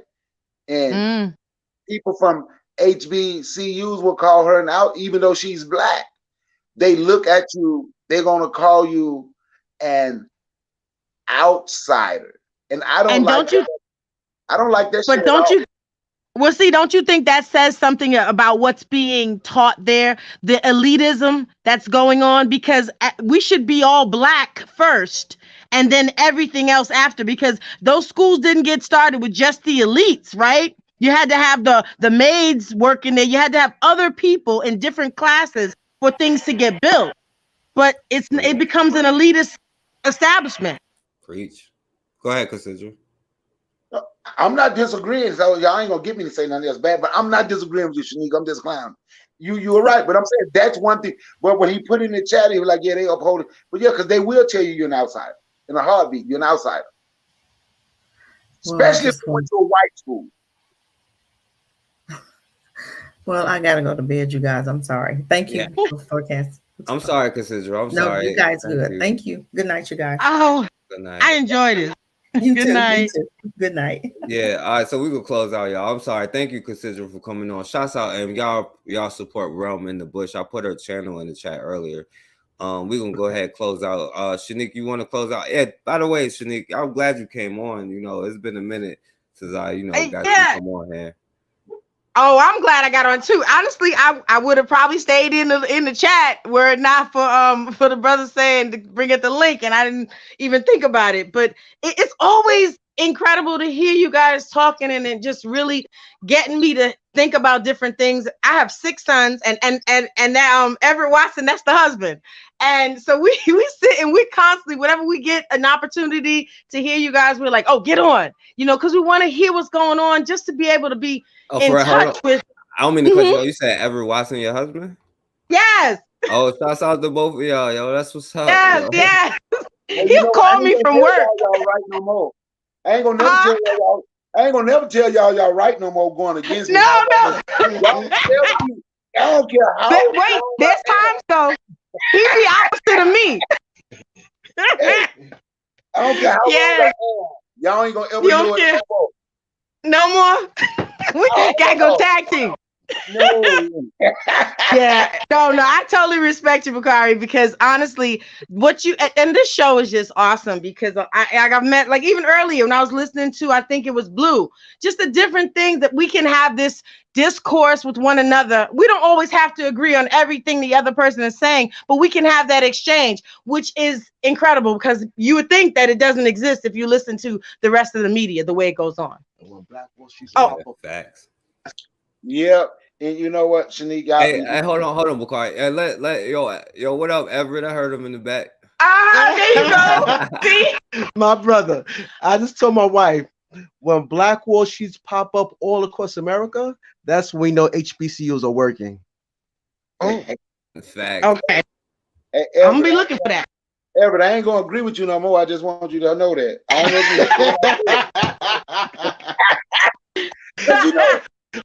ain't gonna front. It was a joy to watch you heated today, though. You was definitely heated. Yeah, I like to get them turned up. I like to make them get turned up. Yeah, I see. Look, it was a good show. When I agree, that take the fun away from the debate. Okay. You got to stoke the fire. Yeah, like I say, have these conversations. Me and Forecast have these conversations. I'll completely go against what I said on the phone when I come on here. Well, it was great for us. Yeah. Yeah, but yo, he ended up punch drunk, and now he's Bakari, and not inside the so. Oh, wow. Yo, and Bakari, you uphold my theory, because I say biracial people, people who argue that biracial theory thing, you know what I'm saying, have some kind of bias in they lineage, you know what I'm saying? And the other brother came on here last time and proved me right with his you know what I'm saying? Because yes, with his Puerto Rican baby mother. I didn't want to say that, but I didn't want to say that. I'm just,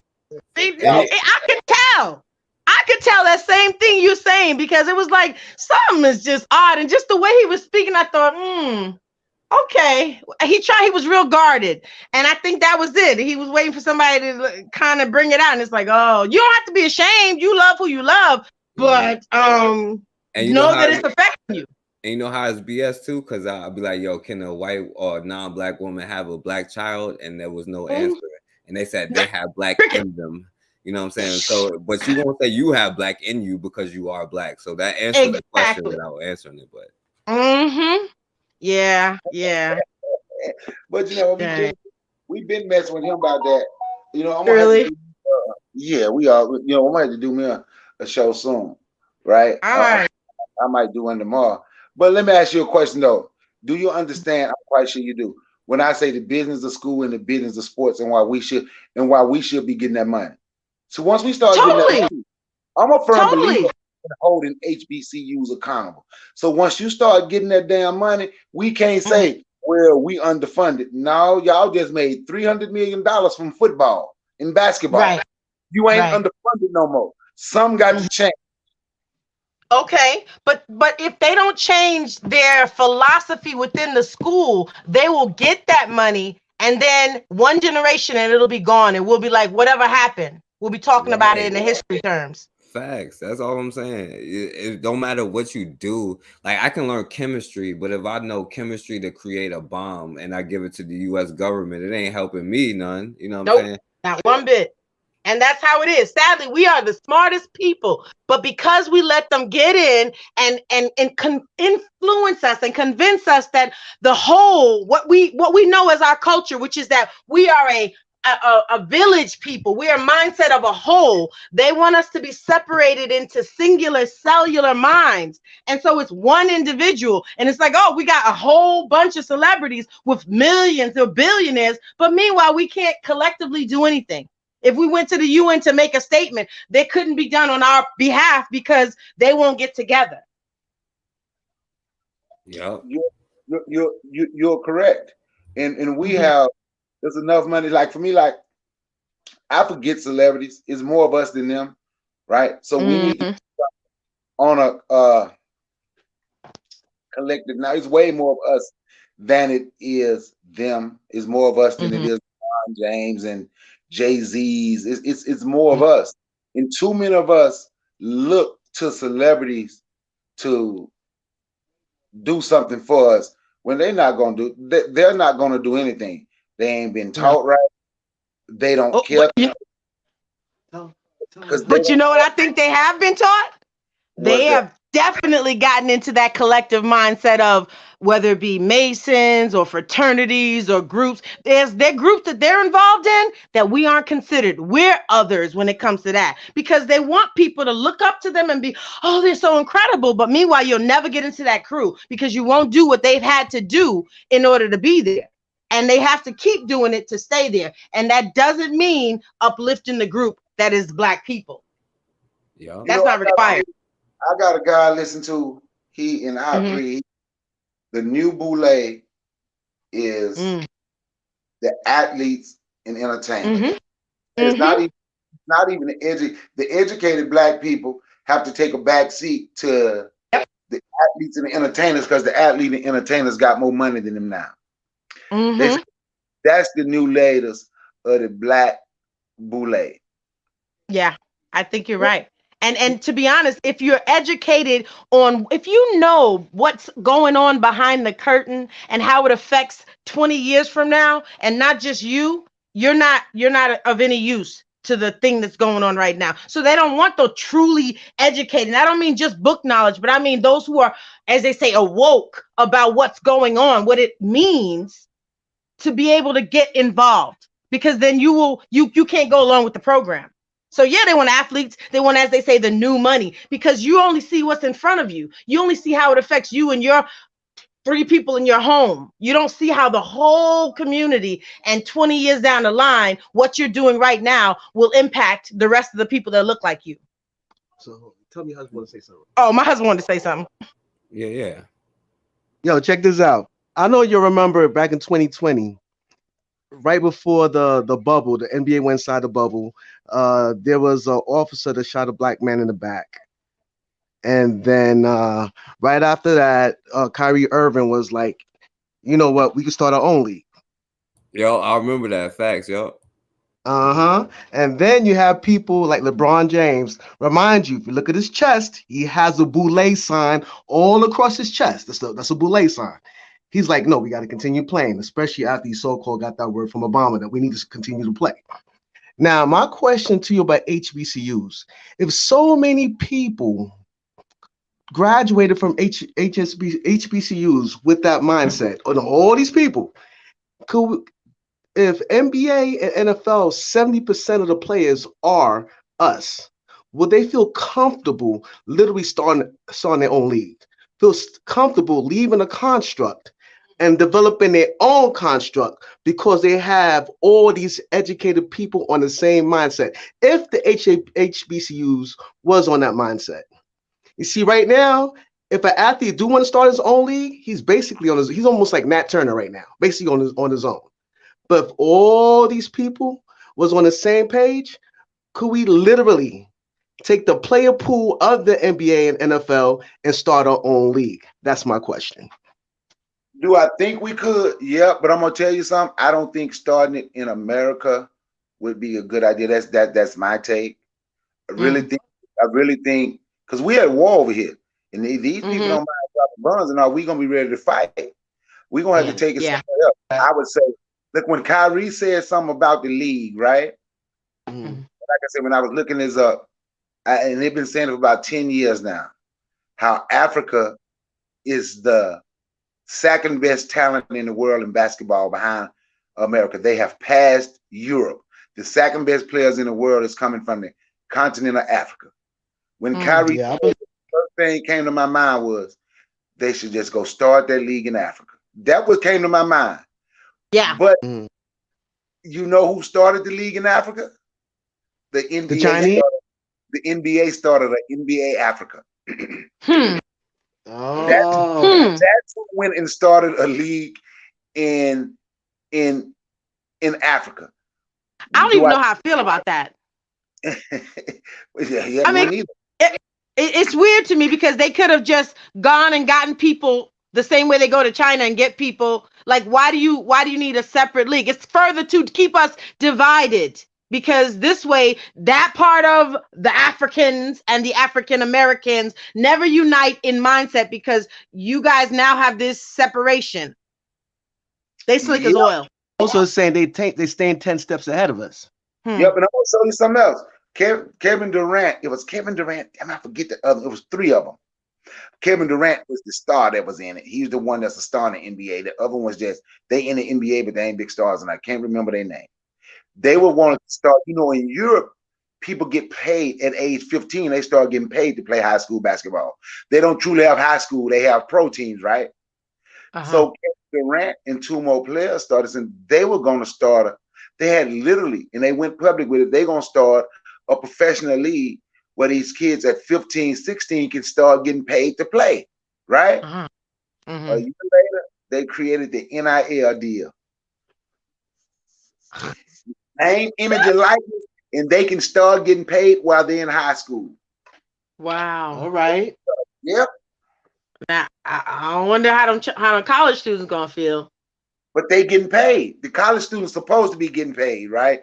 But it's been a couple of these schools like Texas A&M and USC said those players say they didn't get their NIL deal money. Matter of fact, the guy from one of the guys from USC, he said he went in because what they do is the coaches, these football and basketball coaches, is working the deal from them. They don't have agents. They're not talking to the people. Their parents not talking. The coaches have to set the deal for them, right? So the guy, he was supposed to get $250,000 in a new car. He got a new car. Don't know what happened to his money.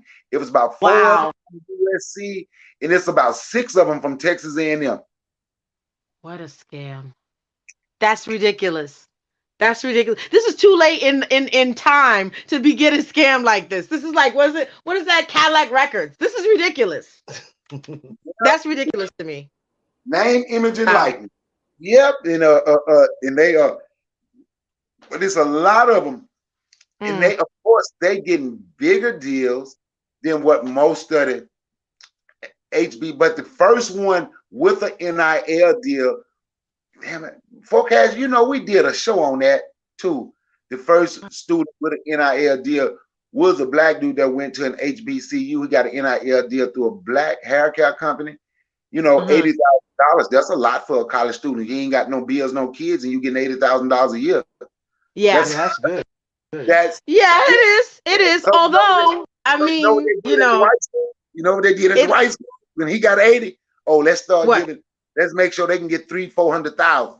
Yeah. See, that's absurd to me, because you said hair product, and I'm thinking instantly. I think of Dudley, you know, and that's like, come on, they have the market. You know, when it comes to black hair care, there's a lot of actual black hair care companies that could have been like, here, we give you $100,000 is nothing for them.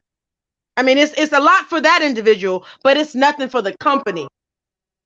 So let me ask y'all this. What y'all think about this with the NIL deal, right? It was this young brother, Deion Wilkerson, who decided not to leave Jackson State when Deion Sanders left. He said he want to continue to perform for his people, right? So it's been colleges like, of course, you know, Deion flashy, but then got Grambling. They all taking pictures in front of Lambos and Mercedes and Bugattis and all that, saying I signed. So he asked them a question. They got mad. He said, do any of y'all have an NIL deal with these people? None of them had an NIL deal, though. None that playing with Prime, with Deion Sanders in Colorado, and none of the ones at Grambling. He said, with all this money we can make, now they got upset with him, but I agree. He said, with all this money you can make today, you would rather take a picture in front of a car that costs $100,000 for a school and you don't get no money, but the school and the coach getting money. Okay, so then that right there says, who failed these people? Right, that's the thing, Bakari. That's the point, though, Bakari. Because why aren't these schools teaching them about finance, about business, about? Thank you. The one who was talking about finance and business forecast went to HBCU. Hey, Bakari, you know what the thing is, though? He probably went to the HBCU and see a white teacher and was like, "Well, I can get the same thing in Colorado as I do at this HBCU." No, the ones at Colorado ain't getting no money forecast. That's what he was talking about. He said, y'all doing all this for this school and ain't getting no money. With all this money we can make. I just, you know what? I guess my whole mindset on it is that the biggest advocates for Black people should be Black people in whatever arena they're in. Right. If you're an agent, you should be the one agent that is getting the best deal for every Black athlete that you represent. You're the lawyer, whatever it is that you're doing. And the sad part is that we go to university, whether it be HBCU or any other, and you're being taught collectively the same idea, which is that, oh, this is what the business is about. This is what you should do, but not first. You are not a lawyer, but a Black lawyer, not a doctor, but a Black doctor, because we recognize in our life that that's exactly how we're seen. Yeah. Go ahead. I'm sorry. No, I didn't mean to cut you off. I'm sorry. Go ahead. Finish what you were saying. I didn't mean to cut you off. No, I just feel like that's important because, like you said, if they're sitting here, the idea that they're getting a car, this thing is depreciating. You're not giving me nothing. You're giving me a pat on the back if you're giving me a vehicle when you could be, they could have given them property. They could have given them land. They could have given them something else, a franchise, something, stocks, something that's going to do something. A car and a few coins. It might as well be the record company things again. It's crazy. Yep. It's a slap in the face, if you ask me. It's an insult. Yeah. The thing about it though, he only got the car. He didn't even get the $250,000. Now this my God, that's crazy. And he was probably happy. Sad part is he was probably happy. No, Sneak. No, he was not happy. He was pissed off. That's why he say, "I'm not playing." He said out. Okay, because I'm just like, good night. He wasn't happy. No, he wasn't happy. No, those players are not happy about that. I can say that. They are leaving those schools, taking their money. That's why the young man said that. With all this money that we can make today, stop letting people use you. Don't if they want you to promote their car and promote their luggage that y'all got. Only one HBCU did that, Grambling, and all of the HBCUs went off on them. Like, why y'all doing this? You know they ain't getting money for that. Why y'all doing that to them players? All the HBCUs, but like then they was going off on us. Like, why y'all doing that? You ain't got no Mercedes. They didn't give you no money, but you're selling their stuff. You're selling their stuff. Yeah, it's just sad. It's just sad that till this day we're still being exploited, and we still have all the commodities, all the gifts. There's not like our people aren't blessed in so many ways, but every opportunity that they get, we're just being exploited, and it's like we're lining up for the exploitation. Yeah. Big wrong, guns and butter. Yeah, and we the resource, but we give all our resources away. Yeah, we definitely. That's true. Yeah, but and that's the thing, even with HBCUs though, but it's all of it, we give it away and we allow other people to control our institutions, and that's the issue. We got to start taking control. Because I talk about history, but it's more important stuff than history. Well, I ain't gonna say all of it's important, because I think you should have the right mindset going into knowledge. Like chemistry is important, physics, all of that stuff, because we gotta build satellites, you know what I'm saying? We gotta create weapons to defend ourselves, but all of that stuff, even how we create food, and water and solve the water issue, you know what I'm saying? I'm gonna talk about that next time, because I want to ask y'all, the people who donated, about the water thing, because I got an idea about what I want to do. So I'm gonna ask y'all about what's up. But anyway, but this show is only really supposed to be 2 hours. But this was this was such a great conversation though. Like I appreciate y'all, and Shanique and Everett coming on. Everett, so now you got to come on here too. You know what I'm saying? Because Shanique. Oh man. Yo, before we leave, I was trying to tell my wife about. I'm trying to remember about baby. Was it Baby Boy? And Bing Roms was talking about guns and butter. Guns and butter. And my wife don't know what I'm talking about. Who could best explain it? What Bing Roms in that Guns scene and butter, talking baby. It's about guns and butter, baby. You know. There you go. Tell her, Bakari. Please tell her. I don't even know. I don't know what he's talking about. Yo, it's hard to explain it. You know what I'm saying? It's okay, I'm gonna have to look at it now. Yeah, Baby Boy. You know what I'm saying? But you know, it's it's guns and butter. You know what I'm saying? It's just like how you conduct yourself. You know what I'm saying? Sometimes you gotta be smooth, but sometimes it is what it is. You know what I'm saying? No. That's not it. That's not it. What's up? Remember, it has something to do with what you invest in. Like we have some things that. Yeah, you buy Bakari, you remember Bakari? You buy property. Almost use property. You get property. It appreciate up. There you go. Y'all, there you go. Y'all young N-words out here buying and all that. And it ain't. If you just using your money, and then he got that razor and start shaving his head. Guns and butter, baby. Yeah. Oh, y'all vibing over here. Okay. Thanks, Bakari. Thank you. Okay. Yeah, I'm definitely gonna watch it now. But yeah, I get it. When is your next show? I gotta be ready. When is the next show? I don't know. Yo, I'm gonna try to. Yo, I know for sure that the next Black History course thing I'm gonna do is gonna be next Sunday at 8 o'clock. Okay. I'm gonna do another live before. I can't tell you when, but okay. I'll keep my alert. I try to get it. Yeah. Bakari, all right. Bakari. Huh? When your next one? Next. I think I might do one tomorrow. Tomorrow? Yeah. Time? About guns and butter.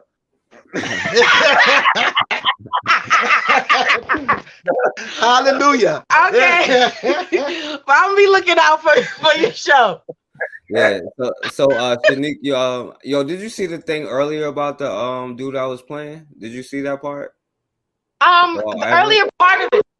No, Everett wasn't. I think he was still at work at the time. Still at work. Yeah, he was still at work. I did, because I remember hearing Blue, and y'all was talking about, oh goodness. Was it a politician, right? Yeah, a dude named Joe Morrissey. Yeah. Oh yes. Oh, you did? And that's when I put in something about. So you at work still? No. I was already here. Oh, okay. And I think it was in 1938. A donkey was elected for official in Washington. What? Yeah, in 1938. And if you think about our election process, how basically people you don't even know who you're voting for. I don't mean to cut you off. Say it again. I got to make sure I heard you right. Yeah, it was a brown donkey in Washington, and he was on the ballot, and he won. Got to be kidding me. Yep, and this is 1938 in Washington. I used to take this stuff seriously. But if you think about it, we live in a world where we have video and everything. But back then, if you don't have so much video, but the word get out, and the word sounds good, you're gonna vote for that person. And that person just so happened to be a donkey, a brown donkey. Wow. Yeah. All I know is I don't know how we even get to the point where that other guy is even on the ballot and they're talking about his or got elected and they don't know any of his information. Like, don't you vet people before they even get I just don't understand. Well, the dude was actually in jail when he won the election. So in jail. He was like doing an interview from jail about his election victory. You know what I'm saying? I mean, come on. This is crazy. This is just so it's just funny to me that we still participate in this at all. I mean, I don't know. I lost a lot of faith when we got nothing when Obama. We got nothing when Obama was in place. I'm not gay, so I didn't get anything when he was in office. And I'm just like, you're supposed to at least give something to the black people. Aren't you saying you're black? I don't know. I have no faith in the system. I'm gonna be honest. Obama did give us some. He gave us what he said. Hope. What was that? Hope. No, what's his James gave us that. He told us to keep it alive. Jesse Jackson. Jesse Jackson gave keep it alive. Another HBCU. Oh gosh. Did you hear what Jesse Jackson? Another HBCU one. Man, that's Jesse Jackson. Look, I learned about Jesse Jackson when I was a little boy. My dad run them circles and met folk. My dad been to him, don't trust nothing about Jesse Jackson. He wanted Martin Luther King out the way so he could be Martin Luther King. I learned that when I was a little boy. He probably learned that at HBCU though, Bakari. I don't know where he learned it, but he damn so he got it though. But he damn whatever he learned, he damn so got it. I think he one of them for fraternity dude. Oh, definitely. Oh, definitely. And just to let you know, it was a brown mule named Boston Curtis. That's his name, Boston Curtis. Y'all can check it out for yourselves. Oh my God. Yeah, I never heard of that actually. I need to look that up. I never heard of that. I'm looking at why he just said it. Yeah, that's crazy. Yeah, so Shanique, you got any last words? You know what? I thank just you for feel coming like, on, by the way. Thank you so much. No, thank you. I'm glad I did. I'm glad I was able to get my words out this time, because sometimes I get all tripped up. But this was definitely a passionate discussion. And I appreciate that you guys are talking about these kinds of things, because the truth of the matter is, sadly, a lot of our people are talking about how there's an issue with Black women and Black men and how we don't need to be together and we need to divest, and all that stuff is, I think we need to think about the real problems, and the real problems are stuff that we can actually talk through and figure out and get solutions to, as opposed to looking outside of ourselves to fix it. Yeah, and Shanique, and Bakari, your favorite person on YouTube is Cynthia G. So I know Shanique is no better. Oh my goodness, she's something else. Ooh, child. I think I listen to her just to get upset. Yeah. But yeah. So and I want to say this because I want Everett to say something too. But Shanique been following me for a long time. Everett been following me for a long time, and I didn't even know it was like they was like So shouts out to y'all both. What I'm saying, for y'all individual follows and y'all together follows. What I'm saying. So, shouts out to y'all, man. Definitely. Oh man, shouts out to you, because we had the privilege to see your growth. Yeah. To see your platform just grow, and we truly, you got to think about it. This is what's needed, because ultimately we have to get a code. That's the only way things are going to change. We have to find that code. We see how fast the other group could form Voltron, where the police are on code, the district attorney on code, the judge on code. Everyone is on code when it's time. We have to get to that point, and I think this is a great starting point. And I can't wait for you to do a show on the transatlantic slave trade. We got to talk about who owned these slave ships. We got to get into more detail about the whole slave. This whole. We've done some. I remember you talking about you going to do it. So I can't wait for that. I kind of did a little bit. I talked about the Jewish part, like the West India Company, and how like a lot of Jews and stuff like that. I missed it. But I'm gonna talk about some more, because it was a competition. They all had they all was participating. They all was. Did y'all talk about Aaron Lopez? No, who is that? Now, he was in the distillery business where it was rum, but he's located out in Providence, Rhode Island. But he owned a good majority of the slave ships. So, of course, where he traded with our enemies, which so happened to be our color, they were different than us, was rum. That's what they did. He came with the slave ship. He traded rum and tobacco and for us. So that's why now old skinfo is kinfo now. You know what I'm saying? Because you got some people that literally sold us into slavery because we were different.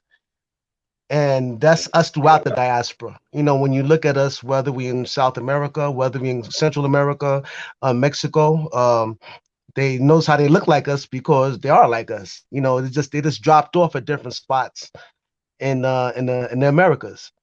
So, but when you do some research on Aaron Lopez, you find out, he owned a good majority of the slave ships and where he traded for the slaves.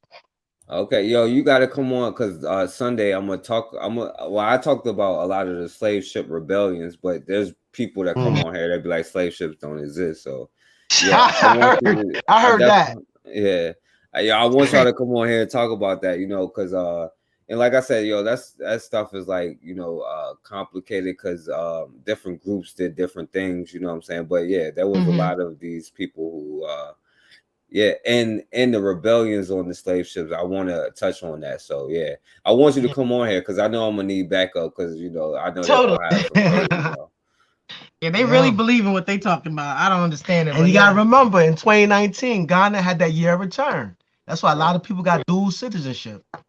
Return from what? You know what I'm saying? There's a reason why I had that year for return. Right. And then even that HR 1242 that Trump that Congress passed during Trump presidency commemorated the 400 years of African Americans being in here in America, from 400 years from 1619 from Jamestown to here. Now this is literal legislation. So there's proof. There's tons of proof. It's just that now it's starting to get deep when we start to talk about who were these people. Why were they different than the people that was already in Western Africa? Why were they different? Well, that's the thing, though. That's the thing. Like we still have the same problem today. Like we still have the same. We're just on the internet saying African and ADOS. You know what I'm saying? It's tribal differences. We tribal people, and on the last lesson I talked about the Treaty of Utrecht, which was basically the Berlin Conference, but in 1713, where Europeans was like, "Yo, we killing each other." They still kill each other. But they said we are white and they are black. Let's unite so we could take their stuff and kill them and take their, and enslave them. And we never had that conference where we could be like, yo, we are black people. I don't care what, we don't have to even use the term black. I don't care, but we want our stuff back. And I don't care what landmass. We want whatever we need to survive. If we need something in Japan that we need to survive, let's go take it. You know what I'm saying? That's all. Oh, no doubt. But there's a lot of stuff as a people we got to come to grips with first, though. Y'all gonna talk all night? Oh no! I'm going to go to bed. Yeah. So go ahead, Bakari. Go ahead, Bakari. Because Bakari was wrong. Bakari was wrong like most of the night. You know what I'm saying? Look, y'all keep listening to forecast. Y'all gonna go crazy. But hey, y'all check out my channel. It's brother. Okay. I think I subscribed. Yeah. I've been subscribed. I gotta check it out. Yeah. Yeah. So you said tomorrow? Yeah, I think I'm gonna do something tomorrow. Shit, I'm up late. Got to go take care of some shit. I don't know what time I'm up. I have to go to work. And I want your brothers to check out Runaway Slave, man. I want y'all to check him out because y'all gonna like his stuff. I want him to see come on your platform when y'all talk because he's definitely interesting. I like his channel. Yeah, I showed one of his videos on one of the Black History Studies. I showed one of his videos on I think part 4. All right. Yeah. So I can't wait for him to team up with y'all guys. Yeah. Thank y'all, man. Thank y'all. This is awesome. Yeah. So yeah, good. Let Shanique get some sleep, Everett. So you know. I work tomorrow. All righty. All right, you guys. Y'all take care. All right. Good night. All right, so I want to thank y'all. I want to thank Shanique. I want to thank Everett. I appreciate you coming on. Thank my brother Bakari. I think my sister Blue, Cassandra Cheek, and Blue. That's the truth. She puts in a lot of work. You know what I'm saying? So I know where she's coming from, and I respect her opinion. Shouts out to Bawana. Raw always. Raw is the realest. You know what I'm saying? Raw is raw, and that's why I respect her. Erica Howard, she's coming on the show once she feel better, so we could talk about her. Hopefully, Matron to be back so we could talk about the medical field. KW Don 7, my brother Namer X. Shout out to my brother Bawana, William Bell, who was here for a while. Who else?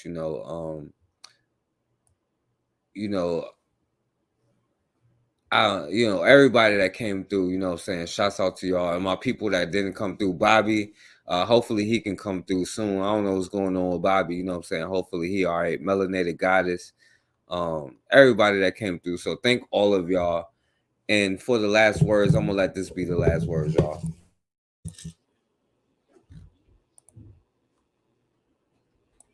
University of Texas historian Dinah Ramey Barry has spent the last decade studying the economic forces that have defined Black and white relations in the United States. Her book, The Price for Their Pound of Flesh, The Value of the Enslaved from Womb to Grave in the Building of a Nation, is out today. Professor Barry joins me now. Welcome. Thank you. What in this part of American history has really not been told and that you're bringing to light for the first time? And how does it inform what's going on today in America, do you think? The first is that most people don't realize that enslaved people were sold before they were born. They were also sold after they died. And I think that's a piece of this story that has not really been talked about that much in very many history books.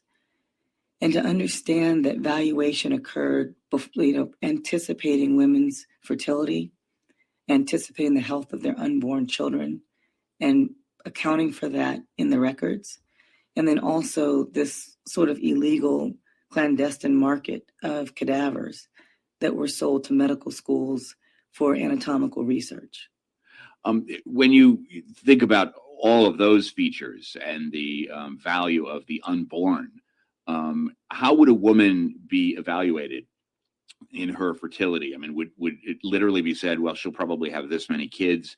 Was it known who she would have children with, those kinds of things? Yes, sometimes planters deliberately forced or selected particular people to partner up. And I look at this as a form of non-consensual intercourse. But they might have handpicked someone who was a strong worker, who had physical capabilities that maybe other enslaved people didn't express. And they would force those two to be together. They also would look at women to see if they had already had children, if those children were doing well, if they were working well. And if a woman had given birth to a number of children and they survived to age 5, they would kind of look at her as someone that they could look to as a breeding woman. And then in that day, they would use the term breeding wench. Context of white supremacy. All right. So as always, man, we have got to start standing for something, or we gonna keep falling for anything.